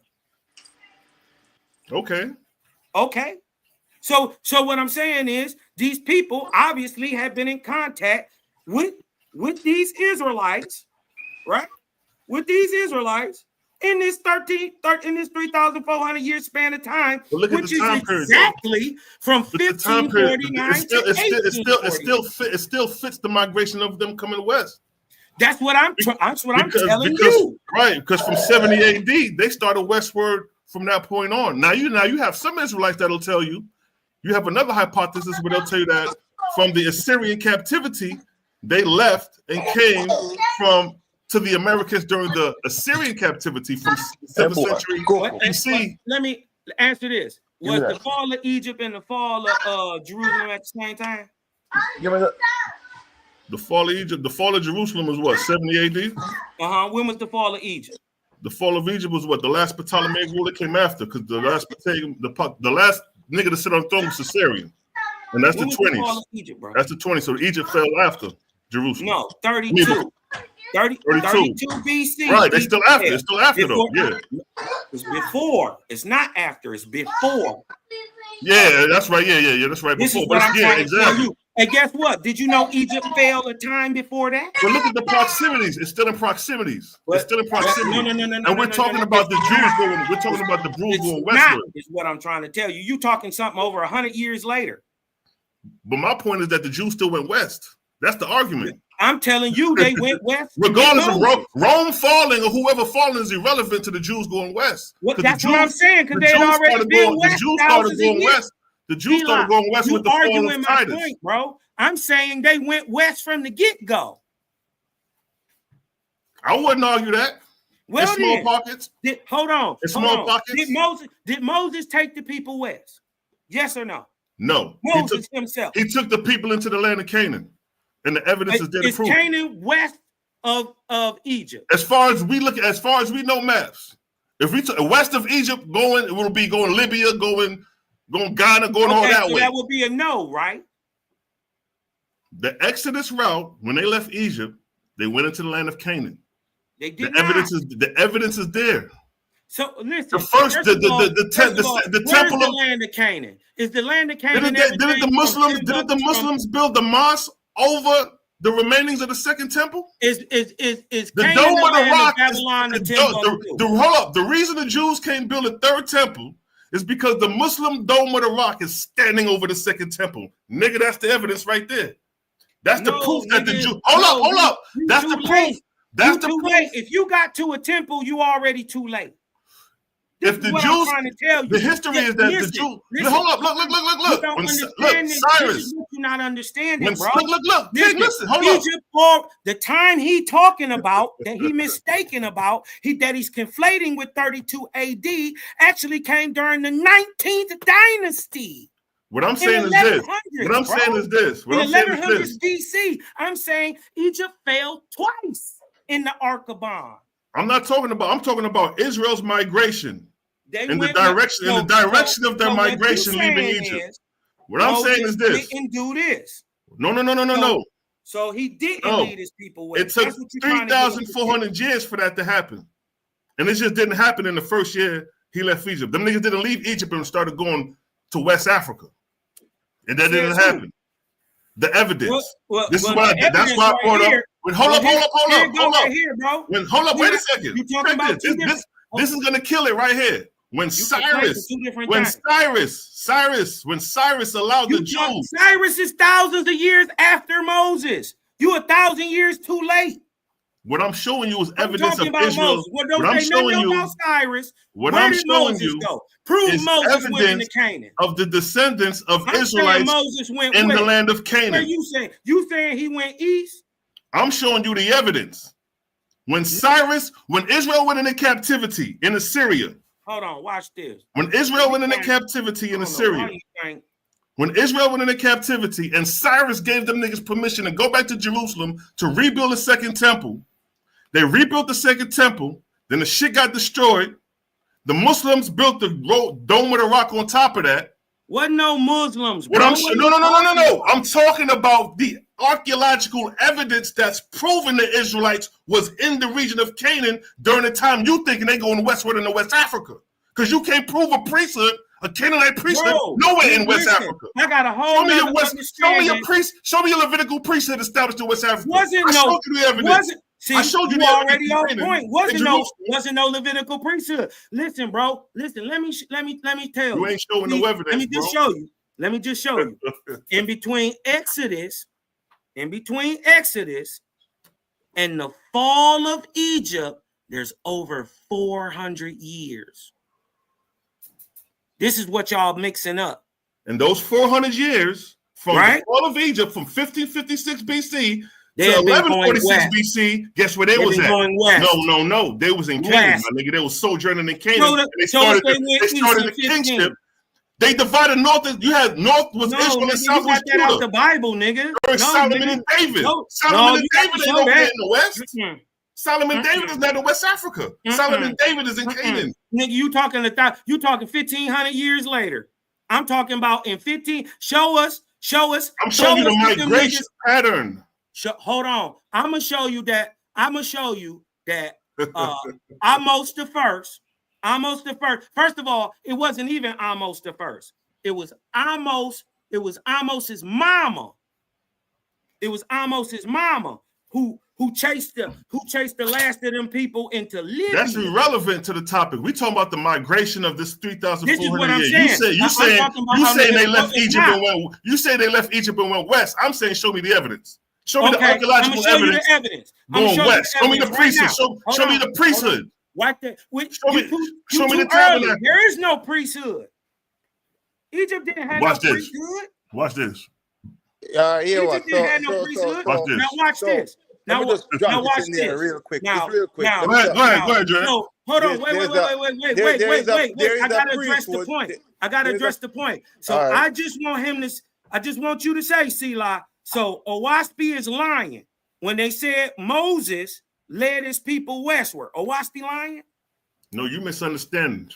You having a misunderstanding moment. I'm not having a misunderstanding at all. Because Moses didn't start the journey westward exactly when they left Egypt. Because they wouldn't know. They wouldn't have. That's why I showed the route. Where it started. That's why I showed the route. Started some other time. That's why I showed the Exodus route. If you disagree with the Exodus route, you got to show the route. Hold on. Wait. The Exodus route. Wait a minute. Wait. Because you keep conflating that route has something to do with the fall of Jerusalem. No, I said that's the route that they took when they left Egypt. I'm clear on what I'm saying. When Moses left Egypt, so they took that route when they left Egypt in 15. They migrated into the wilderness of Syria. Show us the proof. When Moses went to the wilderness of Syria and Moses came down, when God came down on Mount Sinai, Mount Sinai, show me Mount Sinai in West Africa. No, show us the archaeological proof that they went into Canaan in 1546. I'm going to show you that Amos's mama chased them the other way. Show it. You got to prove that. She chased them the other way. Because I never teach that they went westward. All right, so right out of the Exodus. That's not my teaching. That's yours. So you got to prove it ain't got to be your teaching. It's Oahspe teaching. He shall lead his people westward. And you got to show Hebrew settlements to 3,000 years going westward, starting from 1546 coming westward. Right. I can show you evidence. Started with Exodus. Show 3,000 years of Exodus. Yeah, show it. It started with Exodus. Show the evidence and archaeological proof of 3,000 years going west Africa, coming to the west shores of America, to the west coast of America. So watch this. Watch me body bag this. If you show it, that is everything. Body bag, all that shit you talking about, because I already done got the proof. Because remember, the Hyksos. You ain't nothing to talk about. Just show it. That'll kill everything right there. No, the Hyksos. That'll kill it. All right, let me show you what I'm talking about. Wait a minute. Almost the first mama who was on the throne during the chain switch, because Amos was too young. He was a child. You off the topic. You drifted. Hold on. He chased the Hyksos. Let me show you something. Let me show you something. You keep talking about it, but you ain't showing it. Now look, this is the route. This is the route. This is the route. All these websites, all these references showing the route of the Exodus. You coming with something different. But I'm gonna show you the route. For the false god. So this is Egypt. This is the Exodus. You saying they going this way? Where did he split? Look. You saying they going this way? Look at my arrow. This is westward. Right. They're saying they're going this way. That's what. And they coming in Canaan. All the evidence is there. I'm saying the evidence is there. You got to show. Hold up. Look. You got to show a body. Listen. You got to show a body worth of evidence going this way, going the opposite way. That's what I'm saying. You got to show the pit stops. Hold on. I'm saying. Look at this, Mount Sinai on fire. Well, you ain't gonna let me get it in. You want to keep talking? No. Go ahead. Let me get the punching real quick. Now watch this. I'm telling you, you are tracing the history of the Jews. The people. This history that you're quoting comes from Israel's enemies. They weren't there. Now this is Mount Sinai. They say when Moses descended down, when Moses came out of Mount Sinai, this is what they use as evidence on Mount Sinai. You can see on top of Mount Sinai. Right. This is the evidence. That shit ain't no goddamn mountain. Look what they say. Mount Sinai found. Mount Sinai found. They said Moses, they said God came down as a smoky fire on Mount Sinai, and these archaeologists went and found evidence of this rock out of all the rocks. This is the only thing with coal ash on top of it. For the Jews. So what I'm saying is this. Hold on. He don't want me to talk because I'm a body bag all that shit. I'm gonna give you the floor. But what I'm saying is this. I just showed you. That's what I'm saying. Now show me. Right. Now, show me. Now, mind you, watch this. Right now, he showed y'all a history. Hold on, because he tried to pull a slick one over on y'all because he know y'all don't know this. He know y'all don't know this. That was some slick shit. Hold on, watch this. Watch this. He know for a fact that history that's quoted in the Bible is not from the Israelites. It's from the Jews, the people who did everything opposite of what the Israelites did, especially go east. Show the route going west. Hold on, wait. Watch this. Now watch. Yeah, I just stopped talking and just showed it. Whether you accept it or not, I can back it. Hold on. Because that's part of the 3,000-year journey of them going through that. That they went east. That's just one part of the journey. No, the captivity of the Babylonian Assyrian is another part of the journey. You just made it and up. Then when 70 AD come, the rest of the journey of them going westward, and then when they come over to the Americas, that's the fulfillment of the journey. That's the fulfillment of the journey. I agree with that. You ain't got to agree with it. I can prove it. Bible say that. I can prove it. You can't prove what? I'm saying none of them 3,000-year journey went that route. None of them are Israelites. I can prove none of them people you trying to say is Israelites is an Israelite. I said the route. I ain't mentioning the people. I'm talking about the route. I'm talking about the people. I'm talking about the route of the people. I'm talking about the people. I don't care if those were aliens. You said you made little men. I ain't talking about the people. I said the route. Jaja said 3,000-year, 400-year route. That's what I'm talking about. So who we gonna believe? Jaja said they did go west. You said they didn't. You still ain't showing nothing. You talking, you ain't showing nothing. You're just running your laps. Show me something. Show me a map. If you can't show me any archaeological evidence, we gonna end this. All right. It's time to let the sources speak. I showed you several sources of several references of showing the Exodus going that route. All right. So and then I showed you evidence of the Mount Sinai. Now show your sources. So I've been trying go ahead, King. Go ahead, Dred. For a minute, right? Go ahead, King. You know, everybody have a blind spot. You know, sometimes there are things we all don't see. You know, right? Yo, so in West Africa, you ask the question to show a priesthood in West Africa, right? Now I don't know if you guys are familiar with the Arochukwu priesthood, and these are Levitical priesthood. They have locks and everything, and it's even if you look at this, we do research into them. The Arochukwu priesthood, you see like the hand symbol, a lot of the symbols that they use, iconography that they use in the Oahspe, you see in the symbolism for this group. And it was just like how you have the rabbis in the Oahspe. It's the same setup, right? They were the priests, the leaders of the communities, and everything. So there's proof there of the priesthood in West Africa. You know, again, this is just from my personal research. You know what? You're right, because see, even with Arochukwu, Igbo tribe, the Arochukwu tribe, you look into it. That's right? in my blood, yo. Trinity man have enough Igbo come to the island of Trinidad and then so it's there. The evidence is there, right? Yep, man. But that's coming to my point. But you making my point. That's West Africa. So you dealing with around anywhere from the 16th, 17th, 18th century. That establishment is there. Even before that, the names are older. Right, but that came from when 70 AD, when the Jews migrated westward into Africa. Because even when the colonizers go into when they go in there initially, the Portuguese and the British and those guys, when they go in there initially, before the slave trade actually started, and they were doing their observation on these communities, you know, right? And they were looking at the spiritual system, right? They say that these groups they had. Hold on, let me pull this up. They had a concept. They had a creator who they describe as a creator of all living things. Right. A godhead like how the Europeans had. Right. Facts. They believe in a creator. They had their priesthood. you know, they had the communities. It was, you know what I mean? So they had this Right. system. It was there. You know, Right. like I said, the information is there, you know. You just sometimes Exactly. it's there though. It's there. I'm telling you, it's there. Right. Because Hey, can I jump in and get my little spiel? Yeah. Go ahead, Mally. Go ahead, talk your talk. Man, shout out, man. Peace to the gods, man. Loving the build. You know what I mean? Y'all know how it is, man. I have to put a little nigga in the headlock real quick, give him a noogie. You know what I mean? My big brother and shit. Hey, but hey, look.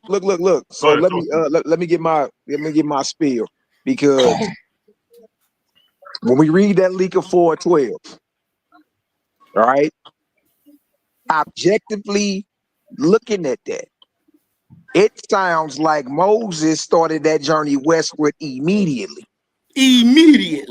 That's what it sounds like. You know what I mean? If we just being objective with it and real, and then right after Moses, it said, and then later his heirs gonna continue the journey westward too. And then it put a number on it. That 3,400. You know what I mean? Right. And which we both everybody up here agreed from the 1549, I believe it is. Yes. 3,400 years, you get 1849. That right there, I don't really know how we can just sweep that under the rug, right? But look at this though. Trip off this. If that's the case, then let's just roll with what Cal's saying for a second. Or what Oahspe is saying right there on surface. If that's the case, then y'all, all the Israelite history in Bible, because see, a lot of maps you pulling is based off the biblical scholars. Right. All that Israelite history in Bible in the East ain't the niggas that left with Moses coming out of Egypt. Killing that shit. Hold on. I'm just saying, just being objective based off what we just read. We just put that up on the screen right now. Also, but trip off this though. Trip off this. Other claims was made, Cal. And look, you know how it is out here in these streets. We gotta be able to prove and pull, right? Hold on. I heard Casablanca, I heard South Carolina, and I heard that the Atlantic Ocean is really the Red Sea. No, you didn't hear that. You ain't hear that. No, you said, hold on, let me rephrase it. Biblically speaking, the Red Sea was what was split, or the Sea of Reeds. All right. I know you saying the Atlantic Ocean was split. I know it's that book. Moses crossed the Atlantic. So what I'm saying is on both sides, we got to go ahead and prove that. So I'll see. I've been asking Cal, pull up an alternative route. Show it archaeologically. Show Shechem Moray, South Carolina. Show Casablanca. Show these things. You know what I mean? Right. First of all, look. We just read where it seems like immediately they started westward. And if that's the case, what we read in Bible about this Israelite history is a concocted history. But also, if this is the case, then we should be able to archaeologically prove the Casablanca and the Shechem Morays and all that being what you said. So I'm gonna mute up. I'm loving the build. But look, just being objective of what I'm hearing thus far, you know what I mean? Just show and prove. Yo, before we begin, let me ask one question to Stella. Stella, yeah, go ahead, Ken. In the Oahspe, when it says the Israelites, it mentioned the numbers like 600 to 700 years after Moses, right? And they had the Leviticans, the guys who tag along, and then the Israelites had asked for a king, and then the false god heard them ask for a king. Right. So that's what I'm saying. So the real Israelites were still in the land of Canaan, because it tells you that. Exactly. Because it tells you that the split of the. No, go ahead. I'm sorry. Go ahead. Didn't it mention their location at the time? Didn't it say that they were actually there in Western Arabia during that time period? I might be incorrect, but I'm thinking that when they asked for the king, they was right there in Western Arabia. Yeah, because it says that the Canaanite women were sent to the Israelite men. Yes, and so the true Israelites was in the land. They were what we talking about here? The true Israelites was in the land. Because hold up. The split came when the Canaanite women were sent to the Israelite men to make them followers of the worship of Baal, and that's when it said you had a split between the Israelites, those who serve the prophets and those who serve Creator, right there in the land of Canaan at that specific time after. No, okay, pull it up though. Pull it up. Pull what up? That right there, that history right there. That's in the Yeah, pull it up. So we can okay, look at all right. Let me get that. Good. All right, hold up. Let me get that. That's in the. I wanted to show. Because I wanted to show, first of all, that these areas we talking about are that kills everything right there. That kills everything right there. Talking about. We're talking about Western Africa. Hold up, let me get the basis of the Ezra Bible. Let me get the basis of the Ezra Bible, because that's going to kill everything. That's going to kill the whole argument. And then after that, Cal gonna pull the migration west and all that. And there we go. And the proof he got. Let's go ahead and see him put this all up on the screen, man. Let's get it. All right, hold up. Oh, my screen ain't sharing. There you go. Oh shit. It almost would. All right.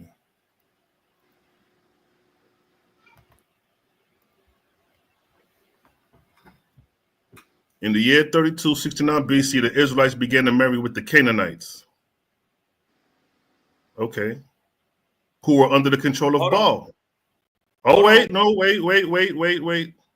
we got Ashtaroth, whose dominion extended jointly. Ashtaroth, whose dominion extended jointly with Baal over western and southern Arabia, sent spirit emissaries to the handsome women of Canaan, and by impression led them into the camps of the Israelites to tempt the men for the heathen gods. For the heathen gods. Yeah, West Africa, Nigeria. So hold on. So look, this is the key point. This is the key point. Let me body bag this shit. Where is Canaan?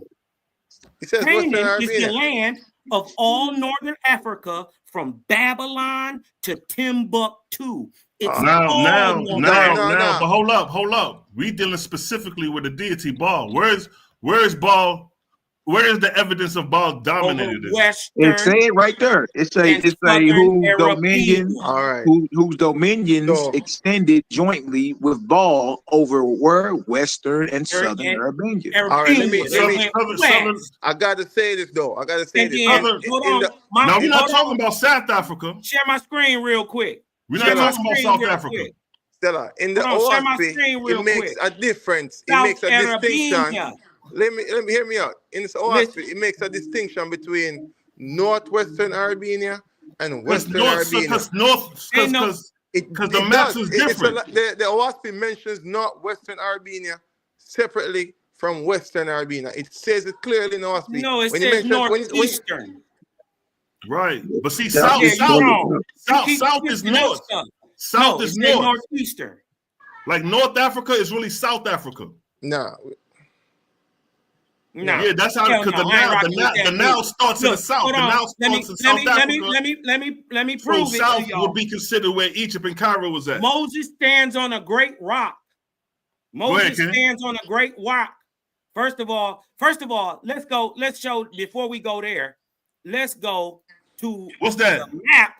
Let's go to the map of the area where show me evidence of Baal, though. Wherever you go to, show me evidence of Baal. Now I'm gonna show you. I'm gonna show you.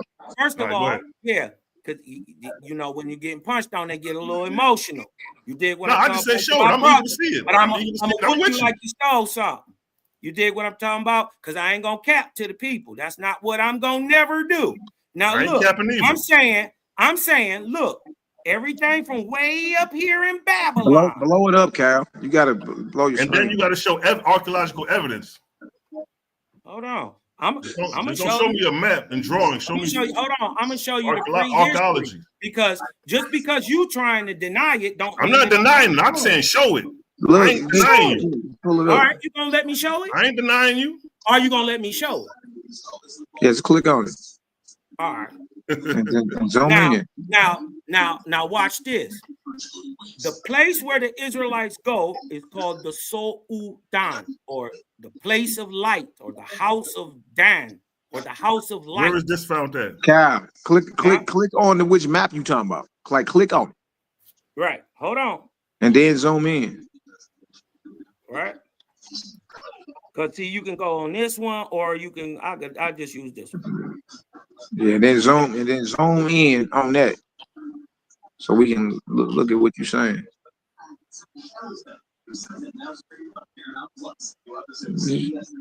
The Soudan is in Western Africa. I wanted to show y'all that. Can y'all see this? What now? Which we don't Y'all know see which that? map. Which one is it? Y'all see that? Yeah, that right there. Now zoom in. Oh, Sudan. Okay, No, Sudan. not Sudan. Sudan. Right? Sudan is over here. The Sudan is over here. This is, look, Nubia. This is Sudan right This here. is Abyssinia. That's ancient. See Abyssinia right there? That's a name for no modern doubt. day Right Ethiopia. here. That's Abyssinia. Yeah, that's modern day Ethiopia.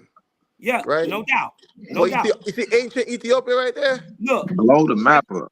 All right. That's ancient archaeological Ethiopia right there. evidence will end all this. That's what I'm saying. The archaeological evidence is balling and regional ending. That'll end it. Dang. That'll end it, already, it won't blow up no bigger. Well, look, this place right here, right? Yeah, Sudan, west, Nigeria. Is west of Africa. But I'm telling you, they have a place up here, up in Morocco. Swing your mouse around. I can't see your mouse. Where your mouse at? Let me show you this. Let me show you this place. Right? This is Morocco, right? Where Moses stood, the place where Moses stood anciently. They don't know where it got its name from, right? What's that? So that's where Moses. So that's where Moses stood. There should be some archaeological evidence there. Hold on, was where Moses stood was called the Great Mount. It was called the Great Mount. This is called the White Mount, right? The White Mountain. Or the Great White Mount right here, Casablanca, west, right? We're talking about a time from 1549 BC to 1849 AD, 3,400 years. They got a whole time. You said 1849 AD? Yes, from so they got to Casablanca in 18. Hold on, from 1549 BC, right? From 1549 BC to 1849 AD is a 3,400 year time period. That they reached that. That they reached right there. That they reached right there where you that Casablanca. Nah, you got to explain that better, Cal. 1849. You just said Moses to that Casablanca. That ain't making sense. Yeah, so 1849 is when they got to the west coast of Guatemala. America. Yeah, right. And they started this journey. Hold on, wait a minute, because people thinking I'm making this up. Let me show the screen again. Right? Moses, right here. Moses shall lead his people. So you say Moses made it to West Africa by Casablanca, what you just showed, in 4 years. Right. He made it over there in 4 years. Boy. Come on, y'all niggas want to talk about me. Yo, Cosmo, stop playing with me, man. Wait a minute. First of all, you can walk. Stop playing, bro. You can walk from New York. You can walk from New York to LA in 90 talk days. Your shit, my nigga. Talk your shit. Go ahead, King. I'm fucking with you. You can walk from New York to LA in 90 days. Walking. All right, nigga. Now show me L over there. You can listen. Show me ball, nigga. Show me some Canaanite evidence. No. Some Canaanite evidence, nigga. Nah, nigga. Past this point. Nah, nigga. I showed you mine. Hold on. We can't get this. I showed you mine. Nigga. I showed you that. Show me ball and ask the author over there in Casablanca. Remember, Creator said, regardless to what you said, Creator said, my people will name the places where they've been after themselves. Yeah. Show me ball in Casablanca. So Udan, the house of life, show me. Was named we just read it in Oahspe. Hold on. We know ball and ass off. Show me ball. If you show ball and ass off, that'll be cold blood. I'm fucking with you, my nigga. If you show ball and ass off in Casablanca, then I'm fucking with you, my nigga. That's what I'm saying. Well, hold on. They wouldn't. First of all, the god of you would have to look at Carthage. Also, the god of Carthage is Astaroth. And what time period is this? This is circa 3,400. This is the Ark of Bond, 3,400 BC. Nah, Casablanca is 1849, beloved. You said 1849, Casablanca. No. I'm saying they don't know when the name came. That's when it was documented. That name is not actually, it's French. It's not even the indigenous name, but it's still they named the land, the mountain for that history. And there's a history of Moses being in that place and why they call it Casablanca. And but anyways, let me go. But let's get back to this point, because we can't never get past this point. This is where we stuck at. Did Moses lead his people westward or no? Oahspe is saying yes. It goes on to say also later that when they get there, because you did what I'm talking about, that people be overrun and, you know, war and all type of stuff, the people will give names to the waterways, to the land, to all that stuff. And then we got Judah in the west. We got Soudan. Hold up.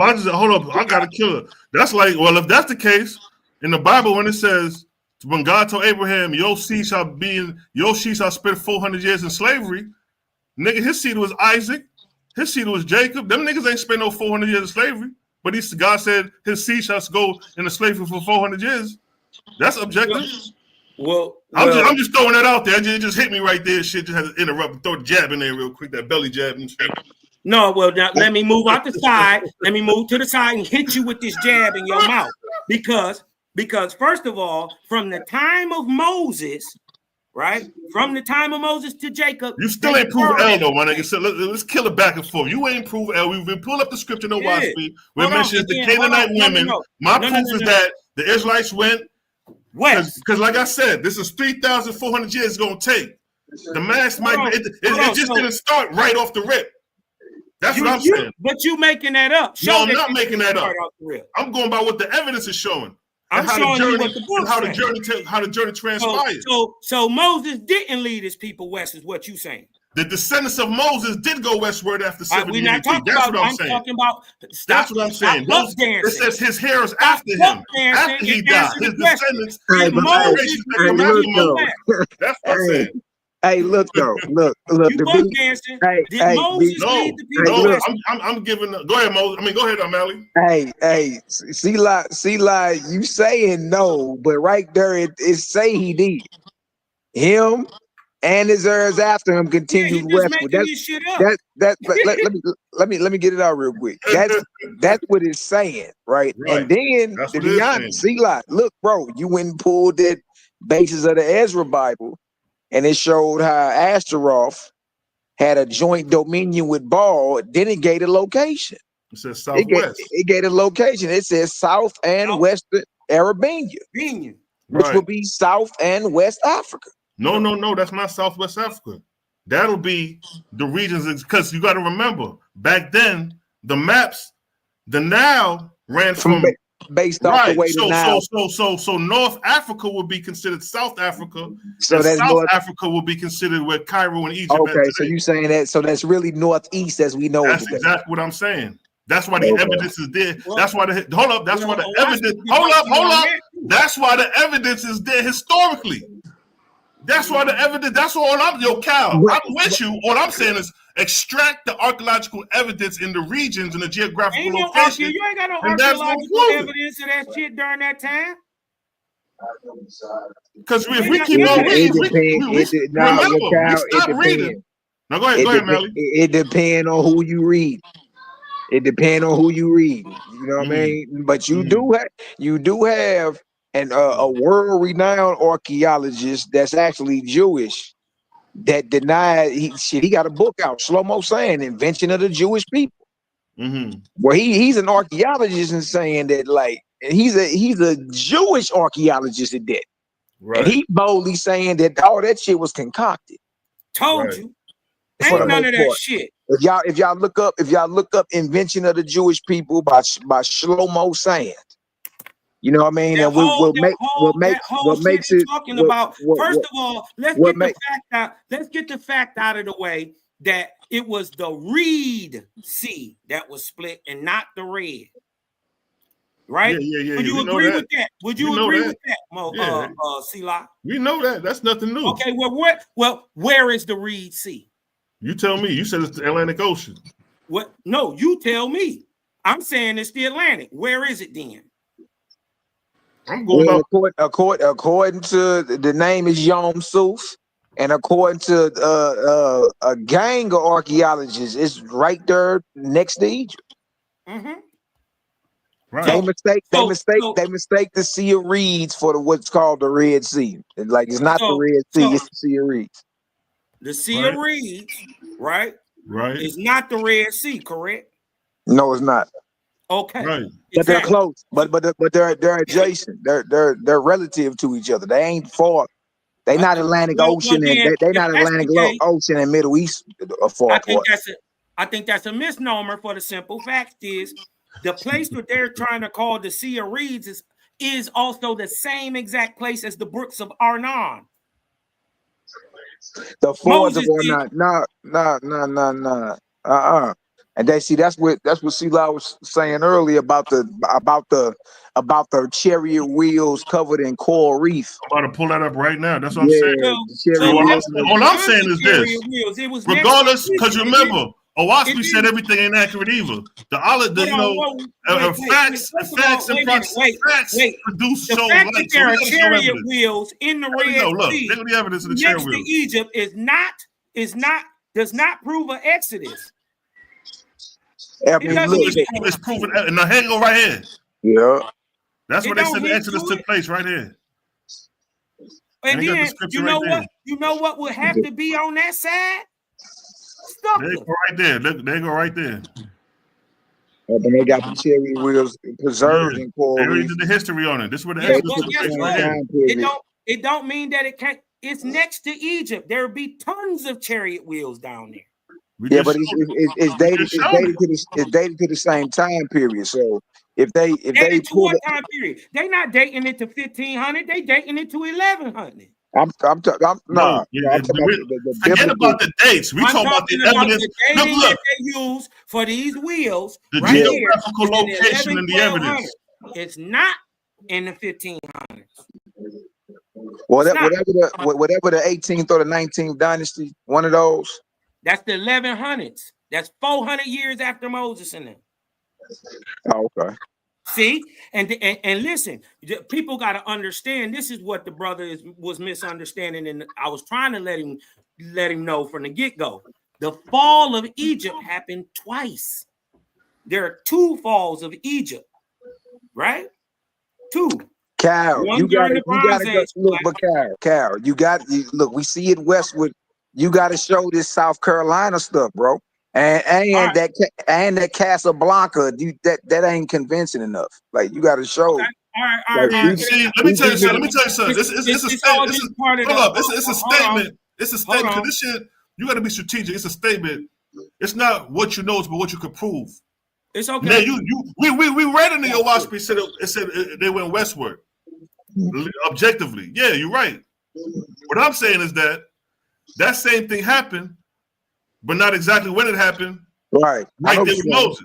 Yeah. It took place within a span of 3,400 years when that took place. Although, objectively, it do look like it said, the same way it looked like when it said, God said to Abraham, your seed shall spend 400 years in a land that is not theirs. Now, his first seed was Isaac. Objectively speaking. You know what I'm saying? So that's where we got to rationalize and not go too far off. But look, you know what I mean? But you making that shit up. I'm not making it up. I'm going to the evidence. Hey, but look, the dagger with that though is it mentioned Moses and then his heirs after him, and that both would be traveling westward. Facts. Right. That's what it mentioned in that verse 12. So for anybody that's objectively reading it, there ain't no like especially if they read it for the first time or just on the surface level. Right. Everybody gonna walk away with that thinking Moses went west. Right. Without going into the histories and going into the biblical history, because it easily could have been concocted, no doubt. What I'm saying is it reads as if Hold on. Moses went west and that his heirs after him continued that journey west. That's Right. what it sounds like. And then also, so if that's the That's case, not right? what it sounds like. That's what it says. But look, so trip off this. Going back to the Ashtaroth and Baal, South and West Arabia. If we do that, then right, and we say, well, that's really northeast. Then Moses leaving west out of Egypt is really Moses going east. So everywhere we see west in Oahspe concerning Arabia is really east. Wherever we see north is really south. Every time we dealing No, with Arabia and Oahspe, it can't. That's not you did. true. I'll say building. why. I'm just saying based off. I'll say why. I'm saying based off his based off his When, logic. Yeah, that logic ain't logic.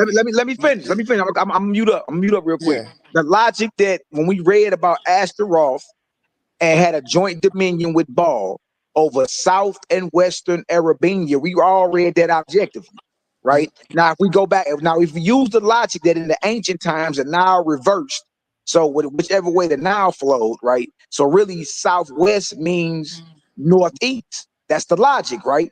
Well, if that's the case, every time we read anything about Arabia and Oahspe concerning direction, it's the opposite. No, and I'll say why. Because the Do first that make, time, I think like do that makes that's what I'm saying. Like if we use No, that yeah, logic, but let me say why. It's just making a point Let me say because why. Because I gotta clear this up for go ahead, Ken. from Go my ahead, Ken. perspective. In the when the Oahspe first mentioned Arabia South, it was talking about when that Egypt the angel was leading them into the land. He said it made it clear. He says in that day. It was called Southern Arabia. So he made sure that it's not that Oahspe was saying that Egypt, the north part of Egypt, was South Africa. It was saying in that day, people had called it South Africa. But they were talking about the whole continent. So that's a good point because if they're talking about Arabia is the whole hold continent. up. But if they're talking about he's right, because if they're talking about in that day, most commissions will agree that South Africa would be where you consider Cairo, even bordering Canaan and bordering Libya. You know what I'm saying? Because the Nile flows from South Africa. North, no, it's the North Africa would lower be Egypt. North. Lower would be where Cairo is, north, and upper would be south. Exactly. Upper would be South America. Lower would be where Cairo and Egypt. So South Arabia would be Egypt, Cairo area. Yeah, but bordering Canaan and bordering Libya.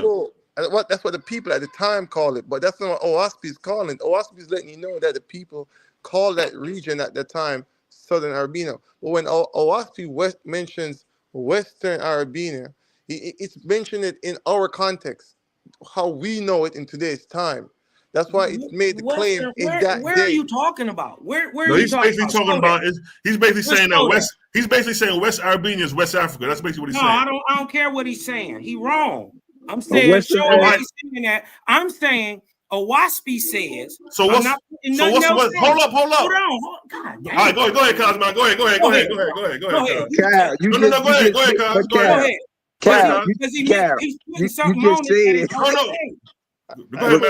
All I'm saying is the West Arabia. The brother is saying that when it says West Arabia and Oahspe written in today's time is what we know as West Africa.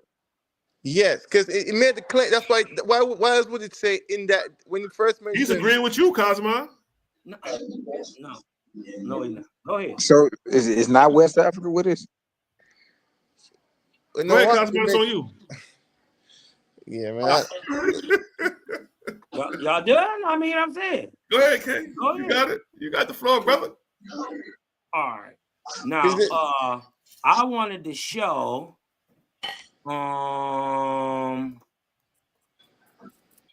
that I'm gonna pull it up because I want to show that Amos's mama chased them west into Libya, and you dig what I'm talking about when she kicked the Hyksos And at the same time, the Hebrews would have been leaving. It's the historical exodus of the Hekakasu. So that could be proven out of Avarice, which is in the north or lower Egypt, however you want to put it.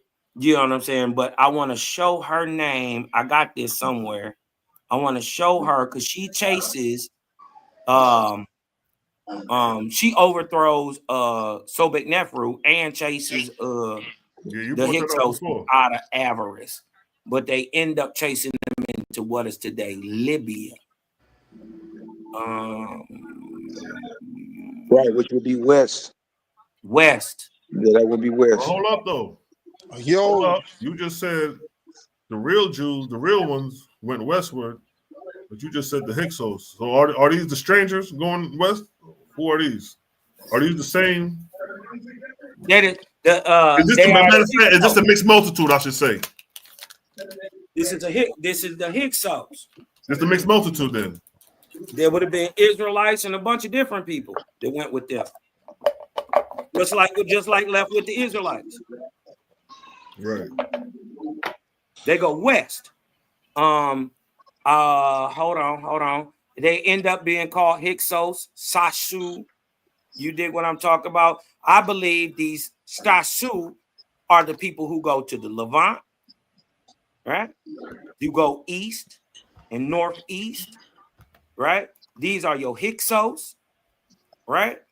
And your Shasu, because she sends another band to chase them north into the land in the land of Canaan. I think these are your Hyksos who end up becoming your Luwians. She chased them all the way out the Levant. And because most of the campaigns in the New Kingdom were in the regions of Canaan. All the Thutmoses, all their campaigns was in the land of Canaan. Hold on. We gotta get an understanding on where Canaan is. Because see, if they show the routes, they show the routes, they got the evidence to that too. Hold on, let's use some logic real quick and common sense. If just put a new kingdom evidence in Canaan. If Baal is ruling the Canaanites, right? And Baal's land Is over south and west Arabia, which is Africa, right? Right. That would mean Canaan land is mainly in continental Africa. But I believe it's all. And we got to remember the borders was much bigger. You know what I mean? So it's not like wasn't no borders. All them lines is fake. That's what I'm saying. So that's what I'm saying. That none of that's real. What I'm telling you is Babylon is real and Timbuktu is real. And that whole land, the northern part, was given to Canaan. Didn't Ham and Canaan split the land? Well, we know for a fact that Baal ruled the Canaanites, but he was over north and south Arabia. So the Canaanites had to be in north and south Arabia. So guess where Canaan is? North and south Arabia. Thank you. You dig what I'm talking about? We would have to be so guess what? So South Arabia would be South Canaan. Let me dagger it all. Let me kill the whole talking point. If Baal inspires the Canaanites, right, to go among the Israelites, and if the Israelites aren't in Western Arabia, where they said that where Jaja told them to be, they couldn't have been among the Canaanites. They couldn't have been among the Canaanites to be able to walk upon them, to walk among them. They had to be in the land where the Canaanites was. That's northern Africa. But they were sent though. Ashura sent them from the land in Canaan. They were Canaanite women. You dig what I'm talking about? They were Canaanite women. The Israelites went west. Well, if you're going to be objective, and the Oahspe's mentioning, the land of Canaan is all. Listen. And Asheroth and Baal had a joint dominion, and it mentions the areas. And they side by side. Yeah, so They side by side. And my thing is, so Israelites was in West Africa, Yeah. 1100 BCE. And they had that big mountain range that I'm separate the saying before that, Sahara. I'm saying I mean, 1500. I'm talking about It when was they talking about already the. there. No, I got you. I'm talking about when they mentioned Baal and Ashtaroth. Around what time is that? 1100 something. Yeah, that's No, that's in the 1300s. Right. Okay. Yeah. Well, it's not So the they had same. already been Yeah. they had already been west 200 years, 100 some years, 200 years before Ball and them even pulled that stunt off. They had already been there. So if they Yeah. if by the time we read about Baal and the basis of the basis of the Ezra Bible about the Israelites, and it give you the actual year too. Mm-hmm. Right. It's The like joint dominion. It gave you the like year, and then it gave you 1399 the or location on 1392. Arabania. You know what I mean? So if that's the case, then yeah, Canaan may not be that New Jersey strip of land that's northeast of Egypt today. Right. Canaan, And what's the brother who had the book from Babylon to Timbuktu? Rudolph Windsor. Rudolph Windsor. I got that book there. Notice in his doctrine, right? In his doctrine, that same doctrine stands from Babylon to Timbuktu. But see, his argument rests on my shoulders because he's the one to tell you from 70 AD is when the migration started of Israelites coming in the westward. Well, he wouldn't have known where Exodus was anyway, so he wouldn't have expounded on that no time. But you did what I'm talking about. What we don't have to guess about is that we see the practices that were very similar, let's say in the Levant, right? Or northern Canaan or Phoenicia. We see the same ones in Morocco and Carthage, all the way in even in Nigeria. Same practice. Hey, but nigga, we ain't letting you off the hook with this South Carolina Atlantic Ocean. You gotta go I'm ahead about and to show show y'all this. Listen. Yeah. Hey, hold up, man. We gotta I'm about to show y'all this. Hold on. Son of what is the sign? Hold on. What is the sign for Ethiopia? Do y'all know what the sign of Ethiopia is? Nah, nigga, we don't give a damn what the sign of Ethiopia is. We want to see Cain and balling over there in Casablanca, nigga. Yeah, that's easy. Watch this. I'll show you balling. Ain't about what you know, it's about what you can prove. Hey, can I ask y'all something? Go ahead, son of y'all. I think the brother, I don't know how to pronounce his name, Pila? Pelpa. Yeah. Okay, I think you said something that hit me about the Exodus. Like before the Exodus, it was faithers that left already. That's why I was trying to get them other brothers to mention that. Because it says in the Oahspe, I remember Eli reading it, and he said it was millions of faithers that left before they became captivity, before they had got warned from the Creator, and they left. Millions left, and okay. Yeah. a lot of them stayed. You got to understand from the time Abraham walked in to the time Moses lead them out is 2,400 years. It's several in and outs. It's several in and outs into Egypt in between that time. It was just before. It's just before they got in captivity in Egypt. They was all there. They was all there. So some was faithless enough to hear the voice of the Creator and say it's time to go, and they left just before they got enslaved in Egypt. Millions left, and they went somewhere else. What verse is that? T-Law read it out. I got the word. Yeah, go pull it up and find it. Yeah, because that sounds like Zarathustra, if I'm not mistaken. No, Zarathustra with Egypt. You remember the name? Is it? Go ahead, Ken. Go ahead. Go ahead. I watch all your shit. You read it. I listen close. I read. Well, go grab your notes, nigga. Go pull it. Notes. I got the notes. So hold up, try to describe it again, because we all kind of savvy with the Oahspe. If you could kind of detail it, we could probably kind of pull it out the air. It's the book of the wars. I know what he's talking about, but it's 1,000+ years before what he's saying. It was in Egypt, bro. It was That's the what I'm faithful. talking about, in Egypt. Okay. Well, yeah, I just remember. Hold on. Your son, was it in the story of Moses in Egypt?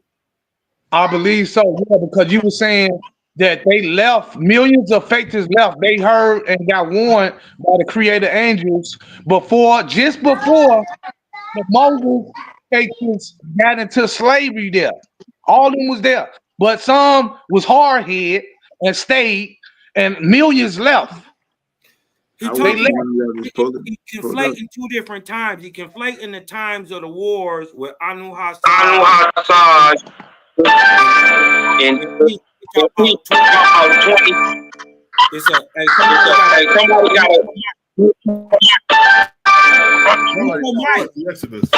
somebody got Exodus. God damn. Oh, no.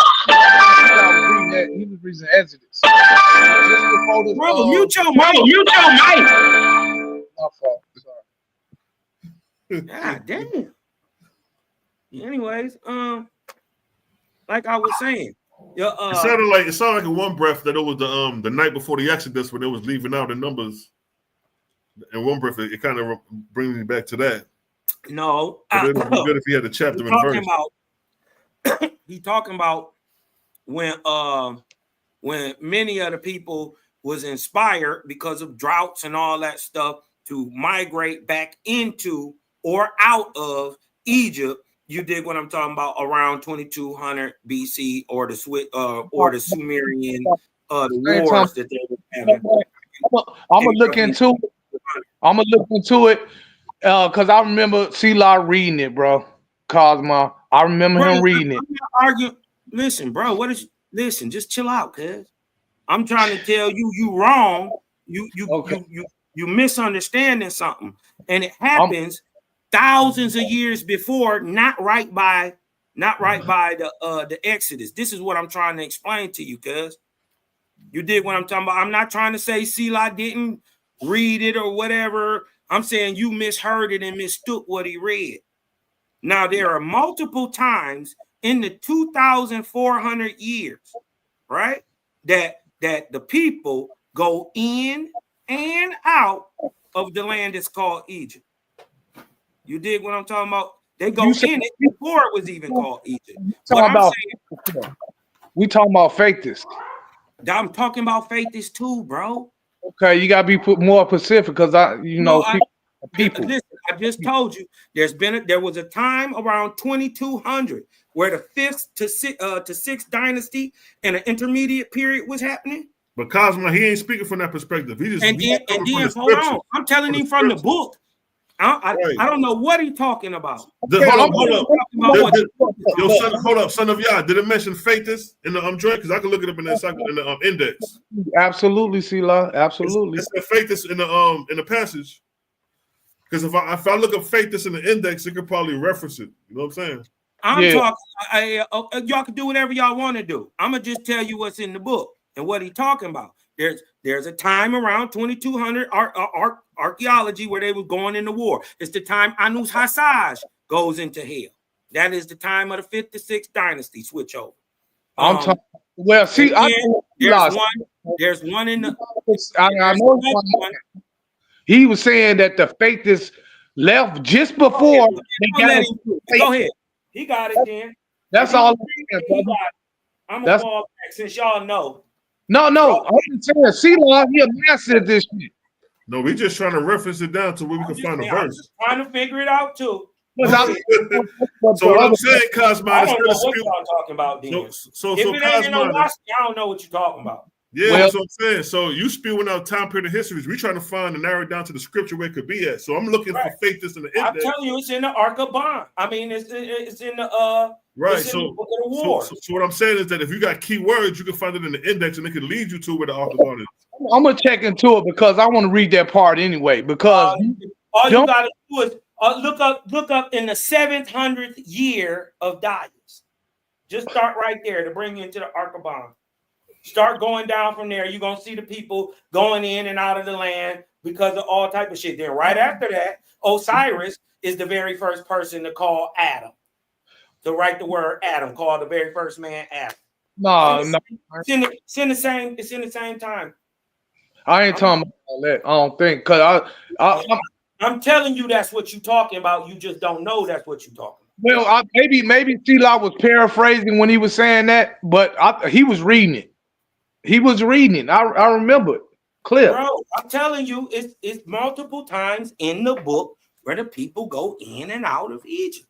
It's just not around the time of Exodus. No, T-Law said specifically. They listen to the voice. T-Law, what you talking about? Because I don't know. Or pull it up.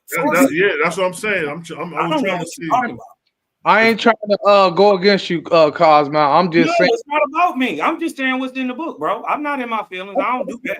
But see, I read because I ain't even had a book. I had it, but I'll be listening to C-Law reading now. I enjoy y'all reading now. What he's saying, it's like we trying to narrow it down and to read the yeah, book. I'm trying to.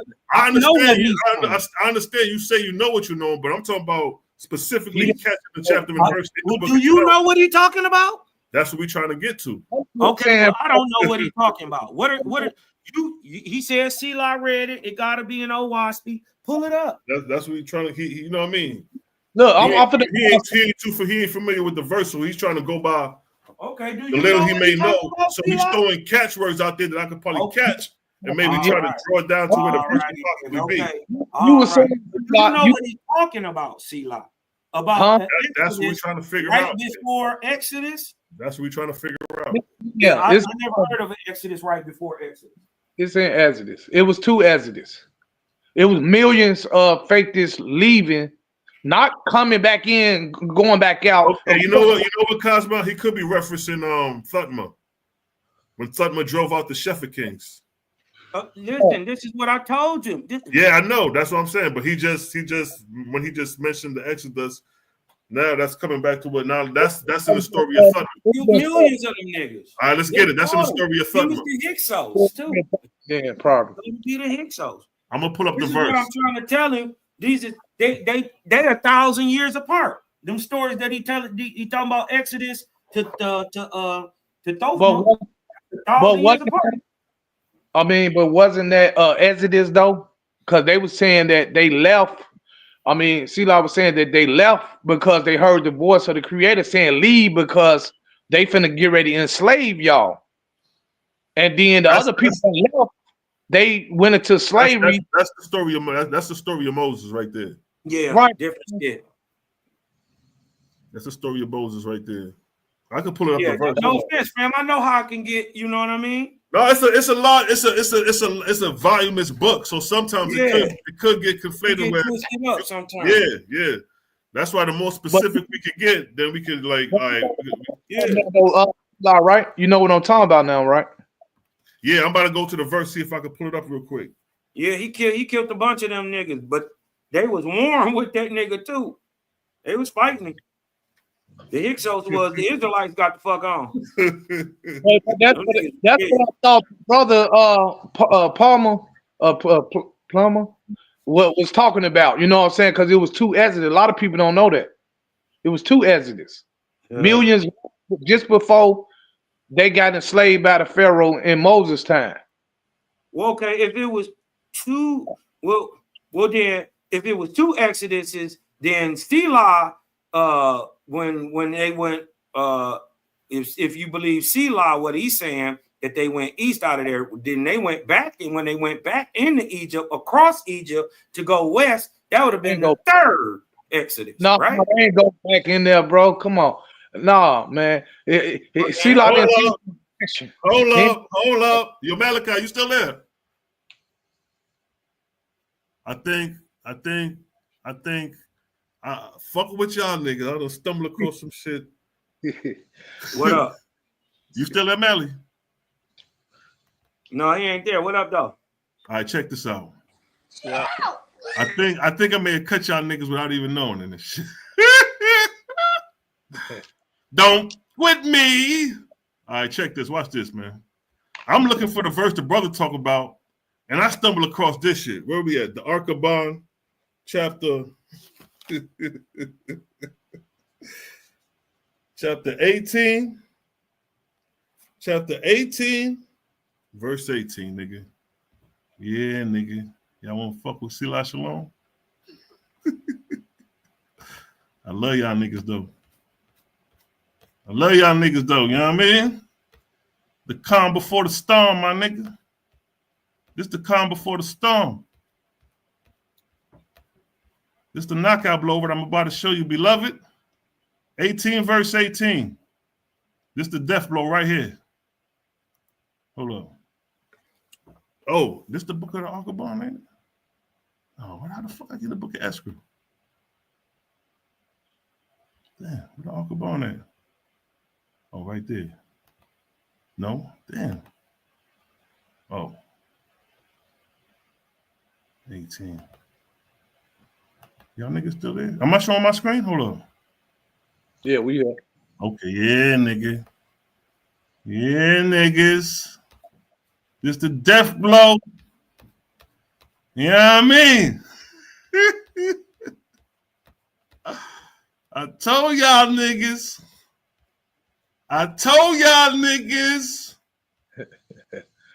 What this say? What this say right here? What this say right here? Oh, they took it out in this book. Hold up. Hold up. Where that?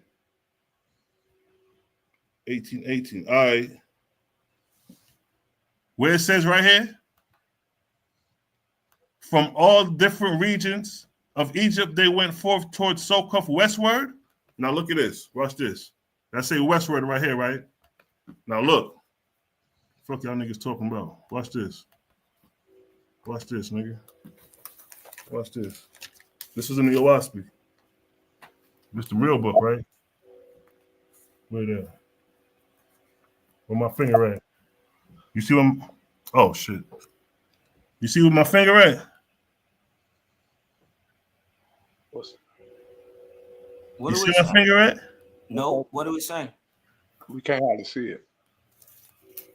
Hold up. Damn. What do it say, bro? All right. Hold up now. Oh, they didn't go westward, the sucker. I want you to see it. No. Hold up. I want you to see it, goddamn it. I'm gonna put the flash on my goddamn phone. Goddamn it. Fuck that. Watch this. It's small. We can't really see what it Can't says. see that shit. What does it say, bro? It says, just from read it. all the different regions of Egypt, they went forth towards Soketh, however, westward, in parentheses, eastward. In parentheses, eastward. Yeah. Right there. As well. Westward is eastward. Okay. So my argument holds weight because all the evidence is found is in the east, right there. Okay. Right, that's what I want to show. Yeah, wait a minute. And this that's in what?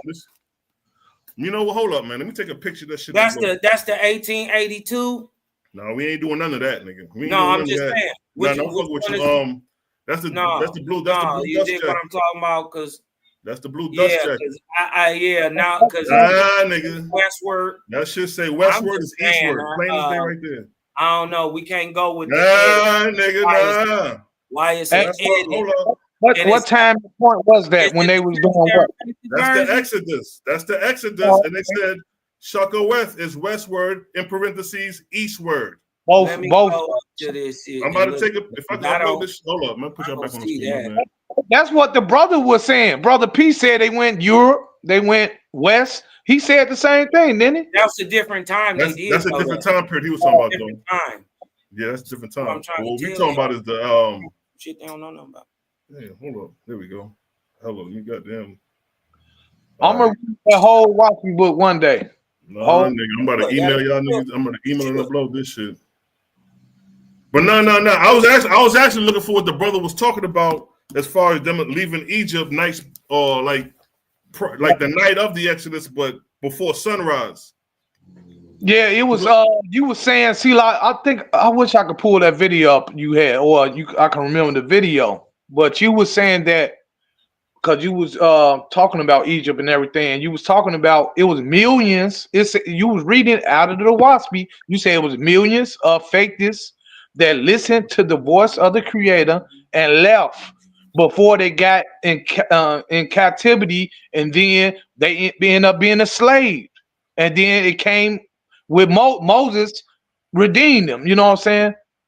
So it may be it got to be somewhere in that Exodus story. Now, because my Oahspe don't say that. Now, hold on. Now I'm gonna go get the. Hold on, I got the I got the other one.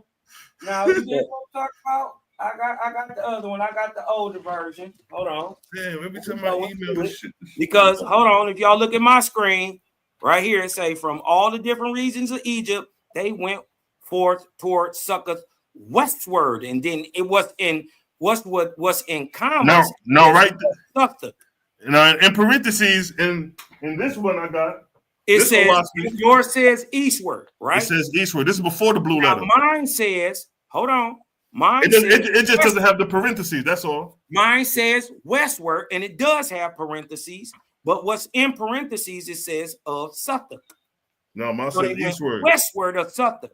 The crazy part is Succoth, right? They went westward of Succoth. Go ahead, keep talking. Succoth is already in Africa. It's in Succoth. Listen, Succoth is in Puntland. What direction? It's in southern Abyssinia. It would be like Abyssinia way. Well, you know what? Let me put it up on sacred text. See if it's on there real quick. Go ahead, keep talking, King. Yeah. So it's already in modern continental Africa. So if they gather westward of it, they're in Africa. They're not in the Middle East. Because remember, they still got to split this Red Sea that he got to uphold the Red Sea. He showed y'all that there was something in the Red Sea, these wheels next to Egypt. Somehow he thinks that's amazing. Like that proved Exodus. And then let alone the wheels date to almost 500 years after the time that the Exodus really happened. They're not even from the same time, right? So, and then let's look at the fact that Succoth is in modern day Egypt. I mean, in modern day continental Africa on the continent side. It's not in the Middle East.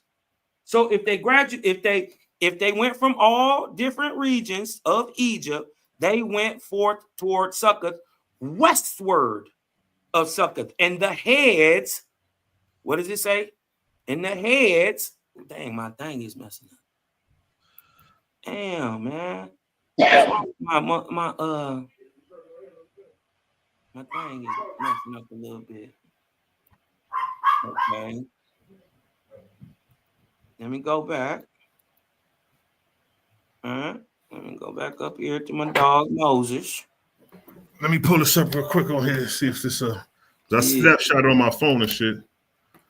Right, and the community has led the way, and every commune was led by a rabbi, and every man's family by the father of his family or by his eldest son. And at the start, they spoke they spoke through their leaders, saying, "In your name, Jehovah, we would depart out of our birth, out of the land of our birth, where we were born, and our sons and daughters were born, never to return." So no, it ain't been no exoduses, multiple exoduses, and out of it's been one great exodus, right? There's been different migration patterns of people who came in and out, but these people left and never came back.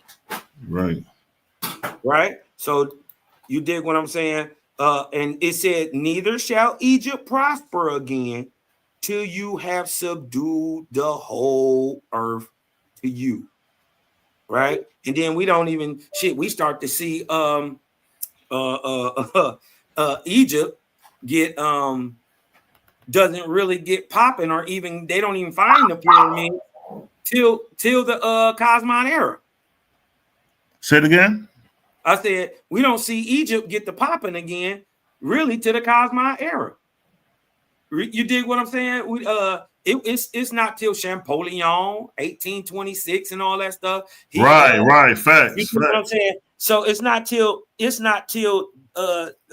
basically the Cosmine era, right? Till we see Egypt really blossom again, or even get found. Its pyramids was still under the dirt in the 1860s. Now check this. Here you go. Look, I had uploaded my There you go. All right, now check it.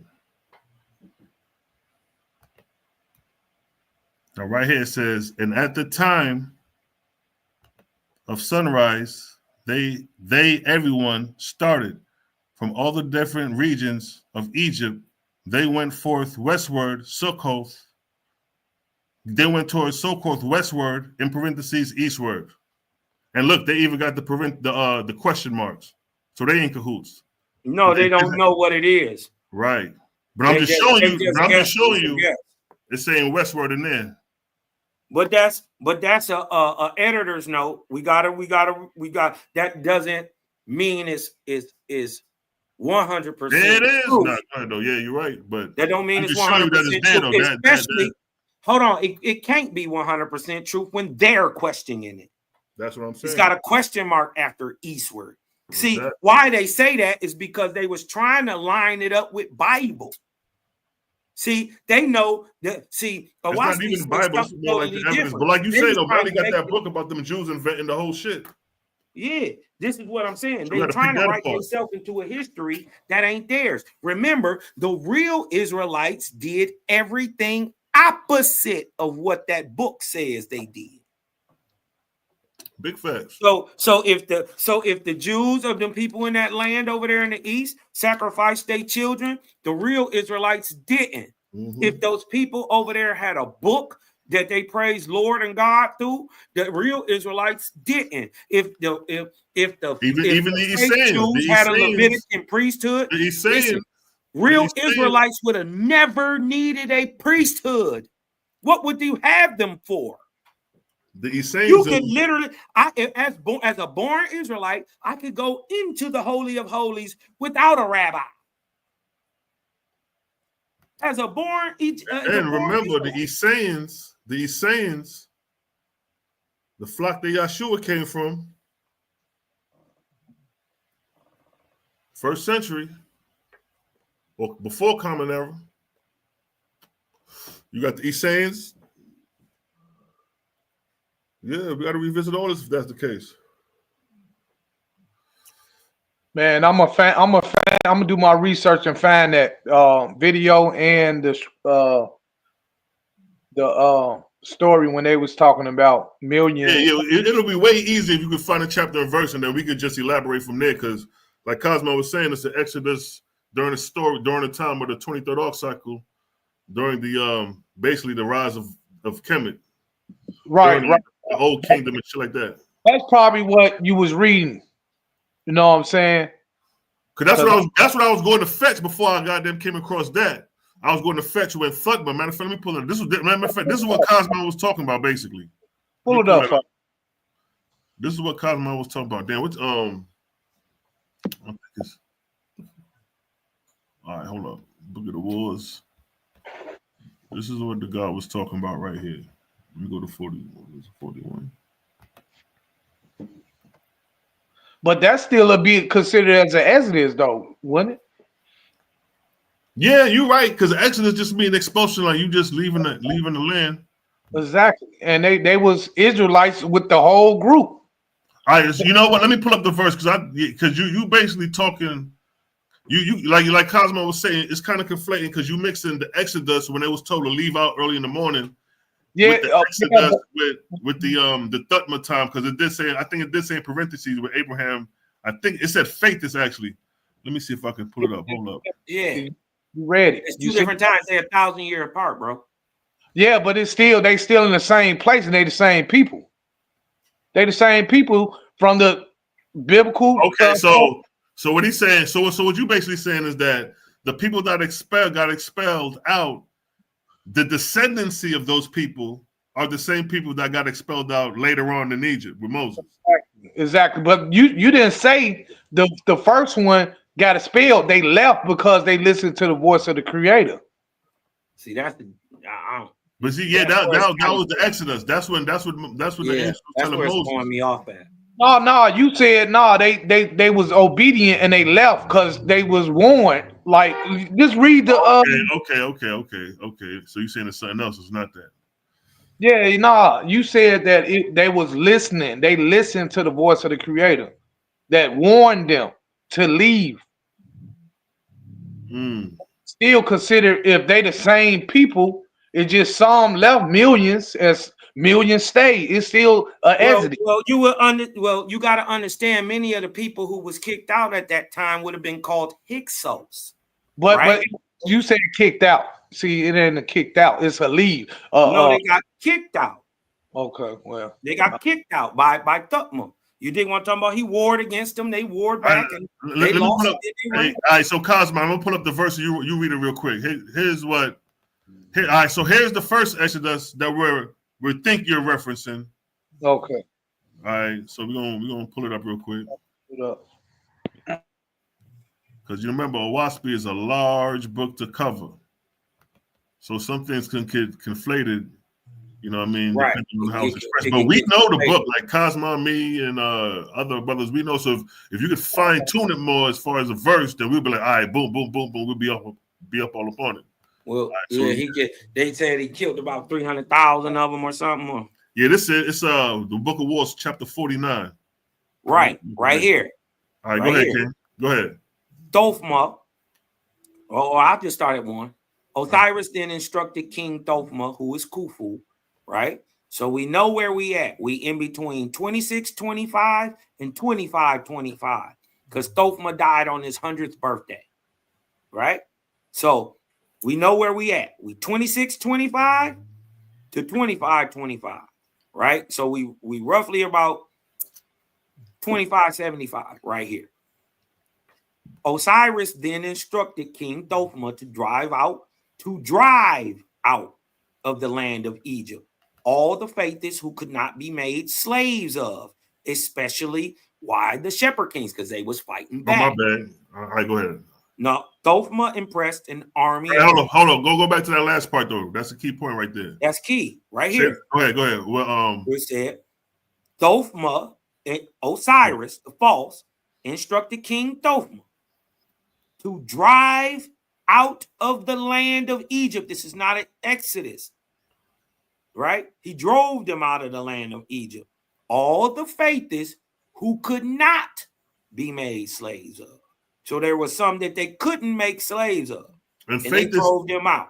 And some faithists is also referred to as Israelites, but not Israelites in the sense of descendants of Jacob, but in the sense of following the oral tradition. But in sense of genetics, like the shepherd kings. That too. The shepherd kings are the Hyksos. They are kit and kin with the faithists, the Israelites. They are blood stock. The only difference between a faithist and a shepherd king is the shepherd king lived more like the Egyptian. That's the only difference. They're the same blood stock. Right? Thophma impressed an army of 200,000 warriors and drove off the shepherd king. See, this is what I was trying to tell you. You did what I'm talking about. It wasn't an exodus per se. Because after this, there's another part in this where they get driven off again, and then they come back in mass. And this would be around the time of the end of the 5th dynasty, beginning of the 6th dynasty, where you have the first intermediate period. During that time, thousands and thousands of people come in from the Middle East into Egypt, and it's documented. This is right like 2100, 2200 BC. And they come in there, and these people and they are the same people who left out 300 years before at this time, right? They come back in. And then at this time, During the second intermediate period is where you get your very first Hyksos dynasties stepping onto the scene. The very first one. So when the kingdoms in the north in Avaris are in their first kingdom, right? The ones in Thebes are in their sixth. This is why. And so let me interject. Yeah, go ahead. Basically, Cosmo is saying too, the beginning of the Middle Kingdom is when that second fluctuation of Exodus came in.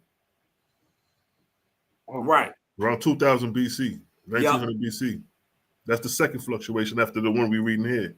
That's the first intermediate period, roughly around 2150 on down in there, going into the 2000s. You dig what I'm talking about? BC though. You dig what I'm saying? Right. That's another time that they came in. You dig what I'm talking about? After they got kicked out. At this point, see right here they get kicked out. Thothma impressed an army of 200,000 warriors and drove off the shepherd kings, putting to death more than 300,000 of them, like I was saying. And he took from the faithists all their possessions, such as houses and lands, and did not allow. So they had houses and lands and all that stuff. They wasn't enslaved at this time. Only ones that he took was the ones that he could enslave. Oh, okay. You see what I'm saying?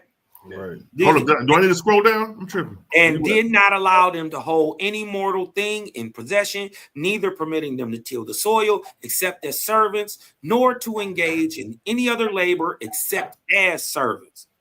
And to escape the tyranny of Thothma, there went out of the land of Egypt 3 million faithists, including the shepherd kings, the unlearned, right?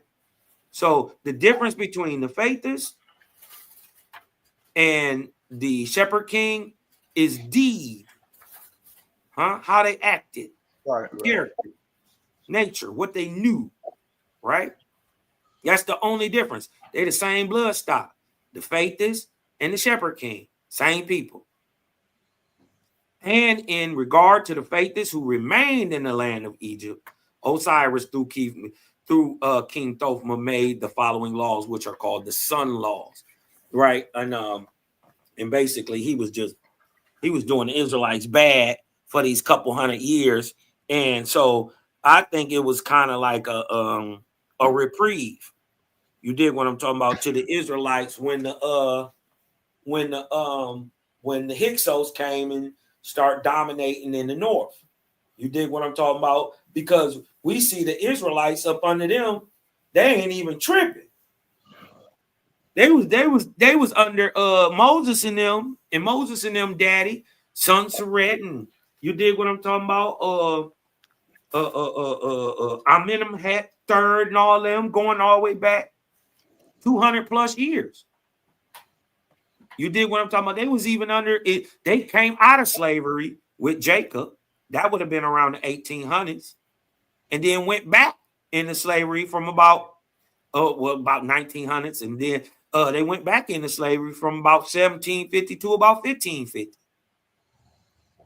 You dig what I'm saying? So we got to understand that them. I was trying to find a verse in the Exodus. We'll revert back to an angel or something. Hold on, you shall not. Okay, now the next verse is talking about what possessions they gonna own and shit like that. Maybe you was paraphrasing, Selah. Maybe you was paraphrasing. It's all good. It's all good. Shit, this is still good building anyway. You know what I'm saying? Yeah. No, you said million, so I mean maybe Cosmo Kyle is correct, you know, but it's still to me to hear about some Israelites that didn't go along with Egypt, you know. Let me go to the Exodus real quick. All right, let me go, because that verse you're talking about, if it is in the Exodus, it'll have to be anywhere from like verse 18. Because the way you was talking, it was like they left the night before, something like you were saying. I mean, it could have been during that dynastic time when y'all were just reading. I mean, it was a while ago when you had that video, when you was did years ago. years ago, probably. Right.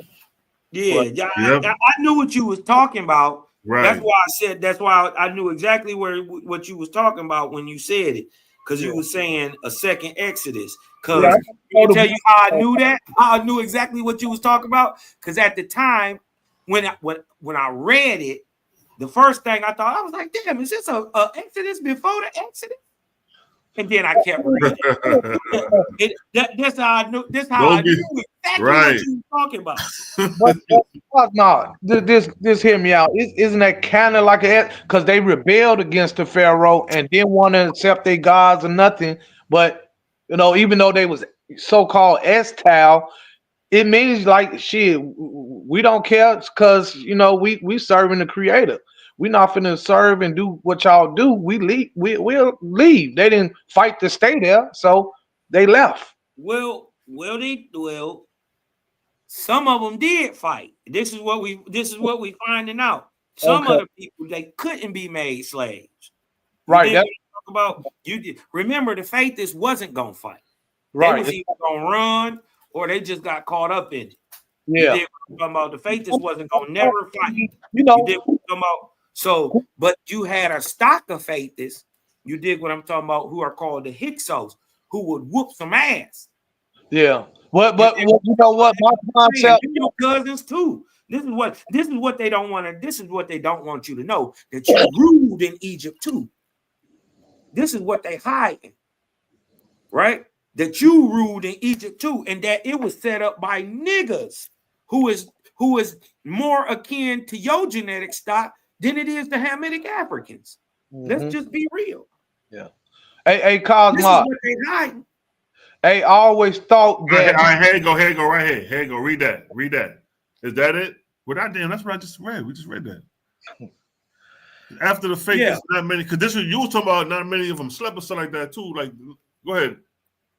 I say, as for the Faithists, not many of them had slept during the night, but were providing for the journey, so that when the morning came, every one of them. This is what we just read. Yeah, I know. That's all. Every one of them then started forth from sunrise from all of the different regions of Egypt. So they're coming from multiple different regions: north, south, east, west. Some of them would have probably been in Libya and in different lands. Yeah, you're right. They coming from all over, for real. They coming from all over. Remember, we got to remember, why are the Israelites in Africa? What? Does anybody know why they're there? Why did Abraham why did Jaja tell them to bring these certain people into Africa? Why? Because Africa wasn't able to produce its own prophet yet. They hadn't had the genetic makeup and stock to produce their own prophets. Funny, it's not till after this time that you start hearing about Orishas. That the blood had been mixed in. Remember, the Hyksos mixed in with the Egyptian. You dig what I'm talking about? The only difference between the Hyksos is what they was doing. Some of them was rocking more like an Egyptian. That's a Hyksos or shepherd king. Some of them was more rocking like an Israelite. That's the only difference with them. You wouldn't have been able to tell them the difference unless you looked at what they were doing. You did what I'm talking about. One had a more agrarian culture. You did what I'm talking about, was doing this thing that way. I think that story of the angels of the Creator protecting the Israelites so they didn't have to war when in the Exodus when the pharaohs tried to come after them and destroy them, the fire and the water killed the pharaohs. Do you think it's true? Y'all think it's true? Hold on, say it again now. I'm saying, do y'all think the story of the pharaohs getting Exodus? Yeah, wiped out from the angel with the water is real? We're talking about the 10 plagues, basically. Yeah, basically. The 10 plagues are true, and they a lot of them been proven historically. You dig what I'm talking about? But as in, you dig what I'm saying? Well, we got to understand first of all. Oahspe explains Pharaoh didn't drown. Oh, okay. Yeah, he let his Pharaoh himself didn't drown. Right. Yes. His troops. Pharaoh went on to live after that. Let me pull it up real quick. It's right here, ain't it? Where is that? Yeah, he wrote the. I think you gotta go down a little more. I was say though, fellas, because my total 19, I think. You know, based on the whole book about the creator saying non-violence. So I believe if you're non-violent, you serve the Most High like you're supposed to, the creator, and do what you're supposed to do and good works, you know, you'll be protected by his angels. And so you ain't got to fight and war and kill and none of that. No. You know what? I think, hold on.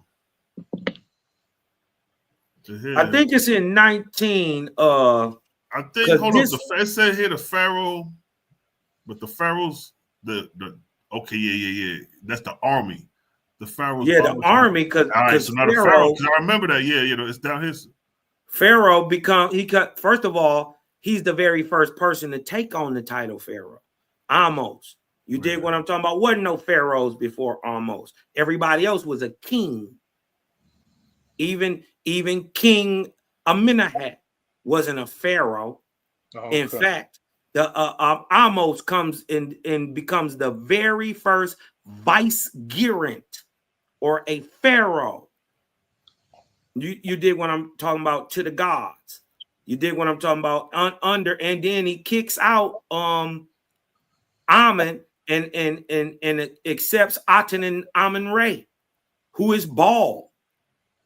He don't know that, but you dig what I'm talking about. After that, there's a great switch in how Amos runs the kingdom to how it was ran under the Hyksos, or how it was ran after that, because he becomes the first true pharaoh.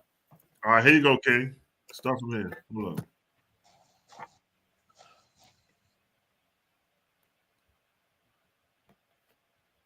It ain't showing, CeeLo.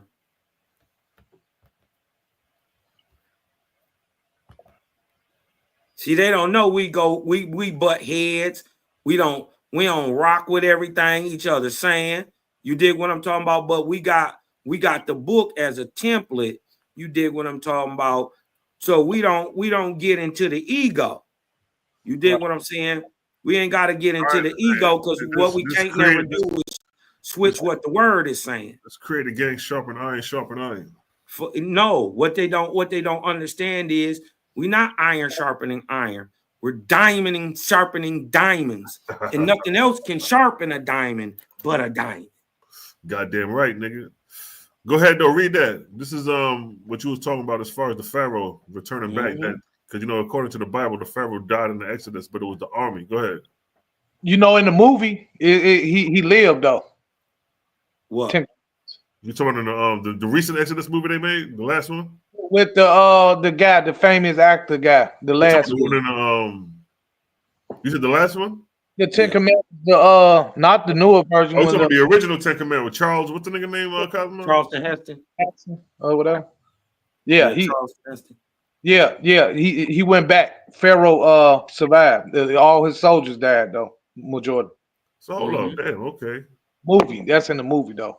At the time Moses reached Shechem Mareth, I'm gonna show y'all that this is a Muskogean word. I got that somewhere. I'm gonna do a build on that though. You pulled it up before, I think, in the past build. But go ahead and show the Pharaoh.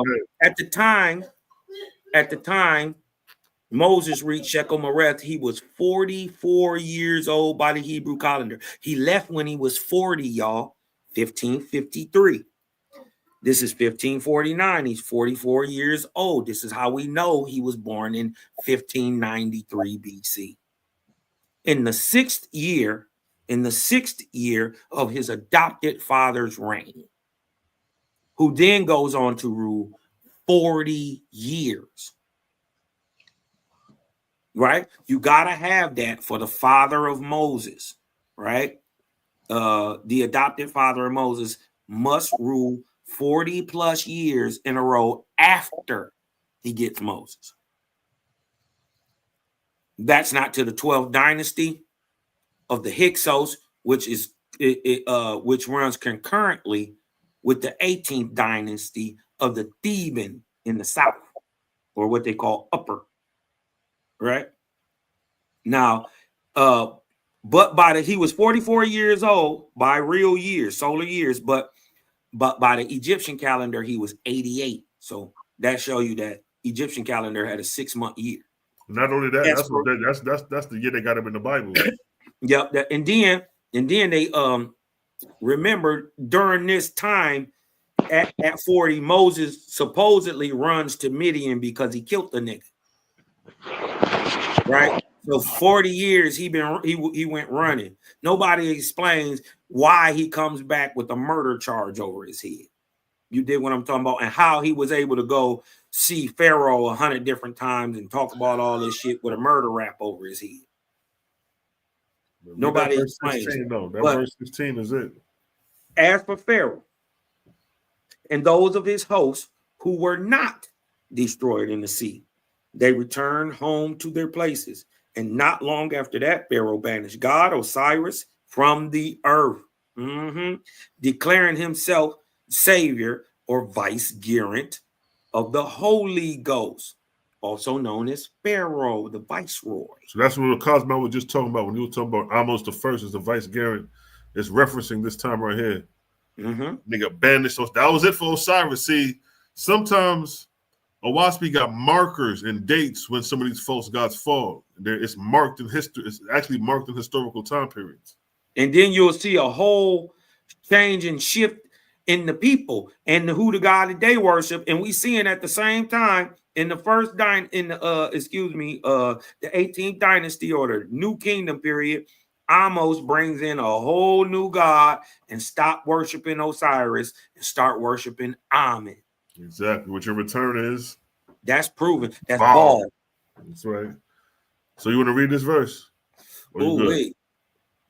Pharaoh's scribes and recorders assembled in Kaona, and they appointed Phayah, an Egyptian, to write the departure of the Israelites out of Egypt.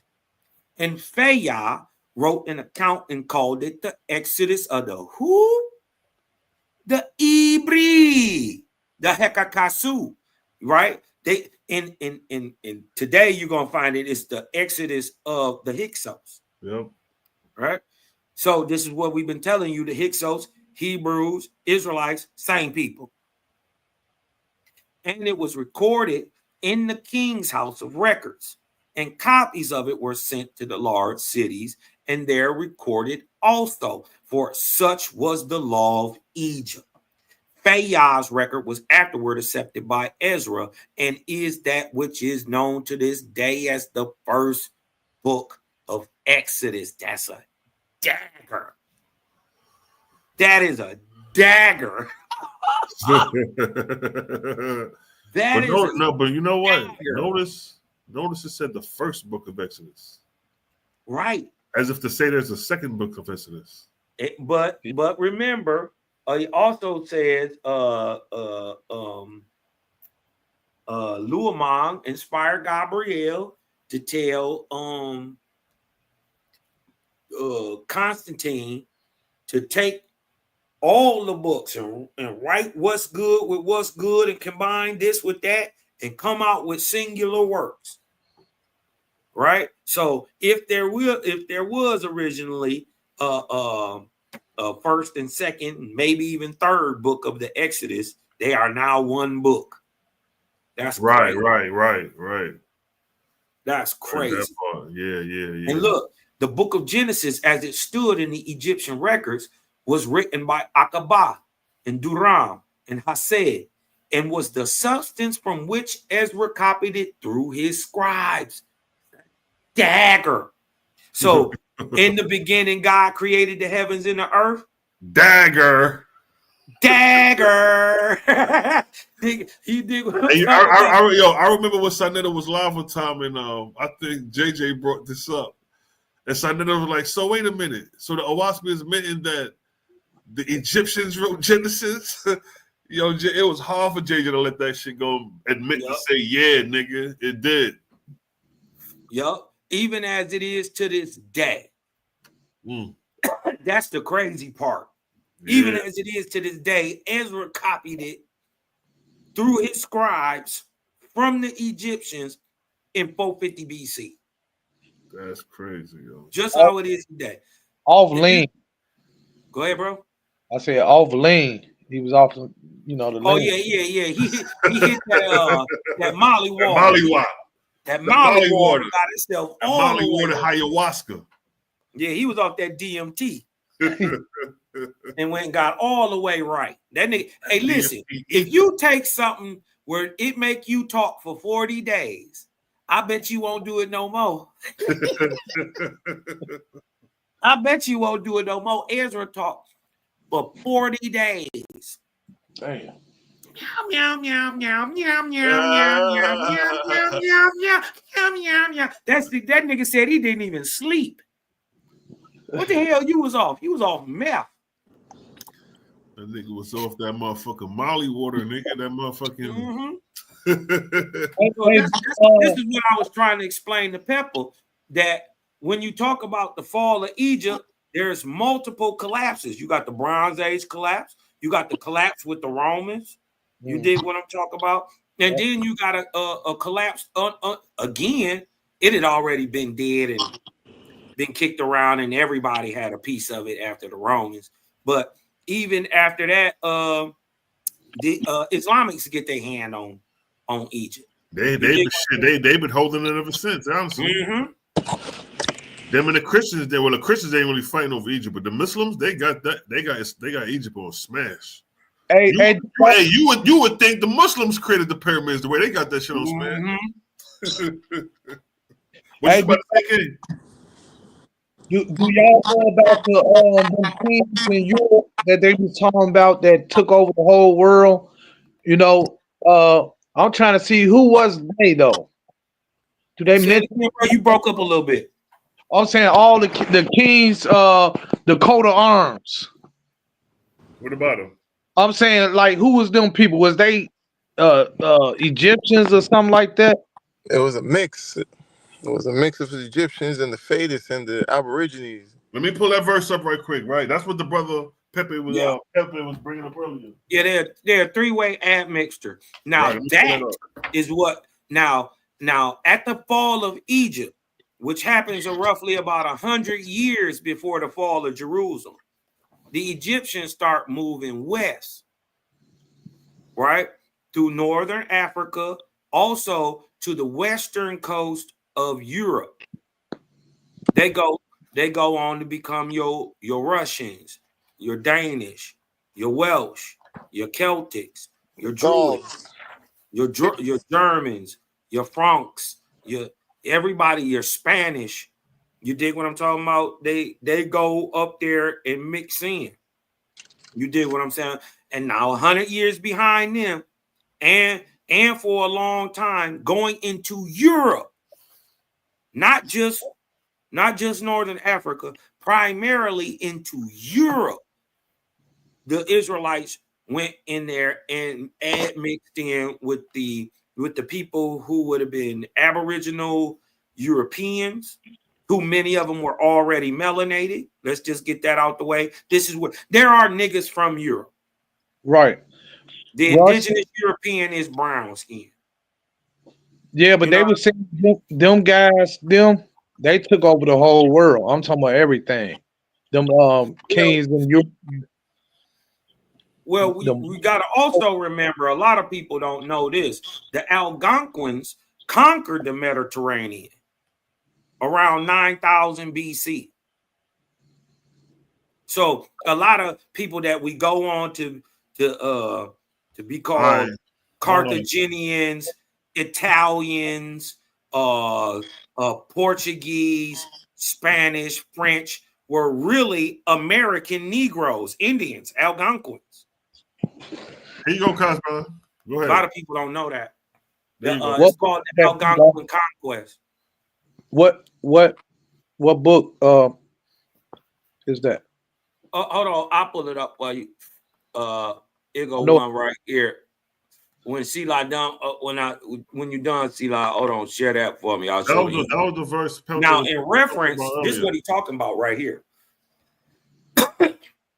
Now, in reference to the faithists in China. Oh, my bad. Hold up, my bad. All right, go ahead.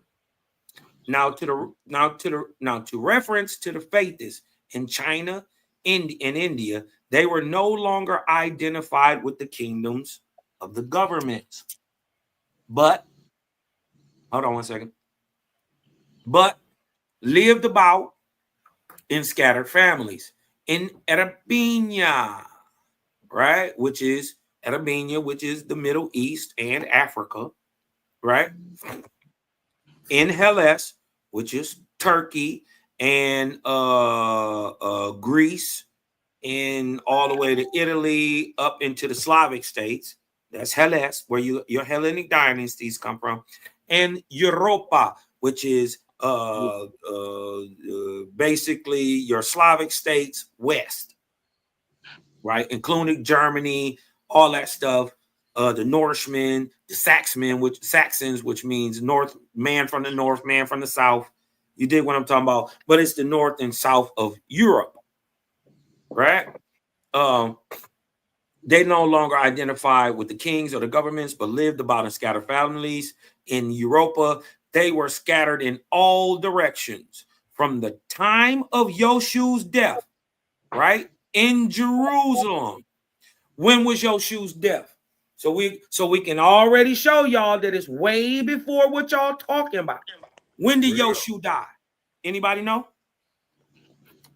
When did Yeshua die? School the people, my lord. Tell them. Yeshua was born in the year 146 BC during the Hasmonean dynasty. He died 36 years later in 110 BC. Right? So from the time of Yoshua's death in 110 BC, they began to migrate mostly towards the west. What happens during the next 40 years? Luamon cranks up his war machine. The people get kicked. We got the Judean revolts and all that stuff. We got Herod and what's his daddy name? What's Herod daddy name? Antipater. We got all these niggas coming in that next 40 years. At the end of that 40 years, we got the Judean revolts with Hyrcanus and all that. Right. In 70. Exactly 40 years. You can't even make this shit up. So from 110 BC, the Israelites starts moving themselves, and they called themselves Israelites and Jews. Nevertheless, many of these. Let me highlight it. I'm tripping. So from 110, we got to get this understanding. From 110 BC, this ain't got nothing to do with the Exodus. From 110 BC, right? In the death of Joshua, these people start migrating mostly towards the west, and they call themselves Israelites and Jews. But nevertheless, many of these Israelites and Jews, they were so-called Jews and Israelites, were apostates, in fact, eating flesh, and they married amongst the other people over there. Where do you think you get your dukes, your duchess, your earls, your kingship, and all that from? It come from the Egyptians and the Israelites. Right there. This is what the brother was talking about, I think, in this next verse right here. Pelton. Yep, this is exactly what he's talking about. Now, after the fall of the great empire, Egypt. When was the fall of the great empire of Egypt? 32 BC. The last nigga was Caesarion. Caesarian's out of there. Yep, that's 32 BC. Octavian, Augustus. That's when Rome and them niggas take over. That's right. That's when the Roman Empire take over. That's the fall of Egypt, 32 BC. That's it. Right? So 80 hey, something. Hey, hold up. From 3100 BC to 32 Common Era. Right. That's when they formed the Council of Nicaea and all that, right? But the Council of Nicaea took place in the third century Common Era, like 320. Yeah. What was it, like 325? What was it, 325? Yeah, it'll be about 350 years after this. Yeah. Right. But we basically talking about this is like the borderline of the Common Era, like the first coming to the first century. What people misunderstanding is though, the people that we know today as white people, we're watching the birth of them right here. And what they don't understand is it's a three-way mix of people that go on to produce the albine type, what we call white, right? That because we know there was niggas with white skin, but they still wasn't white people. If you did what I'm talking about, there was niggas from Europe, still don't make them white folks. But so where did the white folks come from? So hold on. Read that verse 30 one more time. I'm about to read it again. Now, after the fall of the great empire Egypt with Caesarion, 32 BC, her people, Egypt, started migrating westward. This is where you get your gypsies from, right? Her people, this is where you get your druids from. Her people started migrating westward, hundreds of thousands of them, and they settled in Western Europe, right? So that's Spain, that's Portugal, that's France, that's Denmark, that's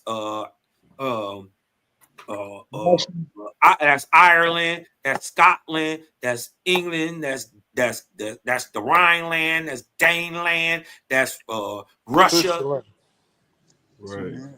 All that. Hold on. Let me pull up a map, Sheila. Then it says, yeah, go ahead, King. This is all of which are Egyptian names reserved to the day. So this is what the brother was talking about earlier about the split between the migrations of the Egyptians going westward and earlier period of migration of the Jews and Israelites going westward, which would be into Africa.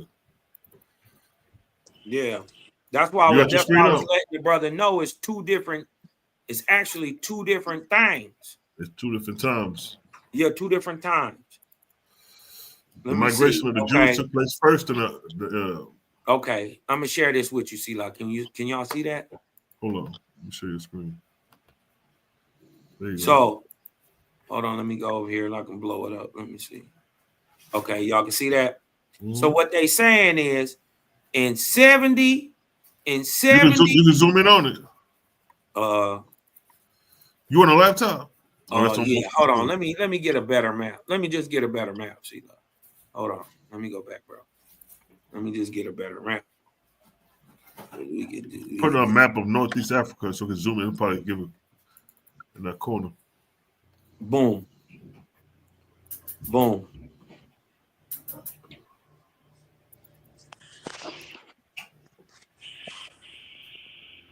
Okay. All right. Now, what they saying is from the fall of Yeshua, people who had already been all the way over here, right? In 110, they was all the way in Mali and Morocco, right? We're going to show, I'm going to pull up a Israelite presence in this area, been around there a long time. Mauritania, all that area, Morocco, Mali, all this area, they've been out here. And then let's not forget Chad, Nigeria, all this Mali, Mauritania is the house of the Jews, right? The Soudan, right? But they saying people from this region, right? And people who, when your boy died over here in Jerusalem, right? He went over here and died. He said people have been moving into Europe, right? Into Europe. Hold on, that's France. Hold on, we're going to go back. Let's go back. Into Europe, right? I believe they went two ways. I can't prove this yet, but I want to, because we know the copper, you know, the copper people went a couple thousand years before this, through Turkey, through the Greek Isles, and this way into Europe. But I also believe people would have not only came from this region running north, they would also went south and went into Europe. Yeah. They would have went south and went into Europe. Why? Because these people would have already been here in Tunisia, in Morocco, in Mali, in Mauritania. They would have already been here since the Exodus. It took them 4.5 years to walk from Israel to Morocco and Mali over here. 4.5 years. This is what Oahspe explained. Now, mind you, it takes 90 days to walk from LA to New York. Right? Now, if you lay the map out, you did what I'm talking about. LA to New York, you end up here in Tunisia. It's 2,500 some miles. Right? Almost 3,000 miles for the full breadth of the United States. Right? This fits comfortably right in North Africa. Right? And stops like right here, like right on the border of Morocco and Tunisia. So moving with roughly 3.54 million people, you did what I'm talking about. Given the average days, it took you about 3 + 4 years to get there. All right. I'm saying this ain't no miracle. To split this shit up here in the, let me blow it up. To split this shit up here, this ain't no miracle. Nigga splitting creek water. Splitting this shit up here. And then remember, the Brooks of Arnon is up here. Oh, shit. It's up here. The Brooks of Arnon is up here. Whatever Moses did up here, he did some shit up here in the Brooks of Arnon.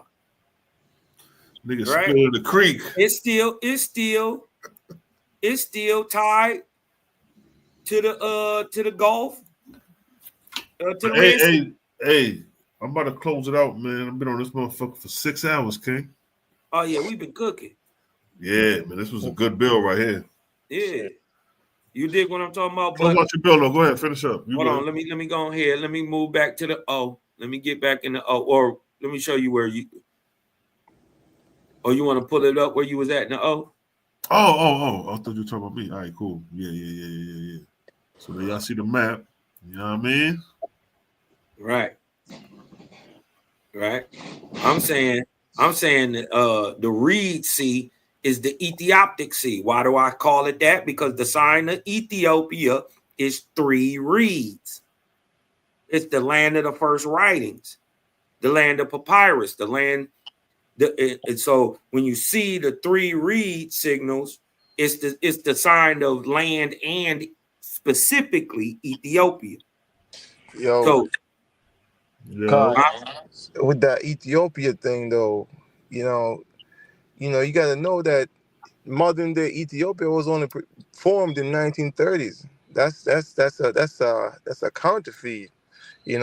All the ancient maps show Lower and Upper Ethiopia being in Central and West Africa. But we're not talking about that. We already know that. We're talking about where is the Ethiopic Sea. Yeah, you're going towards the Atlantic. Thank you. So hey, read this verse right here, Cosmo 31. This is interesting too. Shit. Well, let me go back up to 30. Let me clip it real quick. Yeah, that 31 drop. We'll go back up to 30. Now, after the fall of the great empire of Egypt, her people migrated westward, hundreds of thousands of them, and they settled in Western Europe, where these people married with the Aborigines. So there you go. The Egyptian is marrying with the Aborigine, right? Who already there? Right. The Aborigine is already there, and the Jews, the Israelites, already there. When the people get there, when these people get there. their offspring, right, when they mix in with this mixed in stock of Jews and Aboriginal Europeans, they mix in with these Egyptians, and their offsprings are called Druids, the Picts, the Gaels, the Gaelic, the Celtic, the Welsh, the Gauls, the Johans or the Johns, or also called Norsemen and Saxons, and all of which are Egyptian names preserved to this day. Blew my mind. It's crazy, right? Because it put us in the realm of a three-way admixture. We was always thinking two-way admixture. Yo, that tripped me out because my last name was Gail. When I read that, I was like, what the hell? Say a word? Yeah. Okay. Yeah. You say your last name what? It's Gail. You know, right there it says the Gauls. Hold up. Well, you talking about this right here? Yeah, it's a Gael and Gaul. Yes, it's the same. Rasclad, man, descend from the Egyptian and them there, boy. My boy. You done reveal the man genealogy in the rats and They don't even know that that's an Egyptian name to this day. That's crazy. But read that 31 though. That 31 go crazy too. Mm-hmm. Now, when the Faithists were moved by inspiration to have no more kings and to flee away from the Christian warriors, they came above the above mentioned, the people above mentioned. The apostate Faithists married with them. Pause right there. The apostate Faithists, those are Jews you were just talking about earlier. You just said it. You just said the Jews and the Egyptians mixed with the Aborigines. That's what you just said. Yeah. Here's it back in it right here. The apostate Faithists are talking about those Jews married with them. Who is them? Not just the goddamn Egyptian, but the Aboriginal European. The Aboriginal, exactly. So you get an amalgamation of three races right here. Yeah. And this is where you get your OCA2 receptor gene turned on, and the light skin it starts to propagate. No, Cosmo, I would just kind of disagree with that just a tad bit, because I think the Aborigines were a lot paler than modern day Europeans. I mean, you have a lot of paintings from back then that show the black, but it made to be the Egyptian. No, hold on. Let me just body bag that real quick, because let me show you. Let's wipe that out your mind. I'm gonna show you that the Aboriginals of Europe were niggas. Yeah, all the coat of arms was black, dark skinned. Yeah, hold on. Hold on. Let the brother hold on. Let the brother get it out. Let the brother get it out. I'm gonna share your screen, Cosmo. While I'm sharing your screen, let him get it out. Go ahead, Pelton. Yeah. What I'm saying is they do have these paintings that show in the castles they have the dark skin. The Moors like to the Moors like to show these images too, because they like using that Moorish history. But you show these black kings and these black royal families in these castles, and then outside in the woods, they have these paintings or these pictures of naked white people, Aboriginal looking white people. They're not original though. Well, look, let me show you what an Aboriginal European. You talk about the time of the Moors in Spain, the 14 like. 13, nah, 14. Before that, it's just pictures that showing ancient Europe, and he's showing. Pull it up. He's talking about the wild man. He talking about the wild man. Hold on. Let's go back to the time we talking about. Let's go back to then. This would have been before them people like that existed as we know them today. We talking about a time. We talking about the people who go to produce these people. I want to show you that they already had the light eye, but they had the melanated skin. They had the OCA2 receptor. You need it to produce a lighter skin and a lighter eye color, also called the SLC42A5 gene. You dig what I'm talking about, which produce light skin and light eyes, right? Yeah. But look, this is Cheddar Man. This is a Aboriginal European. I want you to see what he looked like. Yeah, what's that though? That's somebody trying to recreate it, right? No.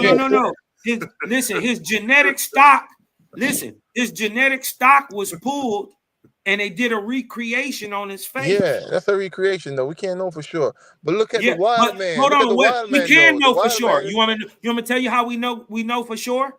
Because his genetic markers Let me do this. prove that what the skin produces. So Yeah. regardless to whatever, you can't deny that he had the active melanated gene. This is why they wrote him this way. Because see, when they had him at first, they wrote him as some white guy. He looked like a caveman, right? But once the human genome project was done, they had to redo what they were saying because they found out he looked like this. Not like he looked like a white caveman. That's not what he looked like. This is an Aboriginal European. So if And you Oahspe go on to say that they Ahuans and Ahuan mixes. You yeah, did what I'm talking about I hear you, already. Cosmo. We got lots of light skinned dudes though. So if them light skinned dudes, what the genetics gonna show activated? Like if a light skinned dude is gonna show like the gene results gonna show the thing is activated, but he can't really tell you the degree of the complexion. You know what I'm saying? But if you look Listen, at the you looking at complexion, and that's where you all throw it off. You practicing colorism because you think color can prove what you are, and it doesn't. yeah, I'm not saying the gene could be there. There could be black, but what I'm saying is, look at the No, wild they man though. are. You got to deal with this fact. See this man on the screen? That's an Aboriginal European. Deal with it. Hey, Cosmo, I think so. I, Hey, two brother. things too.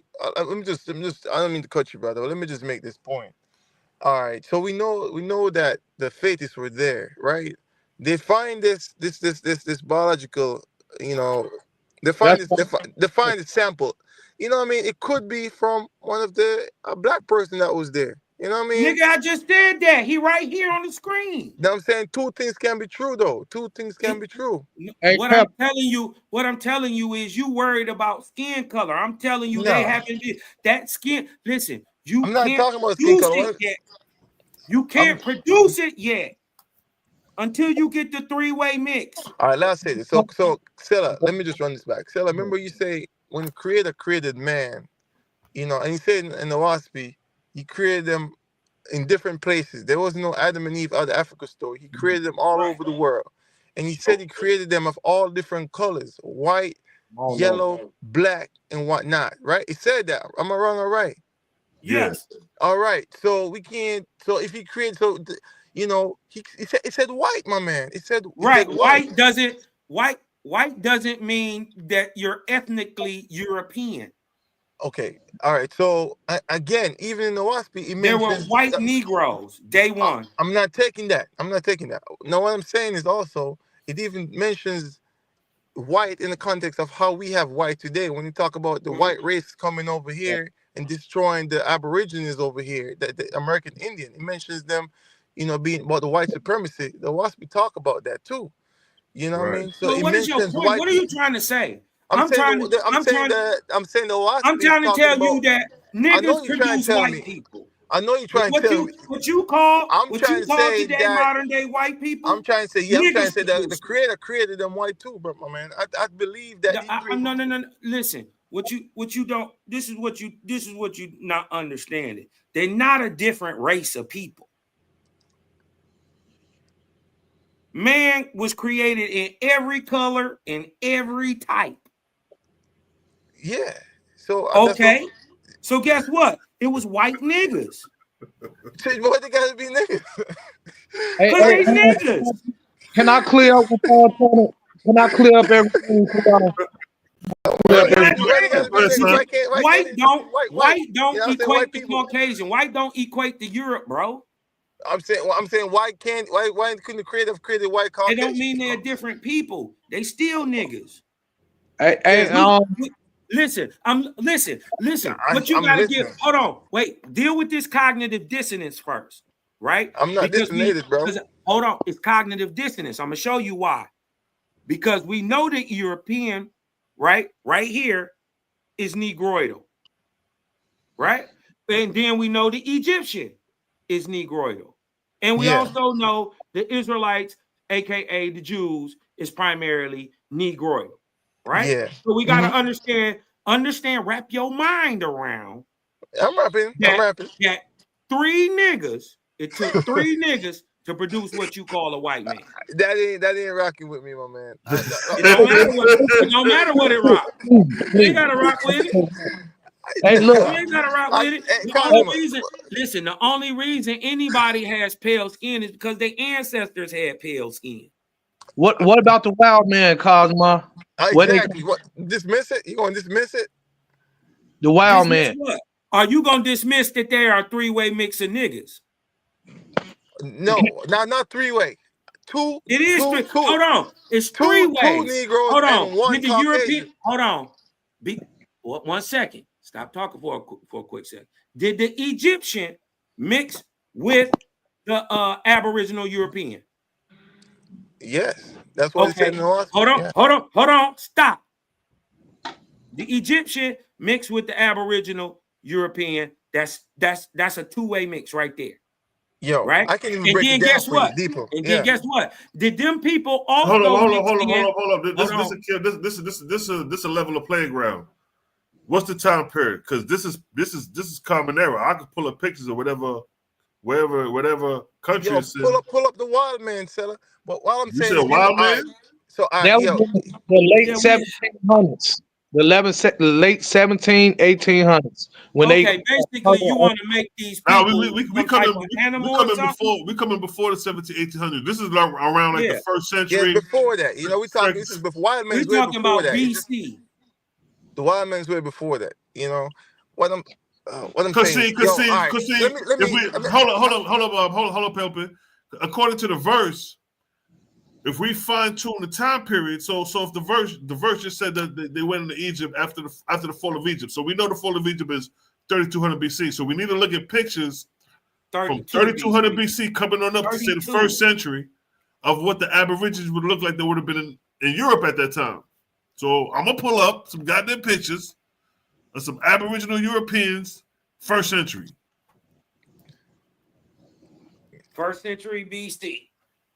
I was just trying to tell y'all, it was a guy named Metamaterial on Sister Bethany channel, and he said that them wild men came from a laboratory. Can I just say something, man? Yeah, I heard, bro. Pseudo as fuck though. Yeah, Metamaterial. He mixed. Yo, shut up. He's pseudo as fuck. Let me make this point. Shout out Sister Bethy, but Metamaterial is pseudo as fuck. And he the same nigga that said the Borg, you know, the Borg from Star Trek. Shit, you know, the nigga said the Borg from Star Trek came down here and fought a war in America. And he basically he talking about angels. He just don't want to see it. He talking about angels, basically.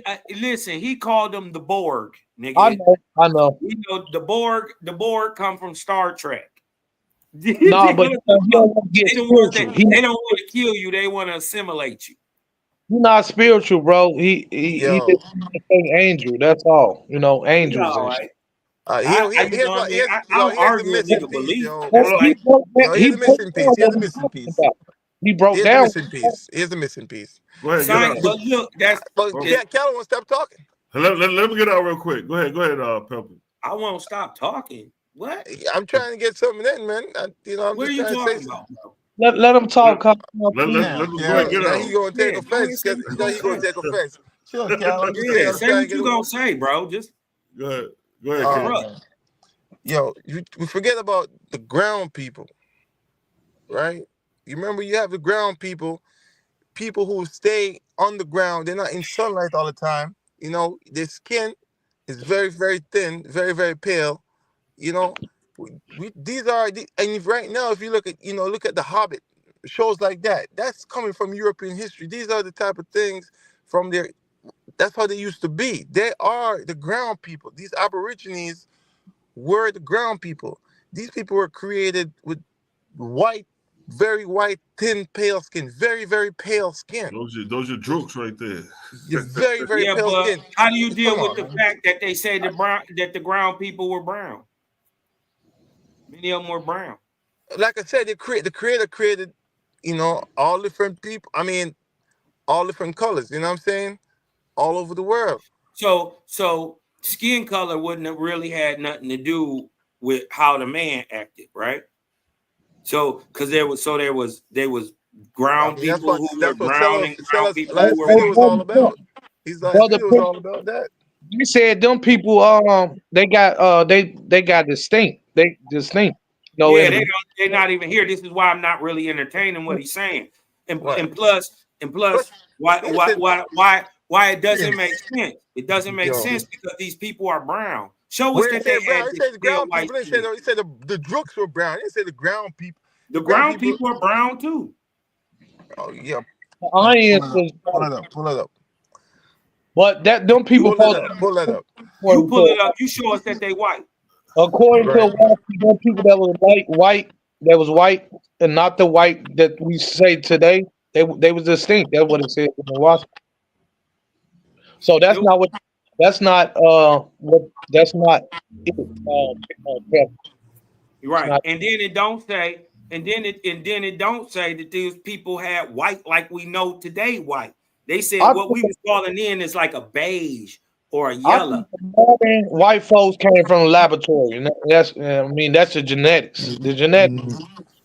Yeah, nah, bro, that was just pale, bro. Boy, Because you know, You know obviously, what? You know I what? look at Italy. Italy has darker color people, right? You And know then what? You know England used what? to be called Albania because they had lighter skinned people.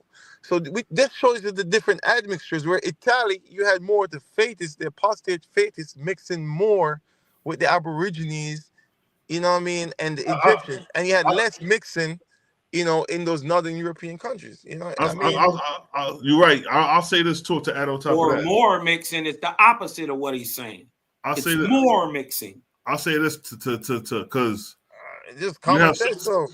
you have genetic. some scholars. You have some scholars that'll say genetically that the Europeans came on the scene about 10 to 15,000 years ago. That's when the Europeans came on the scene, as far as how we see them today. Now, that kind of makes sense because that, Cosmo, you could probably rock with this.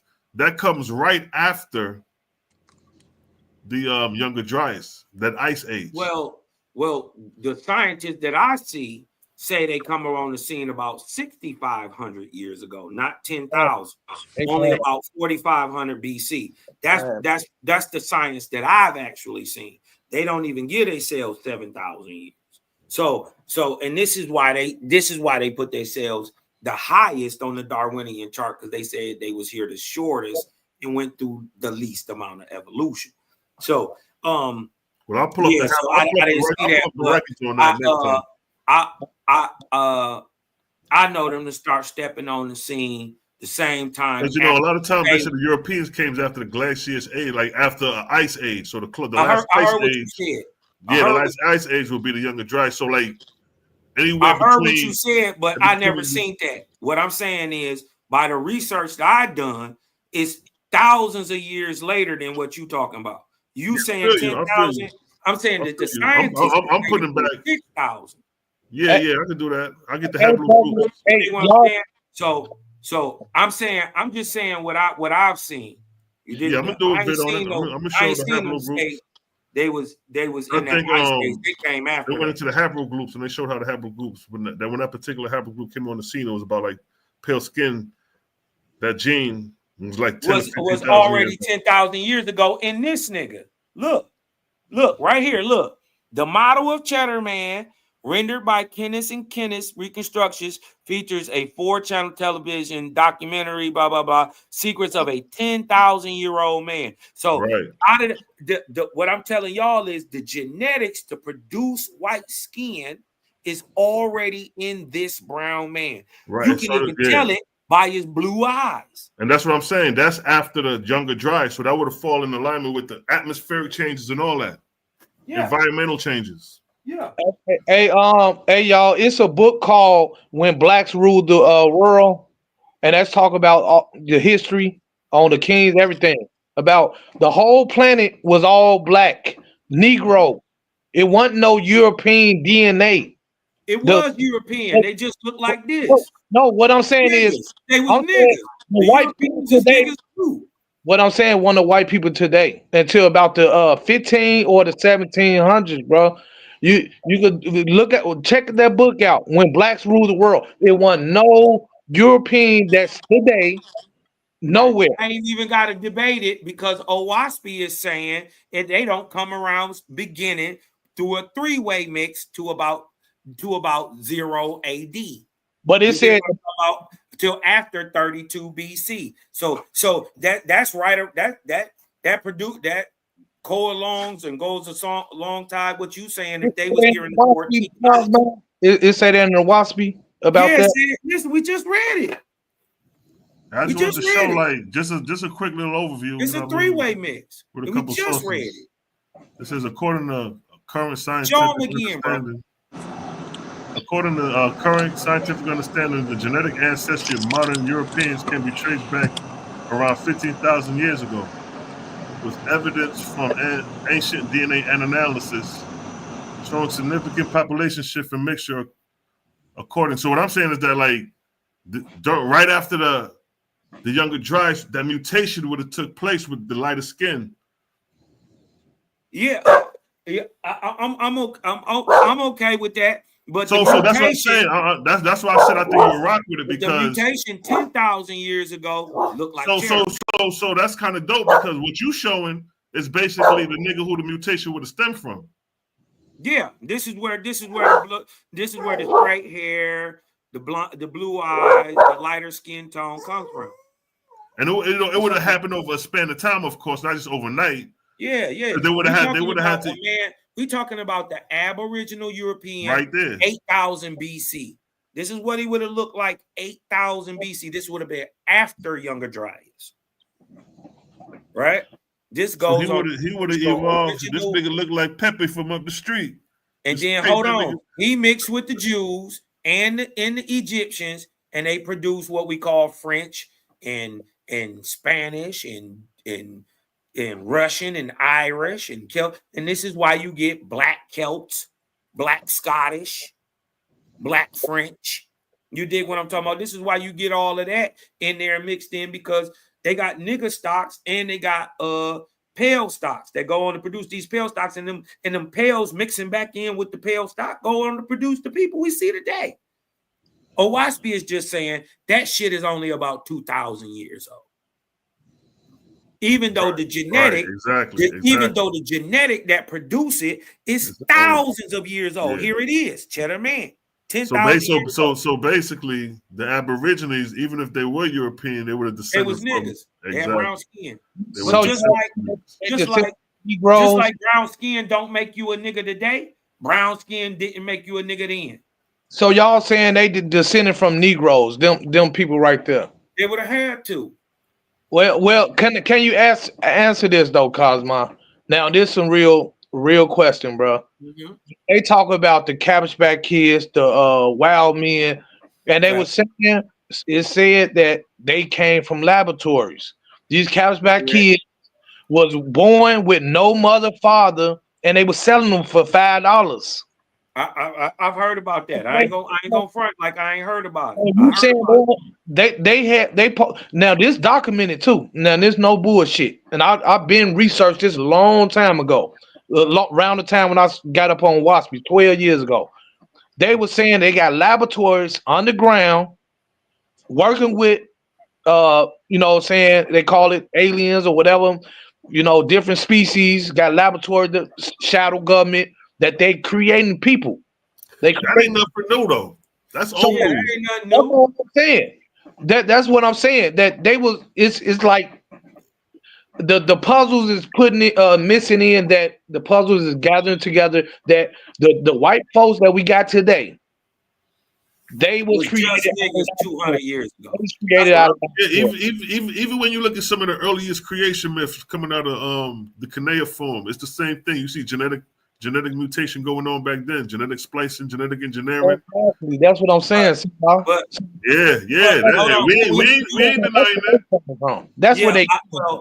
I'm not with the Yaqub story because the same thing that the Yaqub story can produce can be done naturally just by having sex. No, but that's breeding. We talking about actually making something genetically. I don't think that that they had the knowledge at the time. Oh These yeah, are the first them bunch fallen of angels people. gave them knowledge, bro.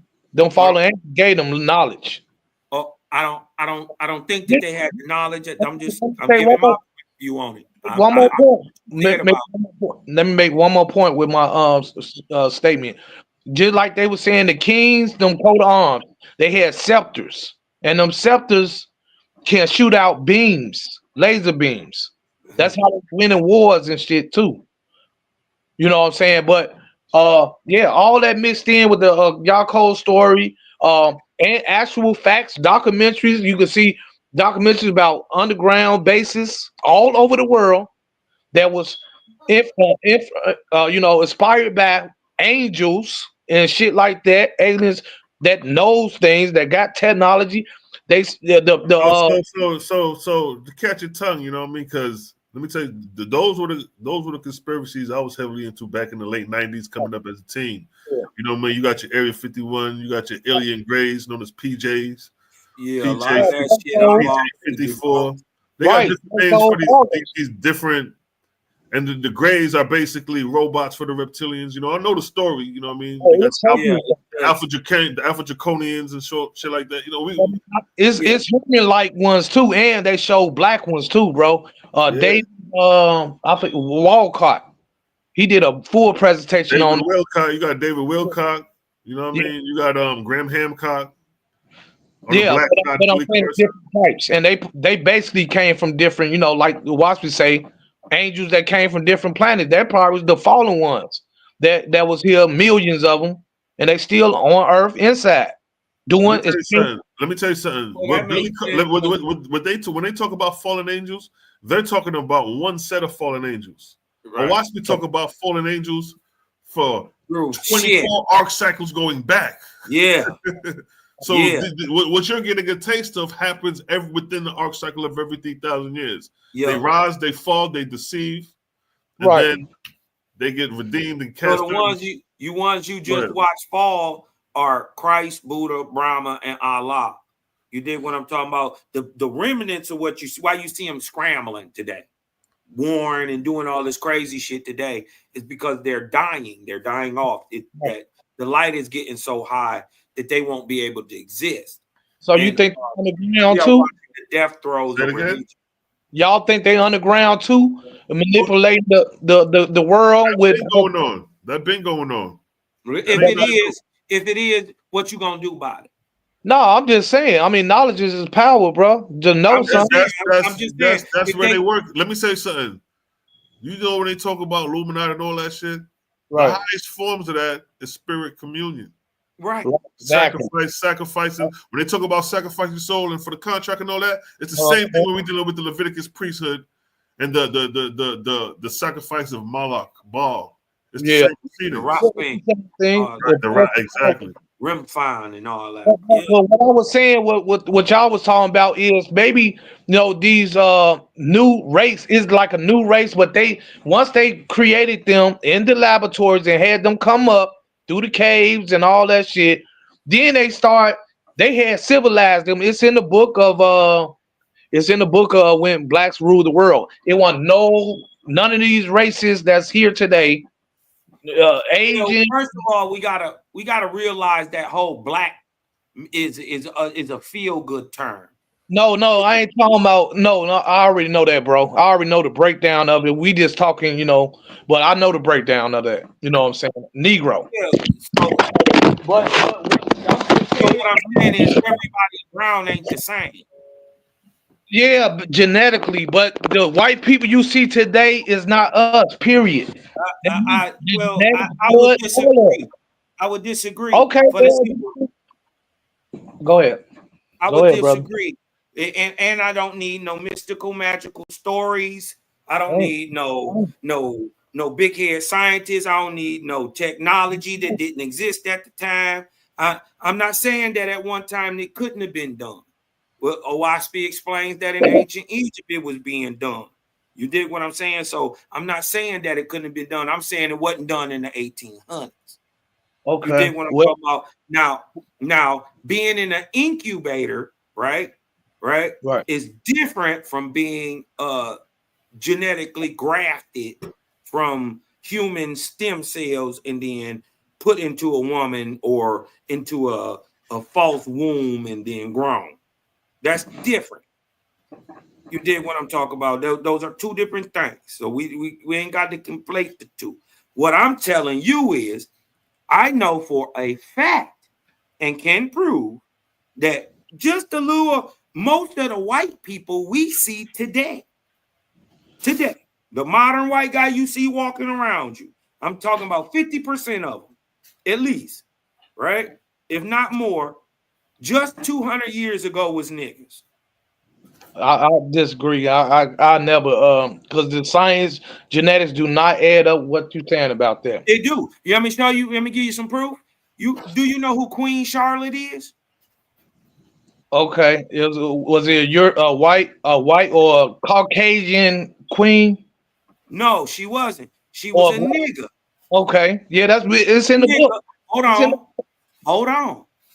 She Go ahead. ruled on the throne of Europe. Right. Okay. Right from roughly 1760s, right, to 1818. Right. She is a black woman, a nigga, a German, as a matter of fact. Right. Okay. What's your point? Right. Hold on. She goes on to have 15 children. Right. Okay. One of those children, right, end up mixing up with a Incan ruler and end up producing a male heir from the House of Bourbon, who was the very first Holy Roman emperor who was half Incan, named Carlos Quintos. Right, her son, her daughter had a baby with Charles IV, right, who is named Atahualpa in his Incan name. Atahualpa is the father of Charles V, or Carlos Quintos. He's also Charles IV. Negro, all Negro. All niggas, right? Right. So what I'm telling you is her descendants are on the throne today. Charles and them that's on the throne today. Oh, no, man, come on. They her blood. Listen, what you don't understand is if a mixed nigga mixed with white people, right? In one generation, let's just say me. Bro, I mixed with a white girl, right? Hold on. got mixed with my family. I know. Hold on. But what I'm trying to tell you is how easy it is. I can change a black man to a white man in one generation. I'm just talking about the whole origin, Cosmo, the origin. What I'm trying to tell, listen to what I'm trying to tell you. What you're looking for, right? We can tell her descendants are literally sitting on the throne today in Europe. They're white as fuck, but she's a nigga just 200 years ago in 1818. They probably breeded out that black. This is what I'm trying to tell you. This is how yeah, I understand that, Cosmo, but I'm saying they was created. It was a new belief. I'm not gonna argue your belief, bro. I'm just going with the information I had received, the facts and all the the studies. I mean, it's your belief, though. Well, it really ain't a belief. It's studies. It is a belief. Hey, who that? That's y'all? Son of y'all? That's you, son of y'all saying that? Oh, yeah. Yeah, hey, it's a belief. You want to do a presentation on it one day? Oh, man. I mean, I could have a build about it. You know what I'm saying? I know a lot about that shit, man. I've been doing a lot of research. I love learning. Me too. I've done a lot of research into that shit, bro, and it don't lead to nothing. It leads to a lot of conjecture. Just like they talking about this Tartarian shit. You dig what I'm talking about? They all wrong with that shit too. I'm not saying that what they seeing is not real. I'm just saying how they get to this point is a leap of logic, just like the whole Yakubian shit. And people, they seem to forget the person who told them the Yakubian story before he gave it to him. This is Farrar Muhammad. Right. Says he got it. Says Farrar Muhammad, right? Yeah.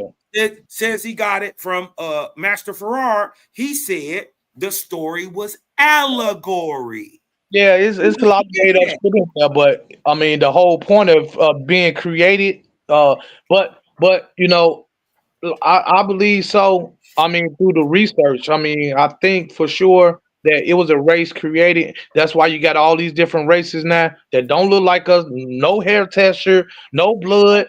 DNA is totally different. Millions of different It's DNA. not. And even Yaku Awakening broke that shit down because somebody pissed them off. Yeah, You somebody that's pseudo though. But look, the thing is, let's get real, right? What can be proven is human beings are only one race. Race as no. an ideology, period, is a social construct. Okay, well, that's the modern day terms you saying modern day. No, I'm just saying, period. I'm saying that anciently, during this time, 10,000 years ago, they didn't even see race. I'm saying during the time of Egypt, they didn't see race. Wasn't no black and white. Let's check out that book when blacks, so-called blacks ruled the world. It was no Europeans, period. No other races. Chinese that we see today, none of them, no Spanish. We see today Mexicans or any other race it is. All of them stem from us, but it was genetically and all that. Then once they formed that would be false because you already got the Algonquins in America. Let me just say this. Then they started mixing in with them, the original Aboriginal land. Okay, I get what you're saying, but that would be false because the Mexicans are niggas from America. They're Algonquins. They ain't, bro. They don't go with us with that, and they not. Well, no, they don't go with you. All us, they don't. No, not all. Don't no. Speak for yourself. They are, man. You in that African whole shit. I'm not in that, bro. What you said? What, nigga? I'm not African. I ain't say nothing about no African. Okay, so this is what I'm trying to tell you about the people in America. We was already niggas. We didn't need nobody to mix. Well, I think what Metamaterial was saying about they was formed in Europe by the coat of arms in a laboratory underground. What is the coat of arms, bro? How does the coat of arms make a person in the 1500s? In the laboratories underground with the motherfucking Where are they? Can you show us one of these laboratories? Bro, they underground all over the world. They got laboratories. Show us one. How do they know about? How do these people who told you know about? No, bro, I researched it before I heard bro say that. Okay, but what I'm saying is the people who you researched from, right? How do they know about? They was involved in it. They was involved in it. Yeah. Okay, so they was making humans. Clearance. Good. Okay, go ahead, show us that, bro. I'm with you. Go ahead. I ain't even on no laptop or nothing, bro. Okay, I'll pull it up for you. What you want me to pull up? Yeah, I'm interested now. You got me interested now, so I'm gonna pull it up for you. Bro, it's a lot. I had to I had to write down a lot of shit. You know what I'm saying? Tell me something where we can go. Like what did you research? What do you know? Like, or did you get this off like videos from somebody else breaking it? Yeah. Phil Snyder was talking about it. It was another guy that he was talking about it. I forgot his name. I have to write it down. Oh, it's right there. You said it, Phil Snyder. I know Phil Snyder. One of them. There's many of them was talking about that they was making people in these laboratories. They was doing experiments on them, super soldier, creating them as a super soldier and shit like that. That's new. But that's new though. He was talking about stuff that's new. Oh, bro. Huh? He was talking about stuff that's new. I wanted to give you a different point of view, right? I'm not denying what you're saying, but I'm saying it's bigger than what you're saying. Yeah, okay. Okay, so I want to give you a different point of view to look at. This is called the Algonquin Quest of the Mediterranean region of 11,500 years ago by Samuel Poe. Go, I'll share this. You dig what I'm talking about with you? I'll drop it in the back track, give it to the crowd. I'm about to lay my ass down, boy. But go ahead and share that though, kid. Go ahead. What I'm talking about. It'll give you a different type of point of view of history. You dig what I'm talking about when you talking about so-called making people in labs and all this stuff. Listen, I'm not gonna here to bash you or nothing. I'm just saying it makes more sense when you can get every result that you're talking about, right? To produce these people, right? You can get that from regular admixing. I get what you're saying, but you can do the same thing with no, like, spooky. You dig what I'm saying? You can do the same thing with no spooky. Look, bro. I mean, I dealt with science for a long time, even as a child. You know, I was in science fair winning awards and science and industry, all type of shit. I was into that. So I mean, and technology and all that shit back then. So I mean, I'm into this science shit and all. Basically, what you talking about is genetic engineering. Exactly. Yeah. When they take it, they go for the they go from the chromosome, they splice the chromosome and they manipulate the cell. Man, it's not letting me put it I tried to put it in your chat, see. I know this is a whole other topic from where we came from earlier. If you said you sleepy, we could talk about this make another show about it. You know what I'm saying? Yeah, I mean, it really ain't nothing that you just gotta show what you saying. Oh, okay. I mean, I lost a lot of videos on my other phones and shit, broke them. But I could try. You know what? The Phil Snyder. I don't know. You heard Phil Snyder King before? Cause. Yeah. Yeah. So yeah, that sums it up basically in a nutshell. Because what he brought out and what he said, that's like, and then they knocked him off and shit. So hell yeah. I'm just saying that. I mean, that can explain all these different races there is now that's not original Negro. I mean, that's an assumption. You're making an assumption right there. No, it ain't no assumption. The assumption you're making? You're saying that there's multiple races. I don't think there is. Came from the blue, but out the blue. There's only one race. But they came from. They went on in the book of when so-called blacks ruled the world. They weren't nowhere on the scene. It was all Negroes in Mexico, Russia, Europe, everywhere on this landmass or this earth. You agree with me then? I'm saying so you can mix in a different black person, original Negro from this part of this continent and this continent, and then you gonna make them know that's not it. That's what I just said. Our genetics was still the same, bro. It wasn't our genetics. Stop saying our. Okay, that's not my genetics. What was going on in Africa ain't had nothing to do with Cosmos. Hold on. What was going on with them Jews in the Middle East didn't have nothing to do with Cosmos. What was going on with them Aboriginal Europeans ain't had nothing to do with Cosmos. Yes, what I'm trying to tell you is through admixture, the two OCA2 genes get turned on. And this is how you produce pale skin. So you say different roles in different continents, different simple genetics. This is just bulldog breeding. This is just breeding dogs. That's all this is. It's nothing different.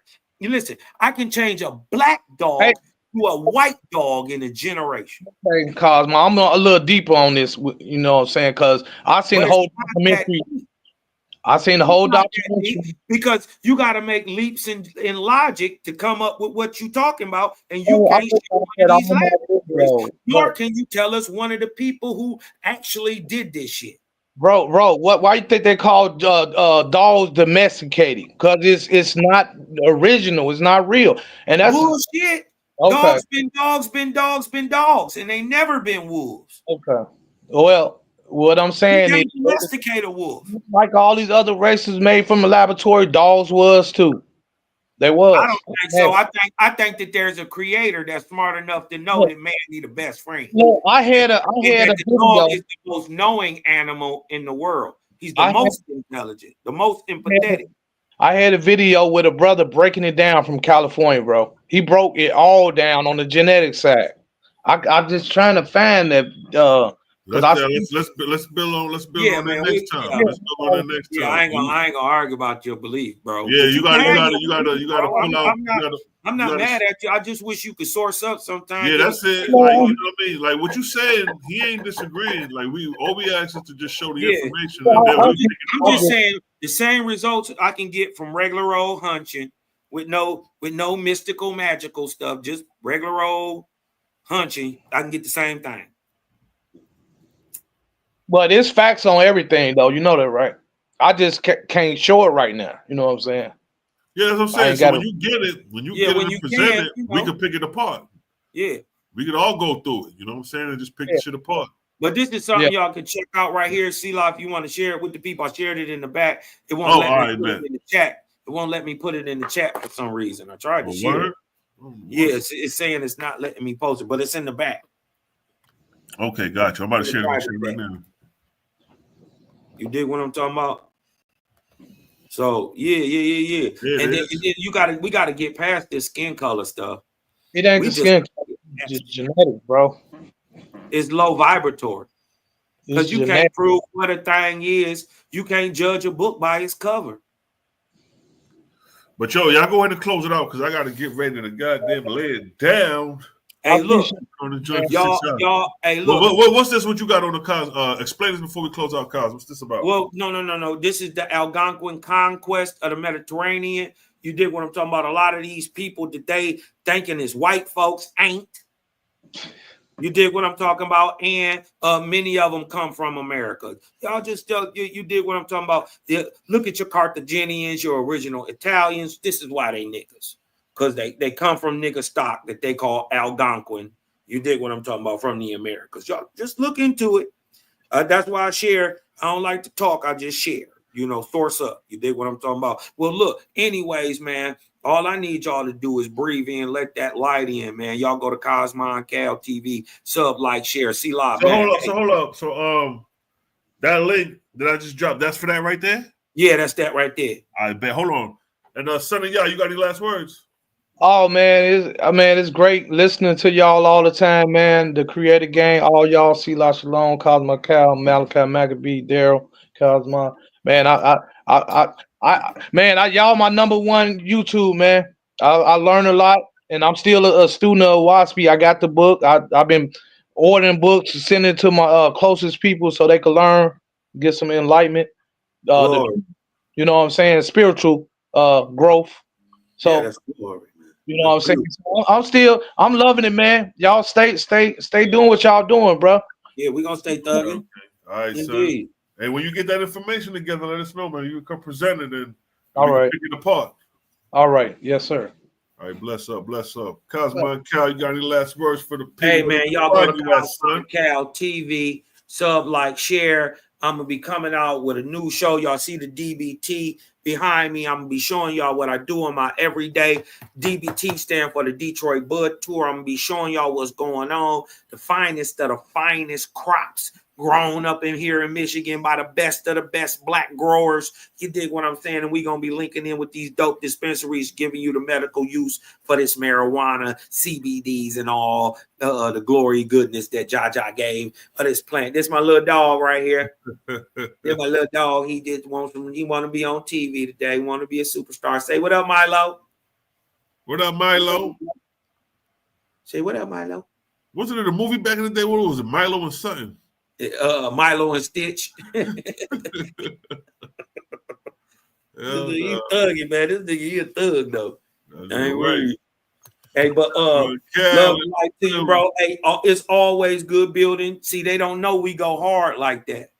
Y'all don't be me. See, Cosmo, they didn't fell out. No, never that, nigga. Never that. We too fucking soft for that shit to happen. We go at it. We sharpen swords. We just wanted to let y'all see, like, nigga, you know what I mean? We challenge each other anyway. You know what I mean? Yeah, we gonna try, because in the end of the day, guess what? We got a better understanding of the text. Yeah, and then we doing it before y'all to show, like, nigga, we ain't sitting around like we some perfect niggas. No, we showing you. We put it on the table. You see our strong points, our mid points, our weak points, and that's what everything in life. Right. You know what I mean? But we ain't gonna fall out over this shit. I'll never, you know, nigga Cosmo to cuss my ass out, and I'll be calling that nigga tomorrow, like, nigga, what's good? What we smoking on? And laugh about it. That's the type of relationship, nigga. That's what you call tough love in the hood. Yeah, that's when you got a brother. Exactly. That's a brother. You did what I'm talking about. Cause we can fight. What y'all bet not do is try to jump in. That's right. That's what you bet not do. That's that part. You go get jumped on, then we go beat you up. Yeah, but let's start planning for these Christians, my nigga. You know, once we get you think they next? You think they Yo, we next? got to take them down. So who else we got but them niggas? Because it seems like they giving the Hebrews some work. So shit. And you know what though? I say this is what I say. I say show the work. I say do the plan that we've been meaning to do with the docs. You dig what I'm talking about? Put it out there. You dig what I'm talking about? Let them deal with it first. Right? Because, Yeah. Let's do that. Because they need to look at what we're saying. You dig what I'm talking about? Just going in punching on them, and that'll be the fall of the Christians just coming in. But they seen the Hebrews. Right. They already seen the Hebrews. So they know pretty much a lot of the way we're going to come at them, but they don't understand Christ is even worse. Yeah, they don't get it. Man, they don't get it. We're going to do you bad. This shit about to be ugly, bro. Bad. If y'all thought the Hebrews was bad, the Christians, ooh. Yeah. And the dope shit about the Christians, one thing I respect about these Christian pastors that I got to give more credit than these Hebrews, since we done dealt with the Hebrews. Yeah. At least the Christians stick to the goddamn Bible. They stick to the text. Yeah, whatever topic we come up with, they gonna come out that Bible, especially for some New Testament that Bible. Yeah, they gonna come out that book. So I give them That's that. Right. But if they got them do some diversion shit, my nigga, then we know something going on, bro. Yeah. Now wait a minute, Sila. We don't want to hear what you're talking about. We want Bible. Right. We going at the Christians, bro. That's what we going at next. What's the void? They got that goddamn Geno Jennings voice going and shit. Yeah, we gonna get them niggas. The void was God. See, that's what you don't know. That came from God. Geno be cooking though. God. I ain't gonna lie, Geno be cooking. Oh yeah, he got it. Geno slick because he walk him into the punches. Yeah. Geno slick. He walk him into the punches because he asked him the questions before. Yeah, and the crazy he bully him until you got to answer that question. Yeah, he good. Yeah, he got some good debate tactics, but I really think he got that shit for them brews though. Like the you know what? But he be tearing the bruise ass up though. Yeah, that's what I'm saying. He took that shit and ran with it. Yeah, you know what I mean. As a Christian, he's tearing their hind parts up. I got to give it to the boy Geno. Yeah, man. Now I get on Geno top. Oh, you know we go because I ain't seen a nigga with no real competition yet. He beat up the nation. He got people he can just easily beat up. Yeah. Ain't nobody like on his level tried him yet. Right. Let him debate like a James White or somebody. That'll be some good shit to see. Yeah. I would love to see Creflo. One thing. See. Ooh. What you say? Hold on. Say it again now. Creflo Dollar versus Geno Jennings. Oh man. Ooh. That shit'll be cold-blooded, bro. Niggas can say whatever they want about Creflo. That nigga know that book, boy. You know that Bible. Yeah. Mm-hmm. You know that Bible. You did what I'm talking about. What's the other one too? You talking about a black pastor? Yeah. I know you ain't talking about TD Jakes. Yeah, no, he got swallowed. Damn, who else got? TD Jakes was kicking it with Diddy. I can't. No. Oh man. I don't know, dog. You know what I mean? Who the fuck is I don't think we can get past that, TD. Yeah. You lost with that one. Hey, but y'all sub, like, share over at Cosby Cal TV, man. Y'all make sure y'all thumb up this video right here before y'all leave up out of here. Shout out to everybody who came through, man. We like to sharpen swords, and we just don't believe people. We make ourselves source up. You dig what I'm talking about? Yeah. And we can rock with your way of understanding because Oahspe is so broad. It allows notice we like niggas ain't saying what you saying is wrong. Yeah. We saying show it. Like when the dude was on, you were saying nigga show it. That's all. We don't believe that shit until you show it. Yeah, and then there's more to it. This is like I was telling the brother Pepper. You dig what I'm talking about? He had some shit mixed up. You dig what I'm talking about? He jumped from Exodus all the way to slavery.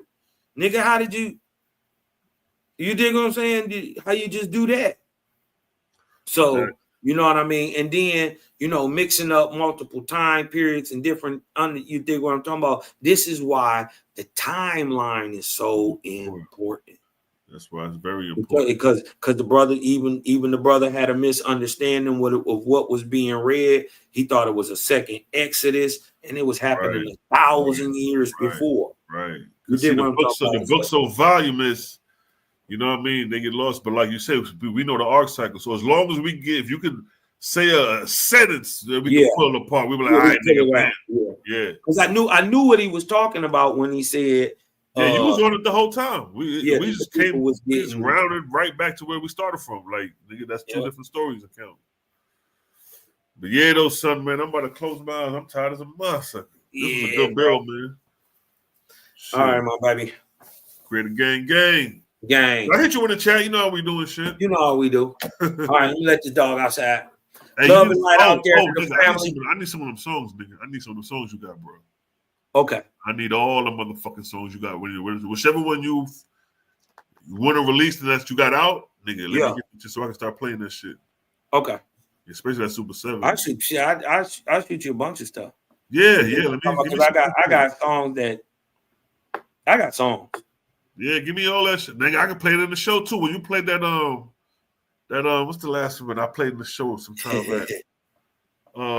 Cooking over the stove. That back up in the kitchen. That back in the kitchen.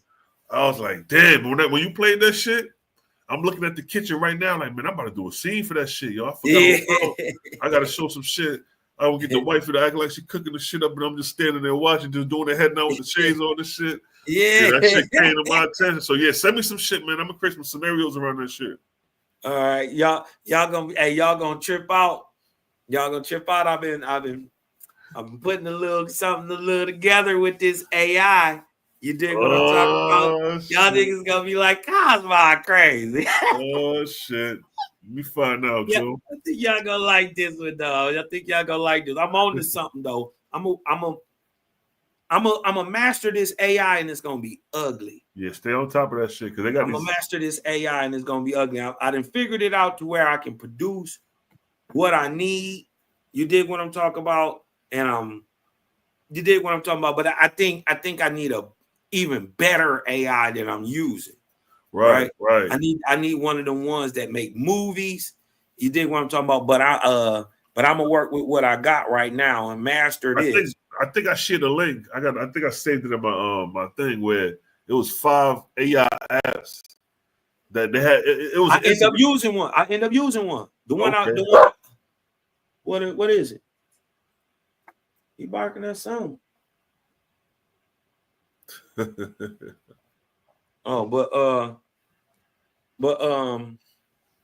yeah, though, them apps. I end up using it's hold on, LTX. I end up using the LTX, one of the ones you shared. Okay, bet. So it's not that hard, but I had to figure it out. How the quality look on this shit? Huh? How the quality look? Yeah. That's like when we putting them documentaries together, it's crazy. Man, it's gonna be crazy. Wait, because I figured out. Can you imagine writing up a doc and then throwing that shit, actually the whole doc into the motherfucking shit, and that shit create a whole. Hey, listen. It's about to go crazy. I gotta try to get to that shit before y'all niggas. Fuck that. Yeah. Hey, listen. I'm already on their ass. And then another I'm gonna chop it with you behind the scenes. Yeah. We don't want to give away too much. We don't want to give away too much. Yeah. But we gonna listen, we on their heads, and they gonna like just the very first initial one.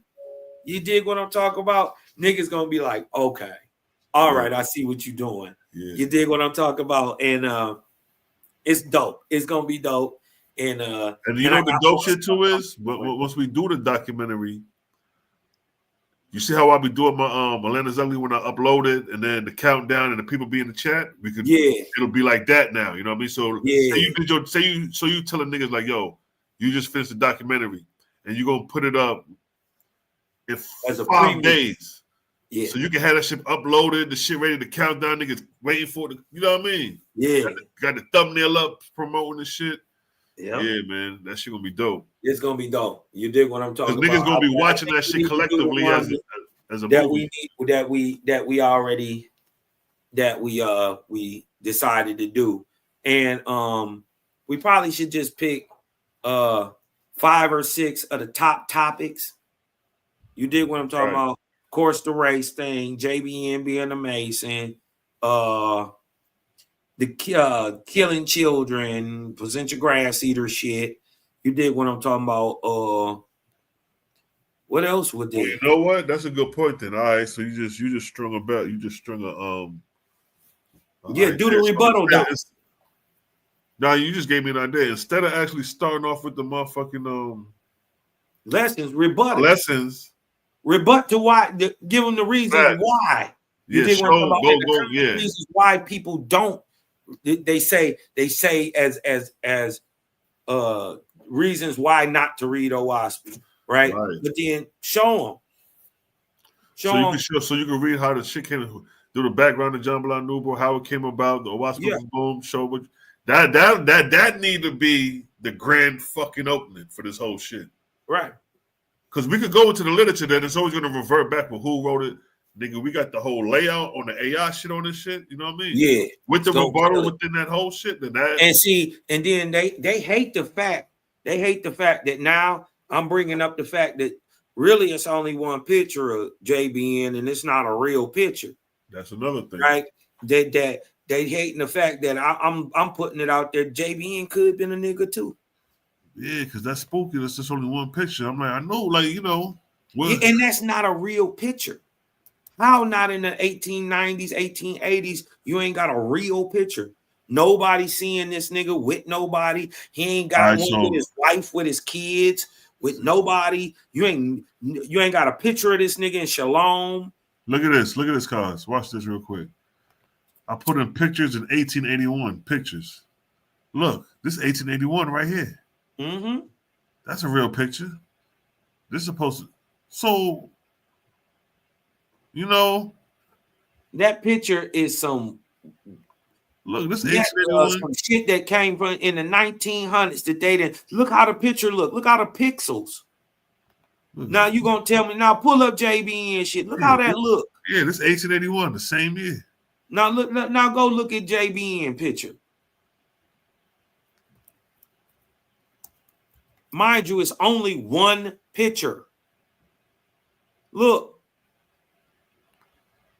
How? How do you got such perfect resolution in 1881? That's crazy, yo. How? And look, it's the same exact picture. No, and they're not even real pictures. And look, whoever did this decided to make the niggas brown. The angels is brown, goddamn. Those are some niggas. But you're right though. Look, it's the same exact picture. Where's another picture at? Show me him doing anything. And on this picture, this is slightly different from this one, like the brow area right up in here compared to right up in here. Yeah, because it's made up machine shit.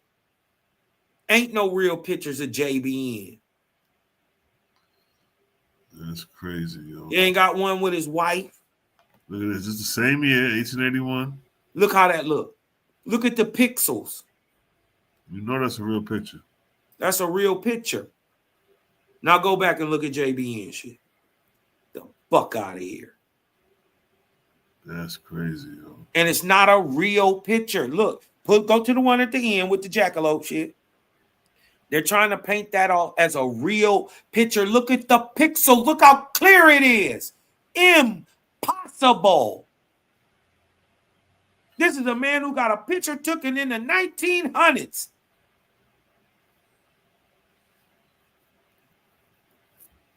Huh?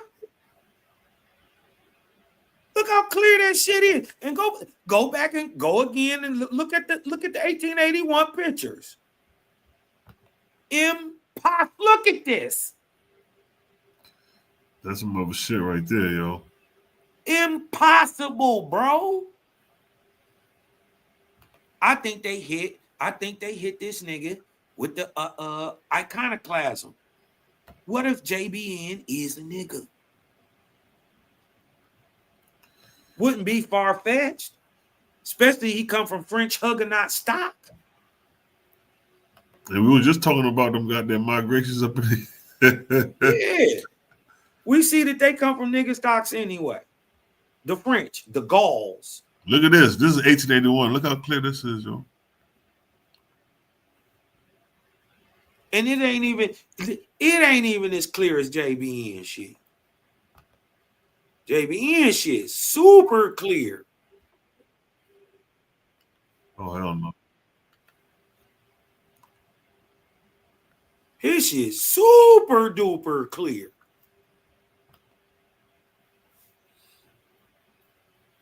Look at that. Ain't no way. These niggas descend from niggas. This is what got fucked up. Dog look mixed right here. Look, go back. Dog look mixed right here anyway. Look, right here to the right with the derby hat. Right here. Yup. He looked like he could be mixed up Italian anyway. He look like that goddamn cheddar man you post. Yeah. They go cheddar man. They go cheddar man nephew. Nigga, that's cheddar man. His name's Swiss. Hell no. But yeah, man, let me get the hell up out of here, man. You know, we'll be on this motherfucker forever, boy. This shit is endless motherfucking information. Let's go outside. All right. All right, bro. Love light out there to the faithful, y'all. Salute, Cosmo and Cal. Till next time, beloved. Peace. Shalom. Shalom, King. Yeah, family. Excellent build tonight. We about to close it out with some music. You know what I mean? Create a gang. It's a blood clot vibes. And with that, family, we up out of here. Let's rock. In the land of truth and light, where the spirits dance all night, the creator gang shines bright, guiding us with all their might. Trumpets sound across the sky as we raise our voices high, praising the one most high under the Oahspe's watchful eye. We sing songs of love and grace in this sacred space. For the creator gang we embrace, their wisdom we chase, with trumpets playing in tune under the silvery moon. We dance until the morning sun, this connection never undone. Harmony in every beat, our faith is concrete.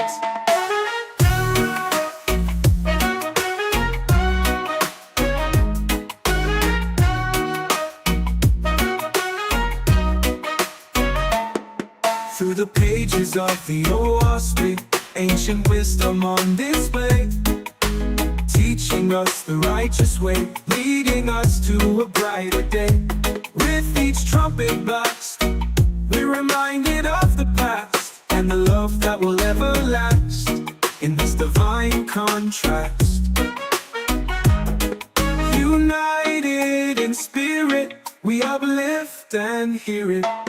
We sing songs of love and grace in this sacred space. For the creator gang we embrace, their wisdom we chase, with trumpets playing in tune under the silvery moon. We dance until the morning sun, this connection never undone.